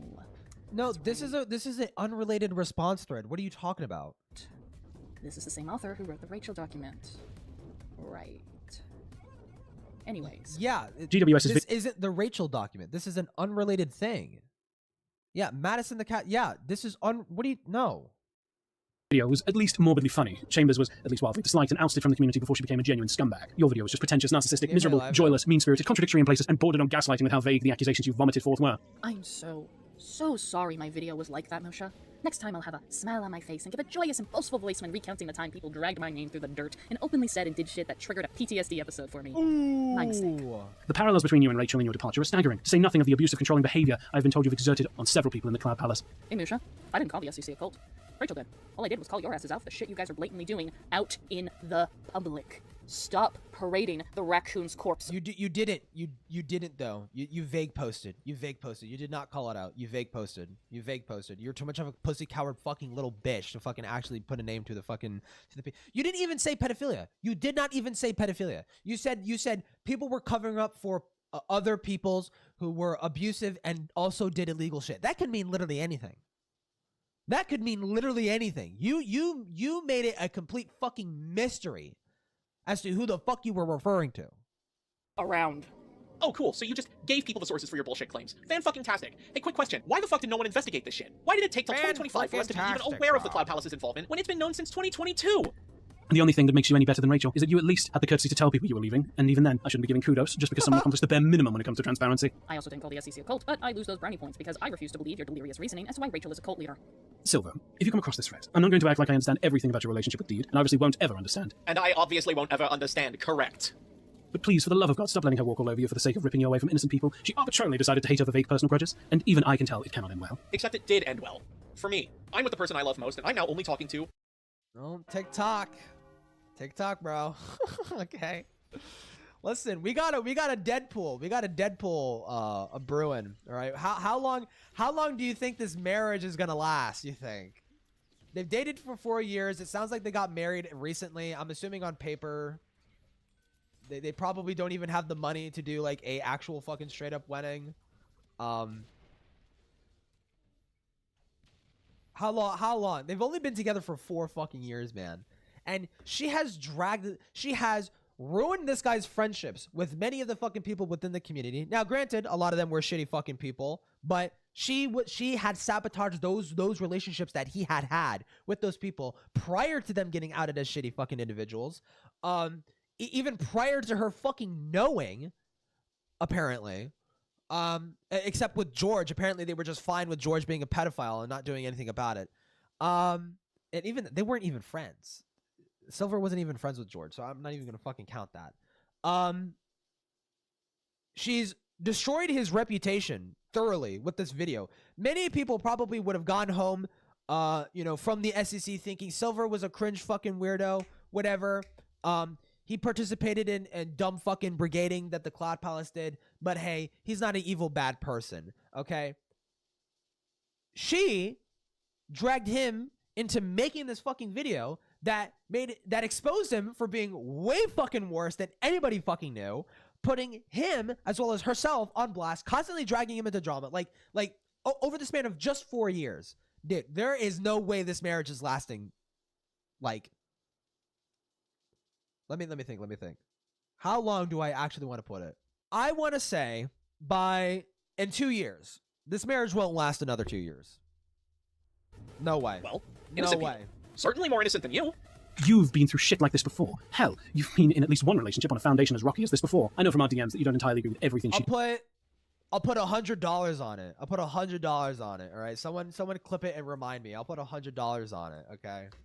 No way this lasts more than 2 years. Does to handle situations like this. But even I'm still beyond unsettled with how many red flags you've still managed to overlook. If there is ever a time to put your foot down, surely a time like now would have been it. First off, shut up. You don't know what my past relationships were like, and you certainly don't know the first fucking thing I went through with the ex that cheated on me. Hell, we never talked about it privately. You just know what I went through given what I was willing to put out there publicly, which given this whole situation, makes me regret speaking about it more and more. Second, you don't know what I talk to Deed about. If I have a problem with something she does, I tell her, and it's our business because that's how relationships work. I talk to her about the Cloud Palace. Unless it's with Avi, you kept that secret from her.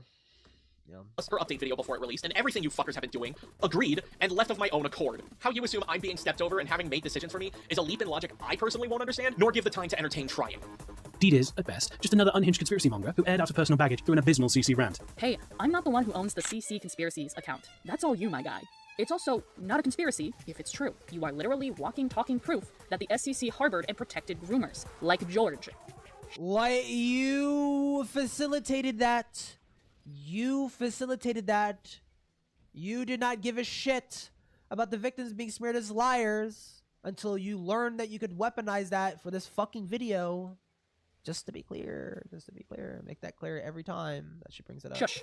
At worst, she's a self-centered, sociopathic ghoul, showing the warning signs of becoming the next potential Rachel Mills, with the only differences being a bare minimum in informing her audience of her departure, the specific words she decided to police in vain of considering context, intent, or demonstrable harm, and not ever reaching the same peak of public influence that Rachel did. I'm not going to argue with the cult shit anymore. Be an insensitive cunt. I don't care. You already are in many other regards, but Rachel is also a rapist, grooming, pedophile, and I have an inkling of a feeling Musha believes I am too, seeing as how he did an impression of me mocking molestation and implied I should be outed for being a supporter of it too.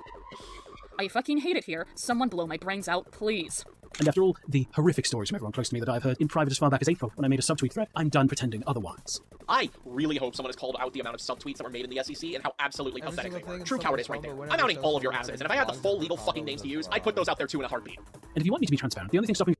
Wait, imagine you're right that Deed insists to know every single thing in Silver's phone, but she won't even show Silver the unedited logs of the convo with Avi? Yup. Think about that, Silver. Someone clip this and send it to Silver. Think about this. Ask yourself, did you see the logs? Did you see the logs? Did you see the whole fucking thing? Did she let you scroll through her DMs with Avi? If she didn't,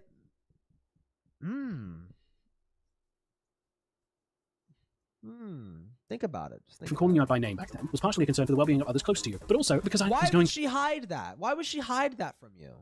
I mean, you know her triggers. You respect her and whatnot. Like, she clearly and obviously could trust you to view her intimate messages with Avi, right? Right? That would happen, right?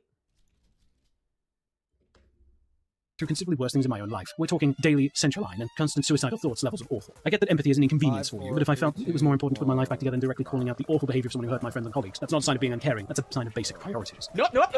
Stop you right there, Musha. This is textbook manipulation right here. Because why the ever-loving fuck are you talking about yourself and using your fucking suicidal thoughts in a document dedicated to Deed that's literally smearing her fucking name? You want to know who became massively suicidal after finding this? Deed. do not, and I repeat, do fucking not think that you can get away with this manipulative ass fucking game. How dare you try to make Deed feel bad for you when you did not care that she had literal breakdowns out in public? When you did not care that she broke down crying in front of you in a Discord call and apologized. Maybe she does it too fucking much, and it's literally like the boy who cried wolf. Like what? Like you do this every other day of the fucking week. Like at some point, it's just, oh, it's Deed being Deed again. For bringing up the Avi ordeal. Do fucking not act like you don't prioritize yourself over other people's well-being, which is why you held off bringing this shit to the public. You literally sat in the thread talking about how you were gonna get food and watch a movie with your family whilst you were writing serious shit. You know what this reminds me of? Is he not allowed to? Yeah, you get back to the computer, slave. Whoosh. Like, what do you think? He's not allowed to have a life outside of like writing a fucking Google Doc? Come on. Dude, what the fuck? Reminds me of your bitch-ass apology to Chuli that you wrote while, funny enough, you were out and about watching a fucking movie. Why? You better have a fucking apologize to Chili, Silver. You better, Deed and Silver. That call better contain a fucking apology to not just Chili, to Rin, to fucking Autumn, to Safi. I don't even know if Leo wants a part of your fucking dumb fuckery. I think Leo just wants to be left the fuck alone and actually live a normal life, and not get dragged into drama. So, unless Leo is asking for it, silently apologize. Feel sorry about it. Exactly did you, for an apology document, spend 2/3 of it doing what I can only describe as a Dennis Miller routine about the SEC? Well, that would be the leaving portion. Is that what you're referring to? I'm referring to that document you wrote that began with an apology to Chuli, and then you spent 2 pages talking about I didn't like the community anymore. Again, with an energy I've jokingly described as a Dennis Miller routine. Do you know who that is, Musha? Fine if you don't, I'll drop it if you don't. Oh, yeah, I know who it is. I know who it is. It's just, okay. I'm just trying to see if you're referring to the same thing that I'm thinking of, which, yeah, no, I do. Fuck, bitch. It's that, yeah. Okay. Like, why didn't you make those separate documents, for example? Pure efficiency at the time. I was when I was contacted about when someone was messaging me in the conversation that had led to me making that document. I wasn't actually at home. Was that Ephraim? And waiting at the movie theater. Not the guy who's talking right now, but the guy's. So if you want a simple answer, it was talking to. It was efficiency. Okay. I also want you first. The way obviously now looking back on it now, the way that it's framed from your perspective, I get why it seems odd, but yeah, timing and efficiency are purely the reasons why. How fucking dare you bring up your own mental health and suicidal ideation when you disregarded all of that when it came to Deed? Don't even fucking try, my guy. It is taking every fiber of my being to not crush your fucking skull in. Well, you're not gonna. Well, the only way you'll crush his skull in is if you fucking sit on him, you fat fuck. But anyways, did he know that she was suicidal? But fortunately, thousands of miles are stopping me, currently, from doing so anyways. Get wasted at a pub and fall into a sewer pipe, you piss rat. You hate the fact that the commentary community harbors those who engage in awful behavior, Deed? Okay, how about you start cleaning up that supposed issue by not tolerating immoral behavior like yours, you pompous, cowardly, parasitic wench. I'm so sorry, oh my god, what the fuck? Fuck you and your manifesto! And there you have it.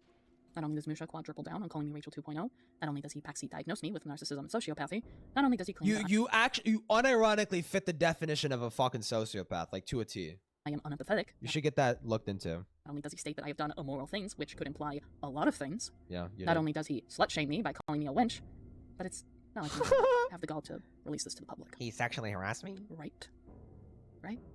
I finally masked off, albeit with the pleading Silver taken out, and the thread updated a little with reference to awful goings on in my own life that stopped me from coming forward sooner, and with a connection to the Rachel doc dialed back even more. So you had 2 masks on, Musha. Also, bullshit on the dialing back, but regardless, if you, my dear viewer, compare the wording of the tweet to the document, yes, Musha publicized this document in a sense. That's not the only thing he publicized. I'm getting distracted by Twitter right now. One thing that I have yet to share, and Musha has done. I've hidden a detail from the Rachel document update, Clubhouse thread made on me, but also here in this document. I refuse to let the voice actor read this, because even if it's not Musha himself, it is still his words. And it should be my voice, my words, who share this. Not him. I will show the paragraphs in this document that I did not show on screen. Musha mocked my childhood trauma, time and time again. Good. But not only that, he outright name-dropped it. You apparently don't think your childhood trauma is that much of a big of a deal, considering you think the Avi stuff is worse.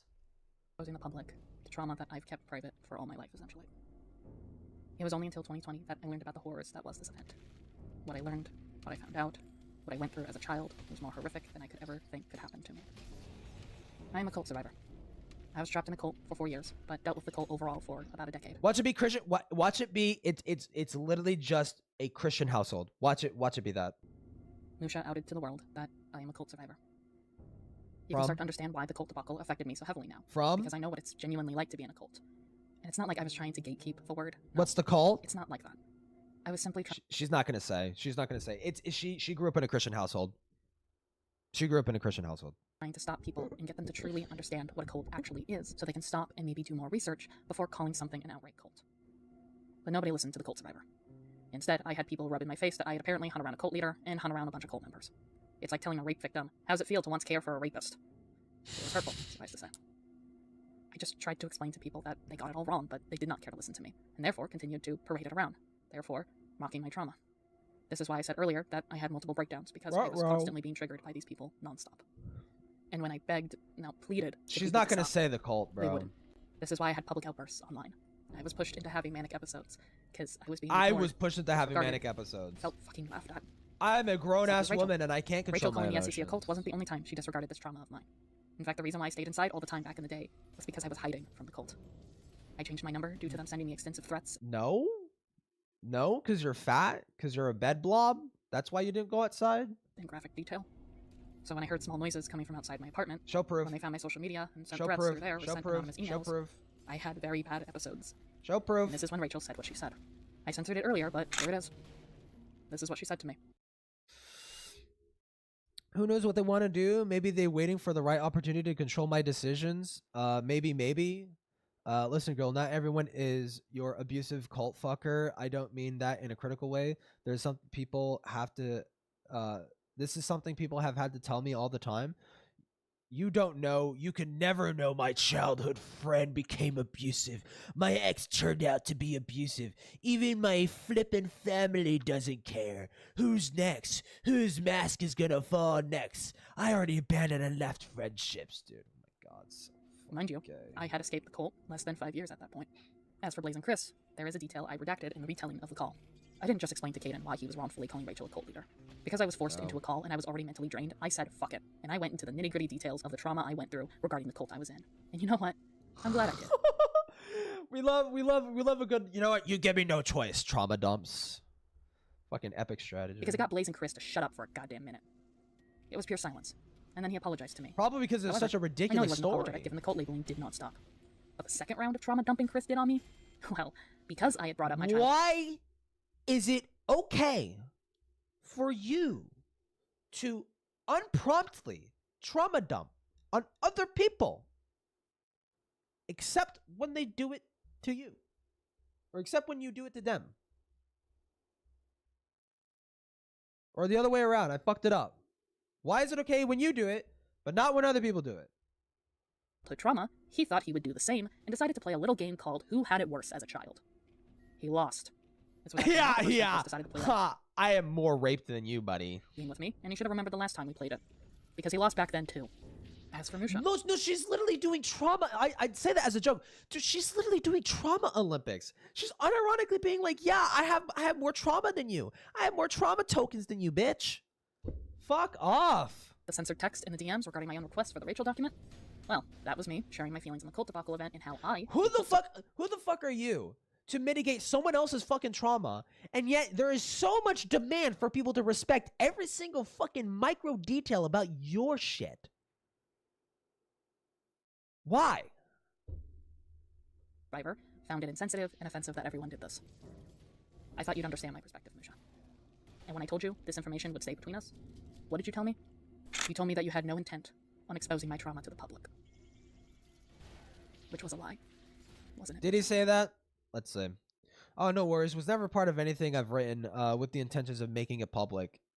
This is in regards to the doc. That was never a part of anything I've written with the intentions of making it public. This is about the doc. Which was a lie, wasn't it, Musha? Technically not. Technically not a lie.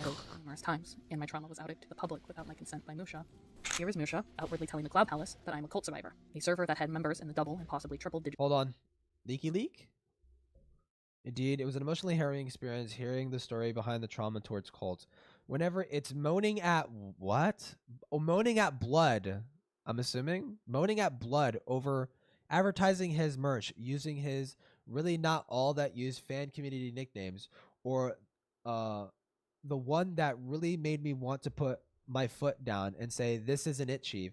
Yelling at Marsgul for using, okay, no, this is him like bitching about her, in casual outsider description of villains from Squid Games. Like, does Deed honestly think she's helping? Does she really think both of things are contributing to the misleading stigma around these kinds of organizations that she was a victim of? Marsgul, especially, like, Christ alive, she had enough to deal with over the past few years.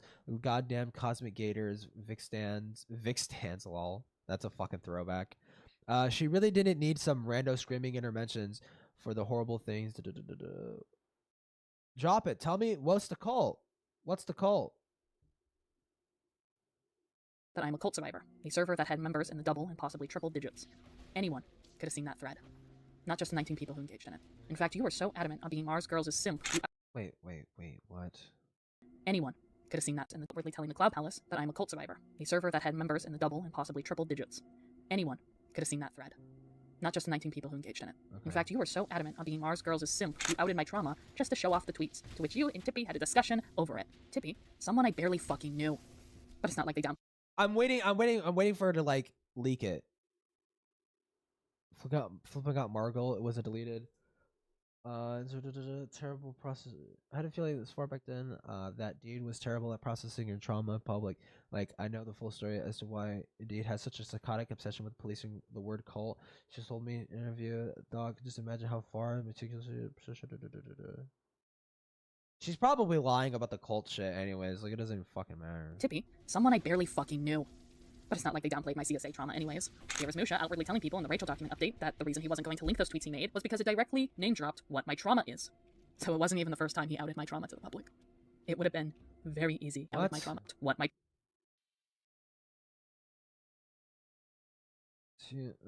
Specific trigger itself is identifying aspect. Okay. Trauma is. So it wasn't even the first time he outed my trauma to the public. It would have been very easy for people to connect the dots, Musha. Not only that. So he didn't tell anybody. They figured it out themselves. It's technically not his fault. You made your fucking story so painfully obvious. What the fuck? Also, that's sick. That's cool. It's a fucking hand. I didn't even notice that. Last fucking line of that damn MTC document. I mean, you know what they say, right? They who fight Jim Jones only end up producing their own knockoff brand of spiked flavor aid in the end. I'll give you this, Musha. You didn't call it Kool-Aid, but you're still a fucking moron. Because what fucking cult am I in? Yours? Rachel's? Your own. Bitch, I was alone. Your own. Crazy I felt bitch. alone Your own and cult. isolated when I was in the cult. And I forced myself into isolation when I escaped it. And I was isolated once again due to finding out my entire social circle was a fucking fraud, alongside moving to an area I had no knowledge of, trying to start fresh in life. Oh my god, you know what it probably is? It's not even Christian shit. It's probably some gay Tumblr LARP. It's probably some dumb fucking Tumblr LARP. Way to spit in the face of someone who nearly took their own life, and then whose life was threatened afterwards. Fall for cults, kids. Getting rid of them just makes more. I guess.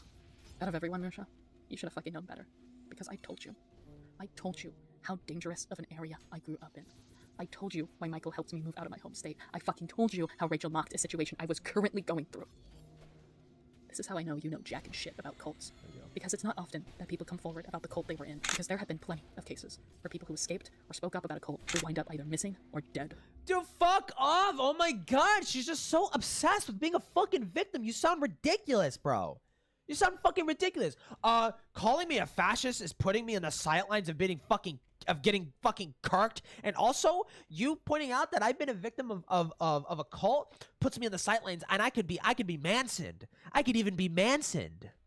Fuck off. If it wasn't for the fact that Michael helped me, you could have put me in a very, very dangerous situation. You put yourself in that situation when you go yapping about your personal fucking cult trauma to someone who's writing a Google Doc with the intent to publish. Retarded dumb fuck. Because you said you kept my anonymity due to my safety. Well, I guess my safety be damned, huh? Butthole. I hope you're smiling, knowing that blood could have been on your hands. Yep. 'Cause if not, all that makes you is a heart. Well, we know you'd be smiling because you're totally into that, you fucking freak. There's no motivation. You are just cruel to be fucking cruel. Machine. I didn't go into the nitty-gritty details about what the cult put me through. I only gave Musha the basics. The basics being the stuff that Rachel knocked me over, but I'm tired. I'm tired of people holding my childhood over me. I am tired of people taking and weaponizing my trauma against me. This ends here. It's my weapon to use. Thank you very much. You did the one thing I feared, and it was someone who barely fucking knew me, nor my upbringing, who did it. Now I have nothing to fear nor lose. This is my life. This is my story, my goddamn childhood. It is nobody but my own to speak on. And only I get to decide who knows my story. He does have it. So let me introduce myself. My name is Deed Pettigrew. I was born a double rainbow baby. My parents told me I was a... You were what? A double rainbow baby? What does that mean? A healthy child born after 2 previous pregnancies or infant losses. Oh my god, you're so special, dude. Lucky child. I didn't feel so lucky given the childhood I had. I was the eldest out of the 3 kids in my family. I am 8 to 9 years apart from my siblings. The reason we have such a large age gap is due to an event that happened when I was 4 years old. My parents were scared of having more kids due to what happened. I wish they had stopped at me, or just never had me at all. Once my siblings could start walking and talking, I started to raise them. My mom loved babies, but hated kids. She snapped at me when my siblings started referring to me as mom instead of her. My parents were the neglectful kind. What? Loved babies, but hated kids. She snapped at me when my siblings started referring to me as mom instead of her. My parents were the neglectful kind. Oh my god, you sound like fucking Courtney Pete. You sound like fucking Courtney Pete. You fucking psycho. You sound like Courtney Pete, bro. The house I was raised in, I tend to describe it as a pigsty. The house was always loud and chaotic. It was almost... You live in a pigsty. It seems like you brought your childhood home back with you. Eerie on the rare occasions that it was quiet. Emotional, verbal, physical, and sexual abuse happened in that house. Both my parents and siblings were physically and verbally abusive towards me. I wasn't allowed to dress myself until high school. Even my dad fought with my mom regarding my clothes, but my mom didn't budge for a long while. I was more of a doll than a child to her anyways. I started school as far back as preschool. I was consistently bullied by other kids, but also staff members such as teachers and even the principal. I still remember in high school, the vice principal chasing after. Dude, it's just every single person in her life has abused and hurt her in some way. Isn't that weird? Isn't that weird? What a fucking weird coincidence. Me down the hallways, and when I hid behind 2 kids, she threatened to expel them if they didn't hand me over like I was some kind of prisoner. My earliest memory I can recall is at 4 years old, where I was in this room playing with dolls and a woman was talking to me. It's all muffled in a blur. It wasn't until my teen years my dad told me it was a therapy session to find out if I had been sexually abused, as my cousin and I were found nude and on top of each other. My cousin is 3 years older than me. What the fuck? Okay. I was exposed to adult material and graphic, gory content as young as 5 years old. It's why when I say Saw is my childhood movie, I unfortunately mean it. I started being sexually abused by other children as young as 7 years old. It was both boys and girls who did this to me. One girl even almost sent me with an older kid to do stuff with. They were too far away to see, but I could tell. I don't believe any of I shut this. the door on her and never spoke to her again after that. I started to experience suicidal thoughts as young as 9 years old. I can't recall when I started self-harming, but yeah, I don't at 9 years old, I fucking knew my dad believe had a gun her. in the closet, but I didn't know how to shoot it. I just knew I wanted to use it on myself like the folks on TV from my mom's favorite programs did. I was raped at 15 years old. This happened at a sleepover at my house, and then again at her place. The second time it happened, she promised to touch me after I finished touching her. I didn't want to, and she never did. And I'm grateful she didn't, because the first time... I'm sorry, what? And then again at her place. The second time it happened, she promised to touch me after Oh, the second time. The second time. Okay, okay. Finished touching her. I didn't want to, and she never did. And I'm grateful she didn't, because the first time she violated me was enough.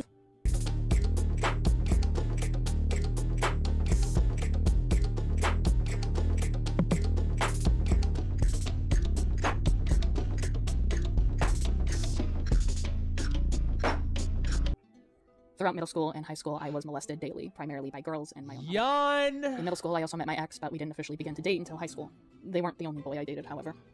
I dated another boy who outright told me he wanted me to be a sex slave, and began groping me daily. I ran back to my ex because at least they groped me privately, or actively hide that they were touching me around others.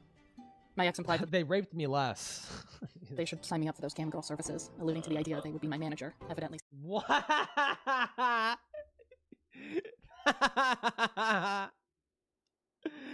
They made you sign up to cam girl services. Wait, so this would have been when you were an adult? Because you need an ID to just do that. What? You're gonna start this cut clean. Yes, yes, yes. Dude, that's what Deed's rapist said. Okay, Deed is the most touched. Okay. They were the $2, dude. Fucking Sex trafficking me. We were 16 years old. When I was involved in the cult, they hated the fact that I had a boyfriend. This eventually led to the cult making false rape accusations towards my ex, and I was the alleged victim. I tried to explain to them that... You accused him of raping, though. What? You said that he was fucking you. He was in a relationship with you just to fuck you, and you felt like that was a violation of your consent, and you did not consent to that. Did he or did he not? What? I wasn't raped by them, but rather I was raped by somebody else. They then proceeded to tell me that it was nothing but a mere experience. So he's not a rapist now? Wrong. Going as far as trying to convince me that I was just a lesbian. They threatened me in my ex's life if I were to ever... Oh, wait. wasn't raped by them, but rather I was raped by somebody else. They then proceeded to tell me that it was nothing but a mere experience gone wrong, going as far as trying to convince me that I was just a lesbian. They threatened me in my ex's life if I were to ever tell the police, school staff members, or any other students the You would think there would be any evidence of any of this. truth, so I was forced to stay silent. This led me to attempting to end my own life. I didn't attend school for the rest of that year. At school, the cult said I attempted suicide due to the rape as they were in contact with me. Honk, sweet, honk, sweet. When my ex and I secretly got into contact, I explained to them what was going on, and I apologized to them over and over and over again. I felt relieved that they believed me and told me they still loved me. I was willing to be with them as I felt so guilty for what had happened that I was willing to allow my reputation to be ruined, because it didn't make sense for a rape victim to be seen and dating her alleged rape. Why would you be okay with having your reputation ruined there and not with outing George, the pedophile?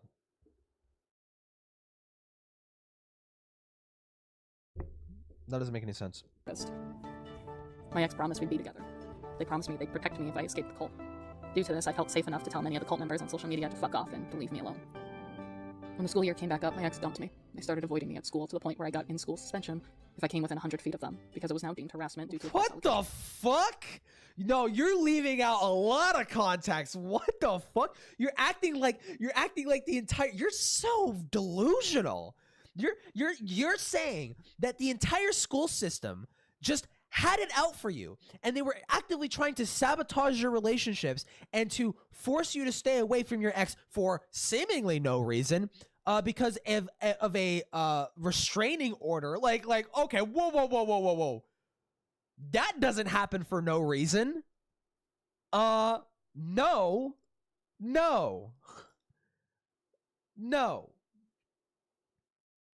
This is bullshit. This is complete made up of bullshit. Because I chose to stand by my ex, the cult then turned around saying that I'd faked everything. And when my ex dumped me, the rumor was that I was a psychotic bitch who just was obsessed. The rumor? Apparently the whole ass school system thought, the official fucking school system thought you were fucking crazy. With my ex. On the first day back at school, I was jumped by the cult and immediately was suspended for several days. What the I can't believe any of this shit. This is so fantastical, bro. Dude, what the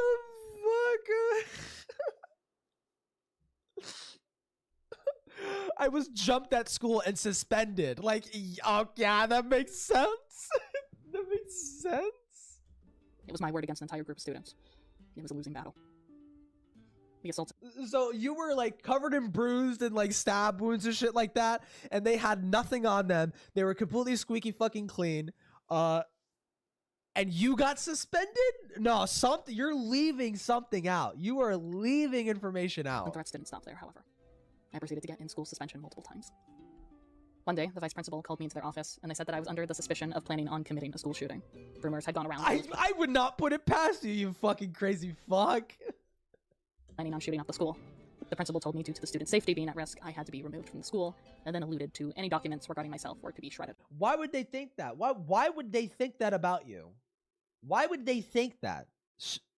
Surely it's not because you said anything that might give them that indication. I only learned years later that that wasn't the reason for my removal. Turns out my parents had a private meeting with the vice principal, who told them that they were removing me from the school. After I was... So they just lied to you? No, dude, this is way too fucking stupid, man. This gets more and more fucking ridiculous. No, this did not happen. Removed from the school, this is when the death threats came in. I started to receive daily text messages of anonymous numbers. This did not happen in the way that you're saying that it did. You're leaving out a lot of fucking details. That I was gone, threatening me to stay silent, and even went as far as detailing how they would assault me and leave me for dead if they ever spotted me out in public. This went on for weeks until my father finally... How does this not set any red flags off in Silver's head? It's like, huh. So every single person that you've ever had any interaction with seemingly not only has something bad to say about you, but these people apparently abuse and hurt you and rape you. Every single one. All of her partners did it, and you don't think for a fucking second that that's gonna come back your fucking way? I hope for your sake, Silver, that you stay in that fucking relationship, because I have a feeling you're not going to be able to handle a false rape allegation. I have a feeling you're not going to be able to handle that. You're incapable of handling that. So, yeah.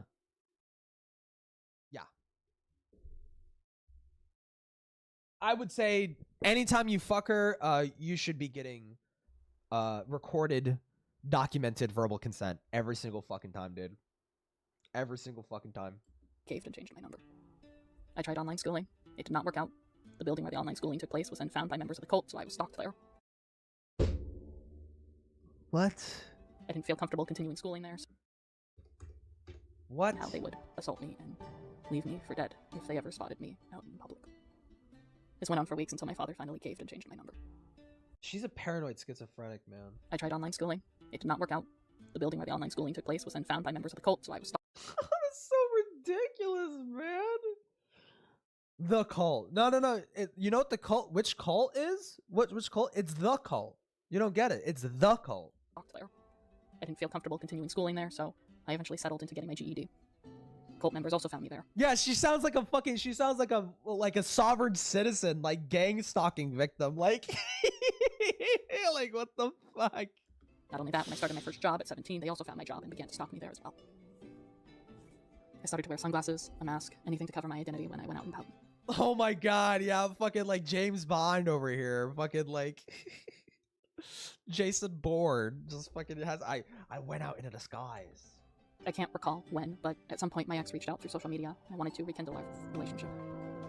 I allowed this because I was led to believe only they could love me, but it was also a way to make up for the horrors that happened at high school. Turns out, however, their life went back to normal the second I was removed from school. Mine didn't. Our relationship once again became on and off, and they only ever spoke to me if it was for sex and nothing else. Friends with, so, and from what you said earlier, you consented to it, you agreed to it. You had said this earlier. You had said this towards the end of the last video. After all, that was their supposed love language. They loved my body and nothing else. This is why it wasn't until my 20s I realized. And you're forgetting to mention they were trans. They were a trans woman. Forgot to mention that part, didn't you? Why are you so like selective about that fucking detail? They were a trans woman. You had a friends with benefits relationship with a trans woman. I thought you were straight, dude. I thought you were straight. That I was raped by my ex. I felt like I owed my ex everything, and to atone for what to atone for that, I let them use me however they wanted. No matter how many times I said no, no matter how many times I cried, no matter how many times I consented or not, they got to do whatever they wanted to me. Because that was my punishment for letting what happened back in high school happen. The second I turned 18, notice how that just notice how it just switches off. No matter how many times I consented or not, they got to do whatever they wanted to me. The second I turned 18. The second I turned 18. Like, bro, oh my god, what a fucking shift. Jesus Christ. She's fake crying. She's being a performative fucking here. I saved up money and moved out of my parents' place months later. I didn't move far, however, because I was still dependent on my parents. Not only that, I wanted to give my sibling a safe place to run away to if they couldn't handle home life. When I started to settle into my new apartment, I started to show signs of paranoia due to the stalking. Now the paranoia signs started? Now they started? Oh my god, bro. Jesus Christ. Threats I received and hypersexual trauma responses that led to risky and dangerous moments, which led to me nearly being groomed by SCC members. What?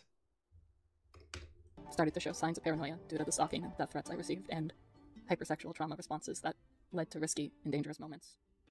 So hypersexuality actually is, oddly enough, not a trauma response, but like that can be conditioned as part of your like sexual trauma.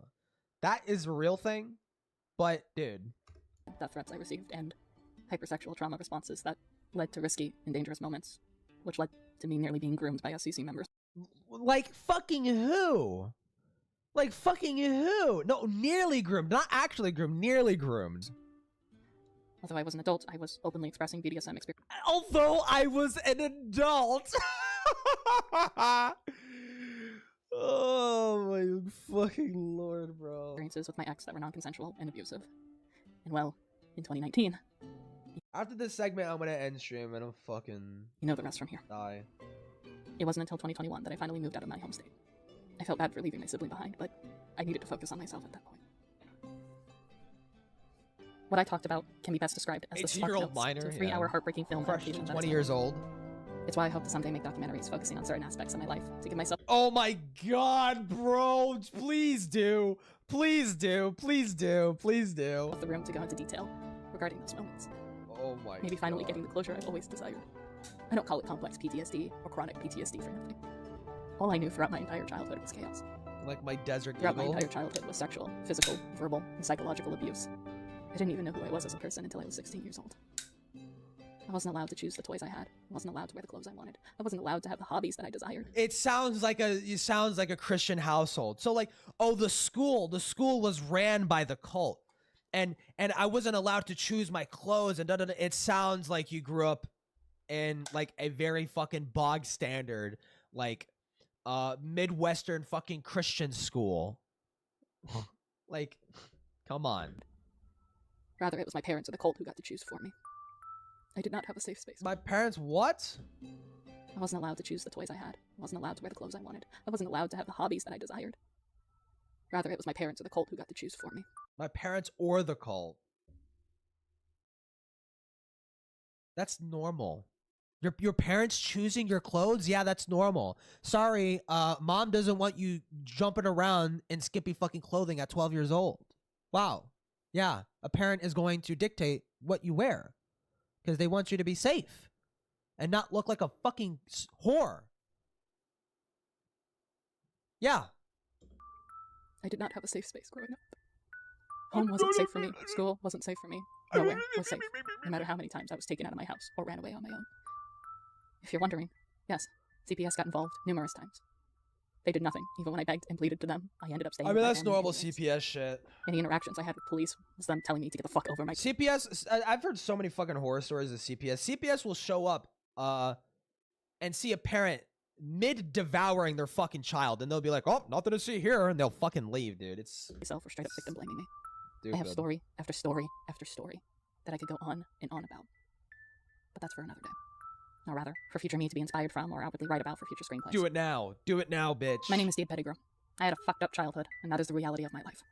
I'm not ashamed, nor embarrassed. Rather, I have come to terms with this reality.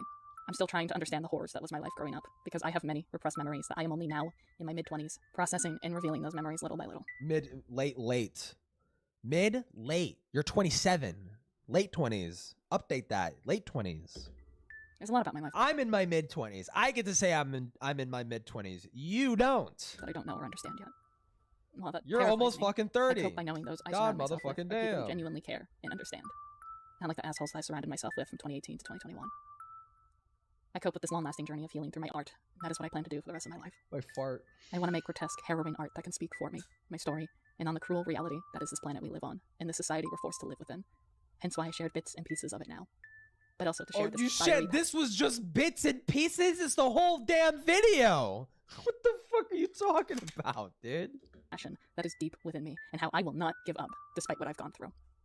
Oh, don't worry, guys. Listen, the video's unlisted. She got berated by a loud convoy. Listen, hey, but the dream is still alive, baby. The dream is still alive, baby.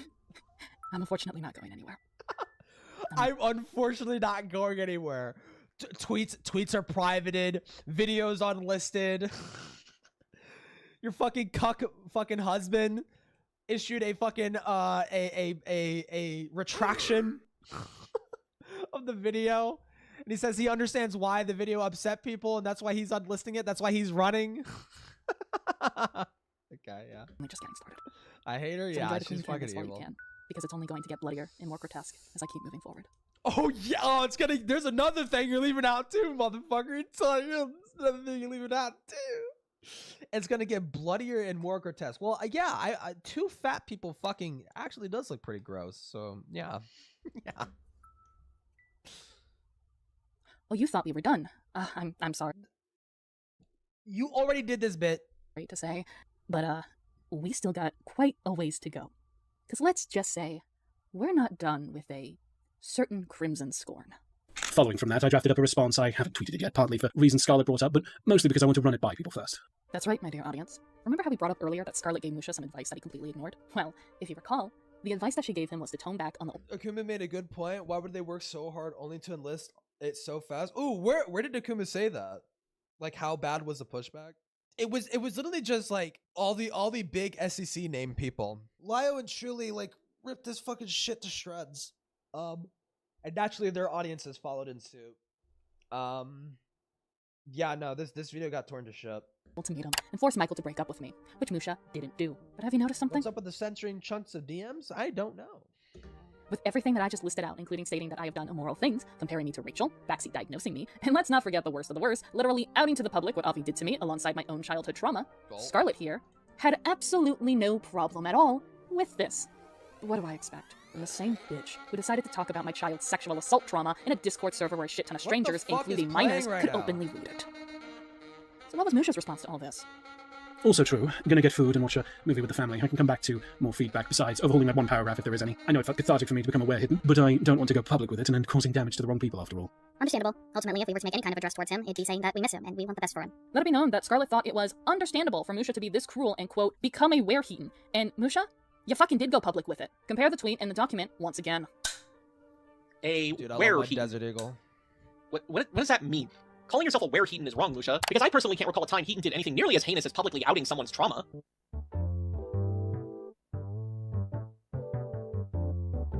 You can cry that your Twitter account is locked and that nobody can see it, but for a time, people could. So is yours.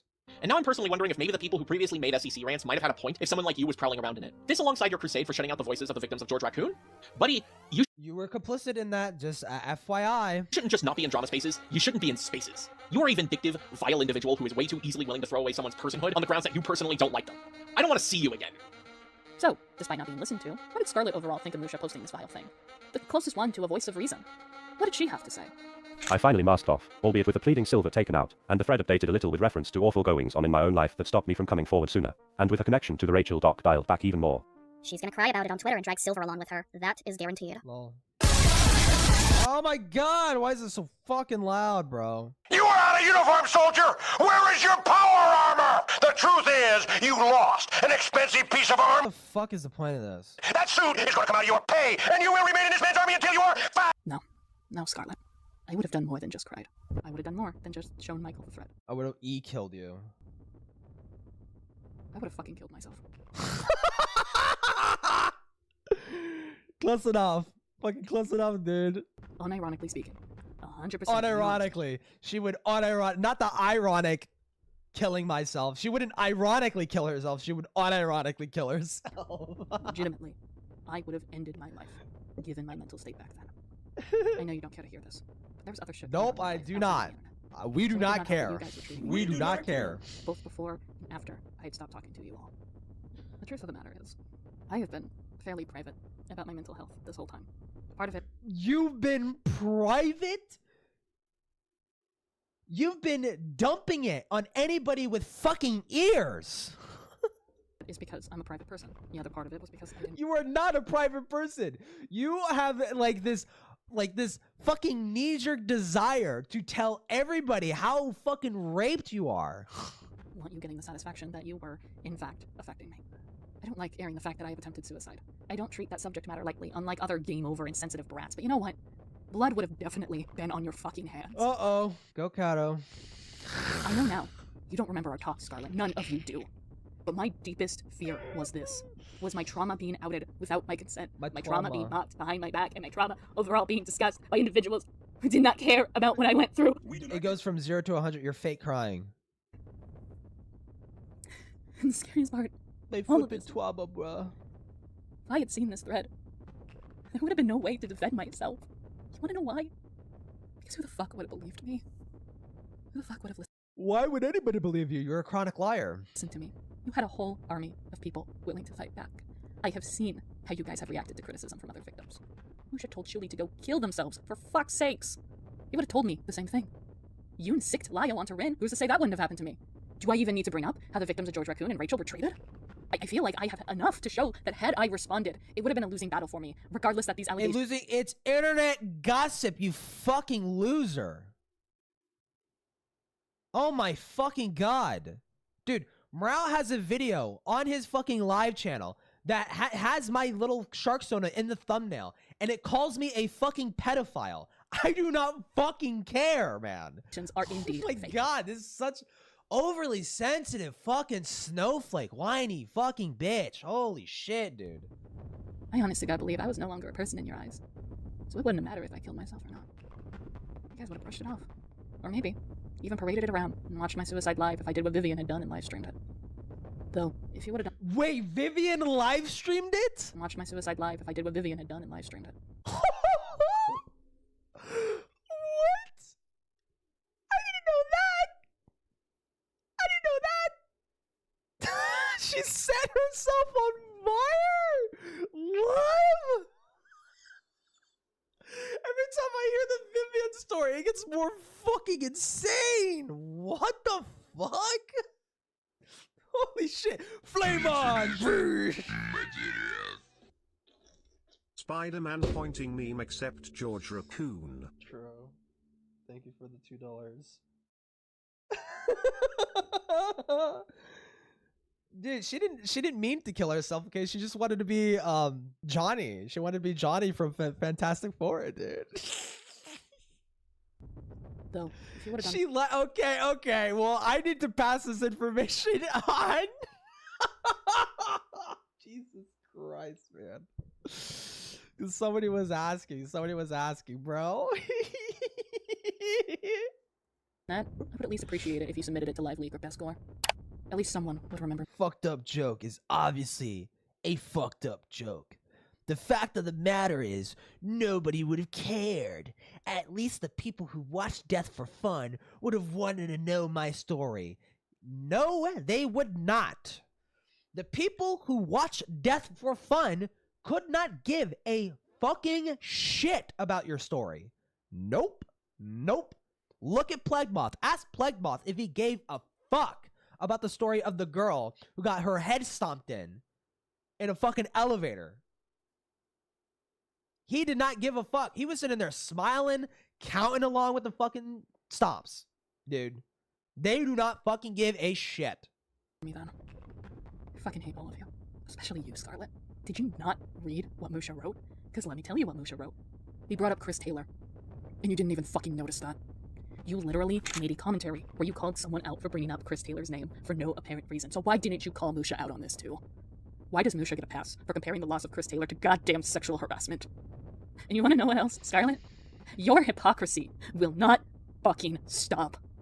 This is you in your video on Bork Productions, where in his video... Not Bork Productions, bro. You're commentated on. He showed a twitlonger that you made public. This was on your public Twitter account. And this is how you responded.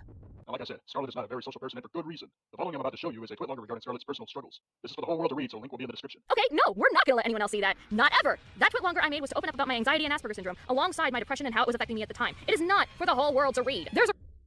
Oh my fucking god, why is the SCC full of people like this, man? Why the fuck is the SCC? If you don't want the whole world to see it, do not fucking post it publicly online. You would, like, not incur that.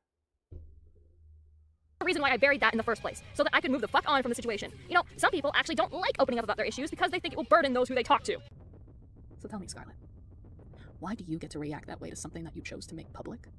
But when Musha outs my trauma, mind you, that involves Musha outs my trauma, psychological, verbal, physical, and sexual abuse. Without my consent, you say nothing. She literally, she's just a covert narcissist. Except, she's going to cry about it. Oh, is that not a fair assumption? Do you so desperately see me as this monster that you have manifested in your mind? That you just cannot see how vile of a fucking person you are for being okay with all this? The gaslighting is crazy. You know, you have something in common with Musha, Scarlet.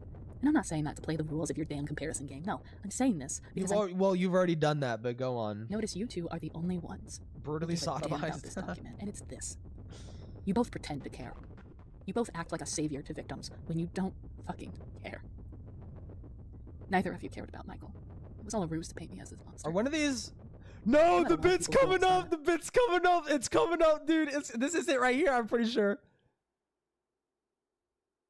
This is it. I'm pretty sure. She's like laying on the bathroom floor. No, this isn't it. Fuck. When does it happen?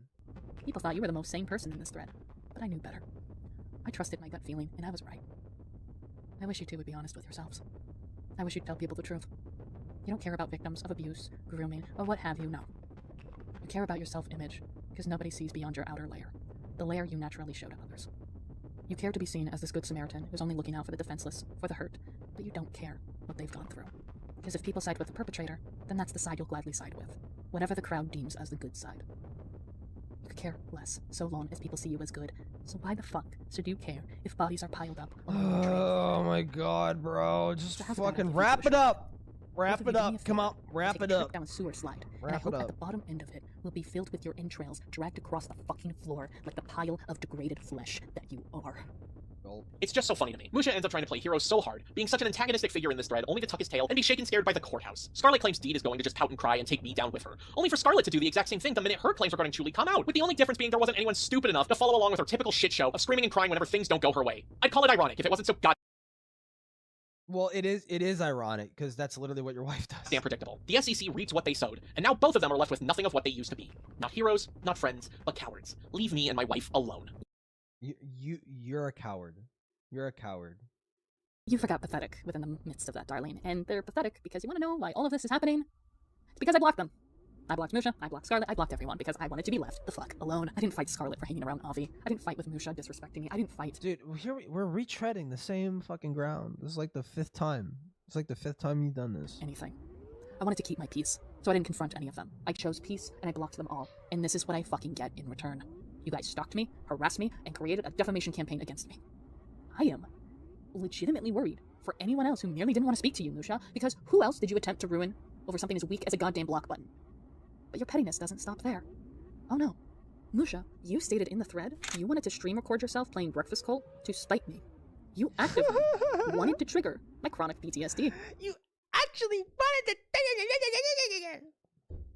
God, dude. If I have to make it any clearer, imagine if this was any other trauma of mine. Imagine Musha stating he wanted to stream record himself playing Rape Play as a means to spite me, a rape survivor. That's illegal. That's illegal. I'm pretty sure this is like an illegal game. Actually, log the fuck off the internet, Musha. I'm dead ass. You are a menace and a danger to victims, because what the actual fuck is this?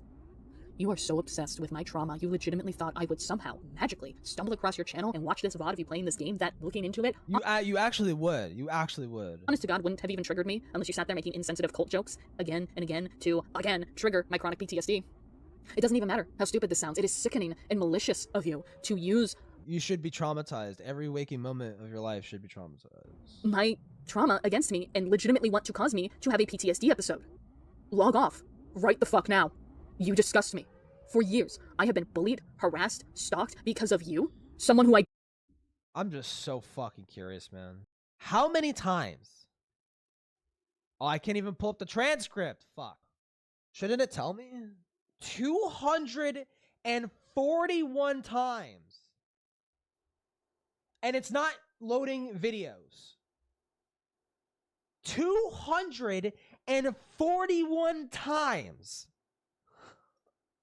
barely fucking know, someone who I should have never trusted, someone who I am deeply fearful of, actually, because if you are willing to out my childhood trauma, if you are willing to cause me to have PTSD-induced nightmares, what other lines are you willing to cross for your sick gain? I titled your segment the way I did because you pretend, Musha. You pretend to be this hero, this savior of some kind, but it's a fucking ruse for your sick gain.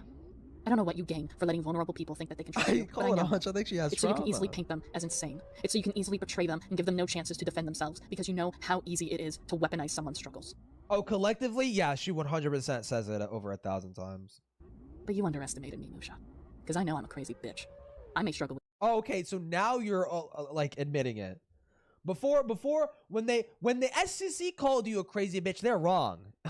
But except this, you know, I am a crazy bitch. I know I'm a crazy bitch. I know I'm fucking crazy. I know I'm insane. But hey, when the SEC says it, hey, no, that's not true. That's not true. With demons, but I know these demons weren't caused by my own hands, unlike yours. No, actually, no, they are. They are caused by you. This is entirely self-inflicted. You let your inner demons roam wild, all because I fucking blocked you. Call it petty. All you want, but I did that. I just wanted to be left the fuck alone. I didn't want to argue. I didn't want confrontation. I just wanted some form of peace and to move on with my life. But I couldn't even get that. On God. None of you fuckers couldn't even leave me alone. You couldn't give me the bare minimum. Just to be clear, nobody said anything past the date of 2022. No one fucking said anything. Nobody said anything. Nobody said anything about Deed past the date of 2022 or 2020. Yeah, 2022. That's when the thread was created. People said their fucking grievances and everyone fucking went home. Never talked about her ever again. And just leave me alone. I just wanted to be left alone. Dude, it's 2026. I don't know how many times I need to fucking say that, but I fully, wholeheartedly believe you wanted this to hurt, Musha. You wouldn't have cared if I had committed suicide. Oh my God, how are we still fucking talking, The only person you care about how are we is still yourself. talking, bro? You do not care for the victims. I just, oh my God. Run the loop-de-loop. Struggling with a severe mental I hope you leave the internet after this is all said and done. Well, the tables have turned. I think I'm deserving of a crash out now. Yes! Don't stop, get a drink, throw up in the kitchen sink. I don't wanna feel. Don't stop, get a drink, throw up in the kitchen sink. I don't wanna feel anything. Okay, Mountain Dew or Monster cannot be that bad. Don't stop, get a drink, throw up in the kitchen sink. I don't wanna feel anything. Ask me how I'm feeling, it's like I'm tongue tied. Wish that Oh my God, bro! Get some bleach or Lysol or something, dude. Get rid of. Oh my God, you live in a fucking shithole. Holy fuck, man. I could let it out, but you know me. I'll keep it inside. Is that shit? I'm not living for the moment. I'm just living for the minutes. It takes a good day as any to try and push past my limits. Oh my God, what the fuck? I'm a cook, baby, fried. What the fuck?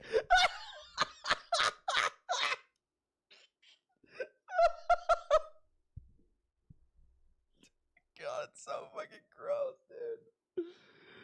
Living house from RE7, yeah.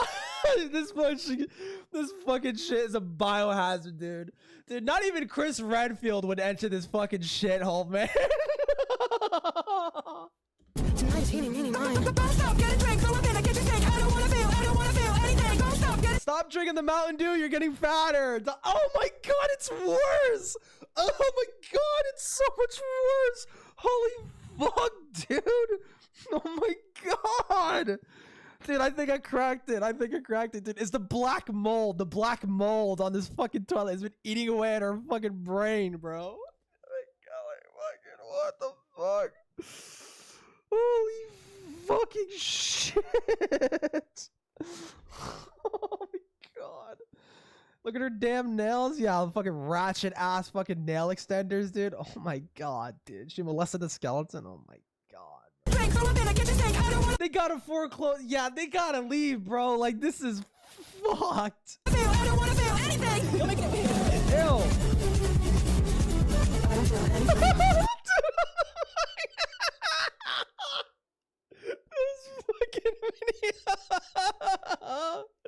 This fucking video, man, is the funniest shit in the world.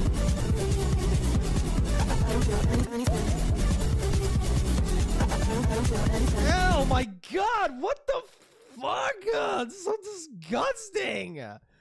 Oh my God. Yeah, just remember Silver married all this. Oh my Lord, dude.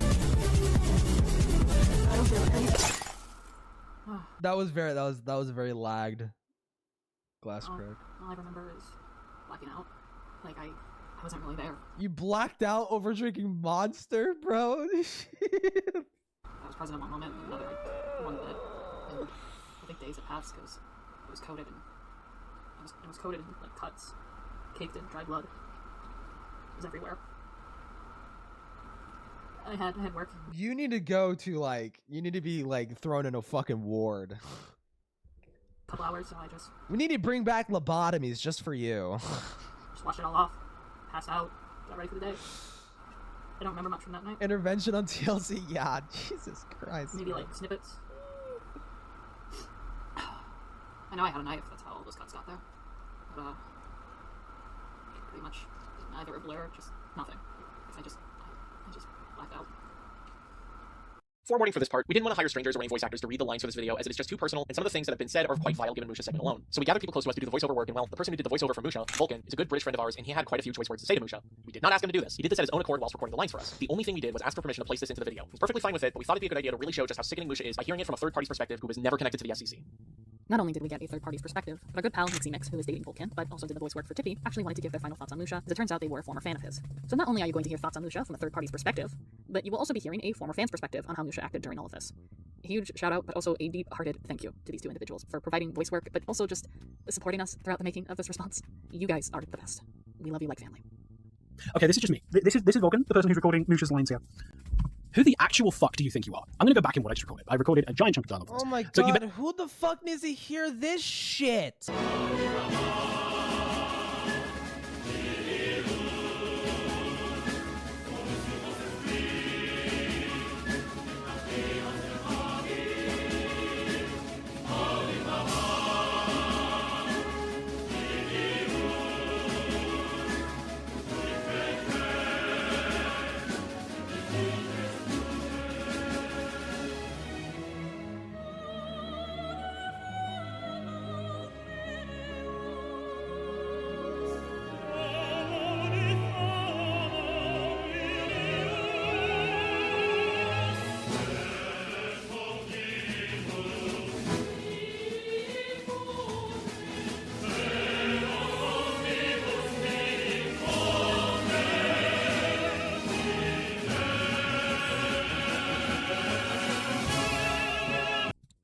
I'm sure you thought with how long we have talked about Musha and the fact he was the man who brought these allegations to the public, he'd be the sole mastermind behind all this.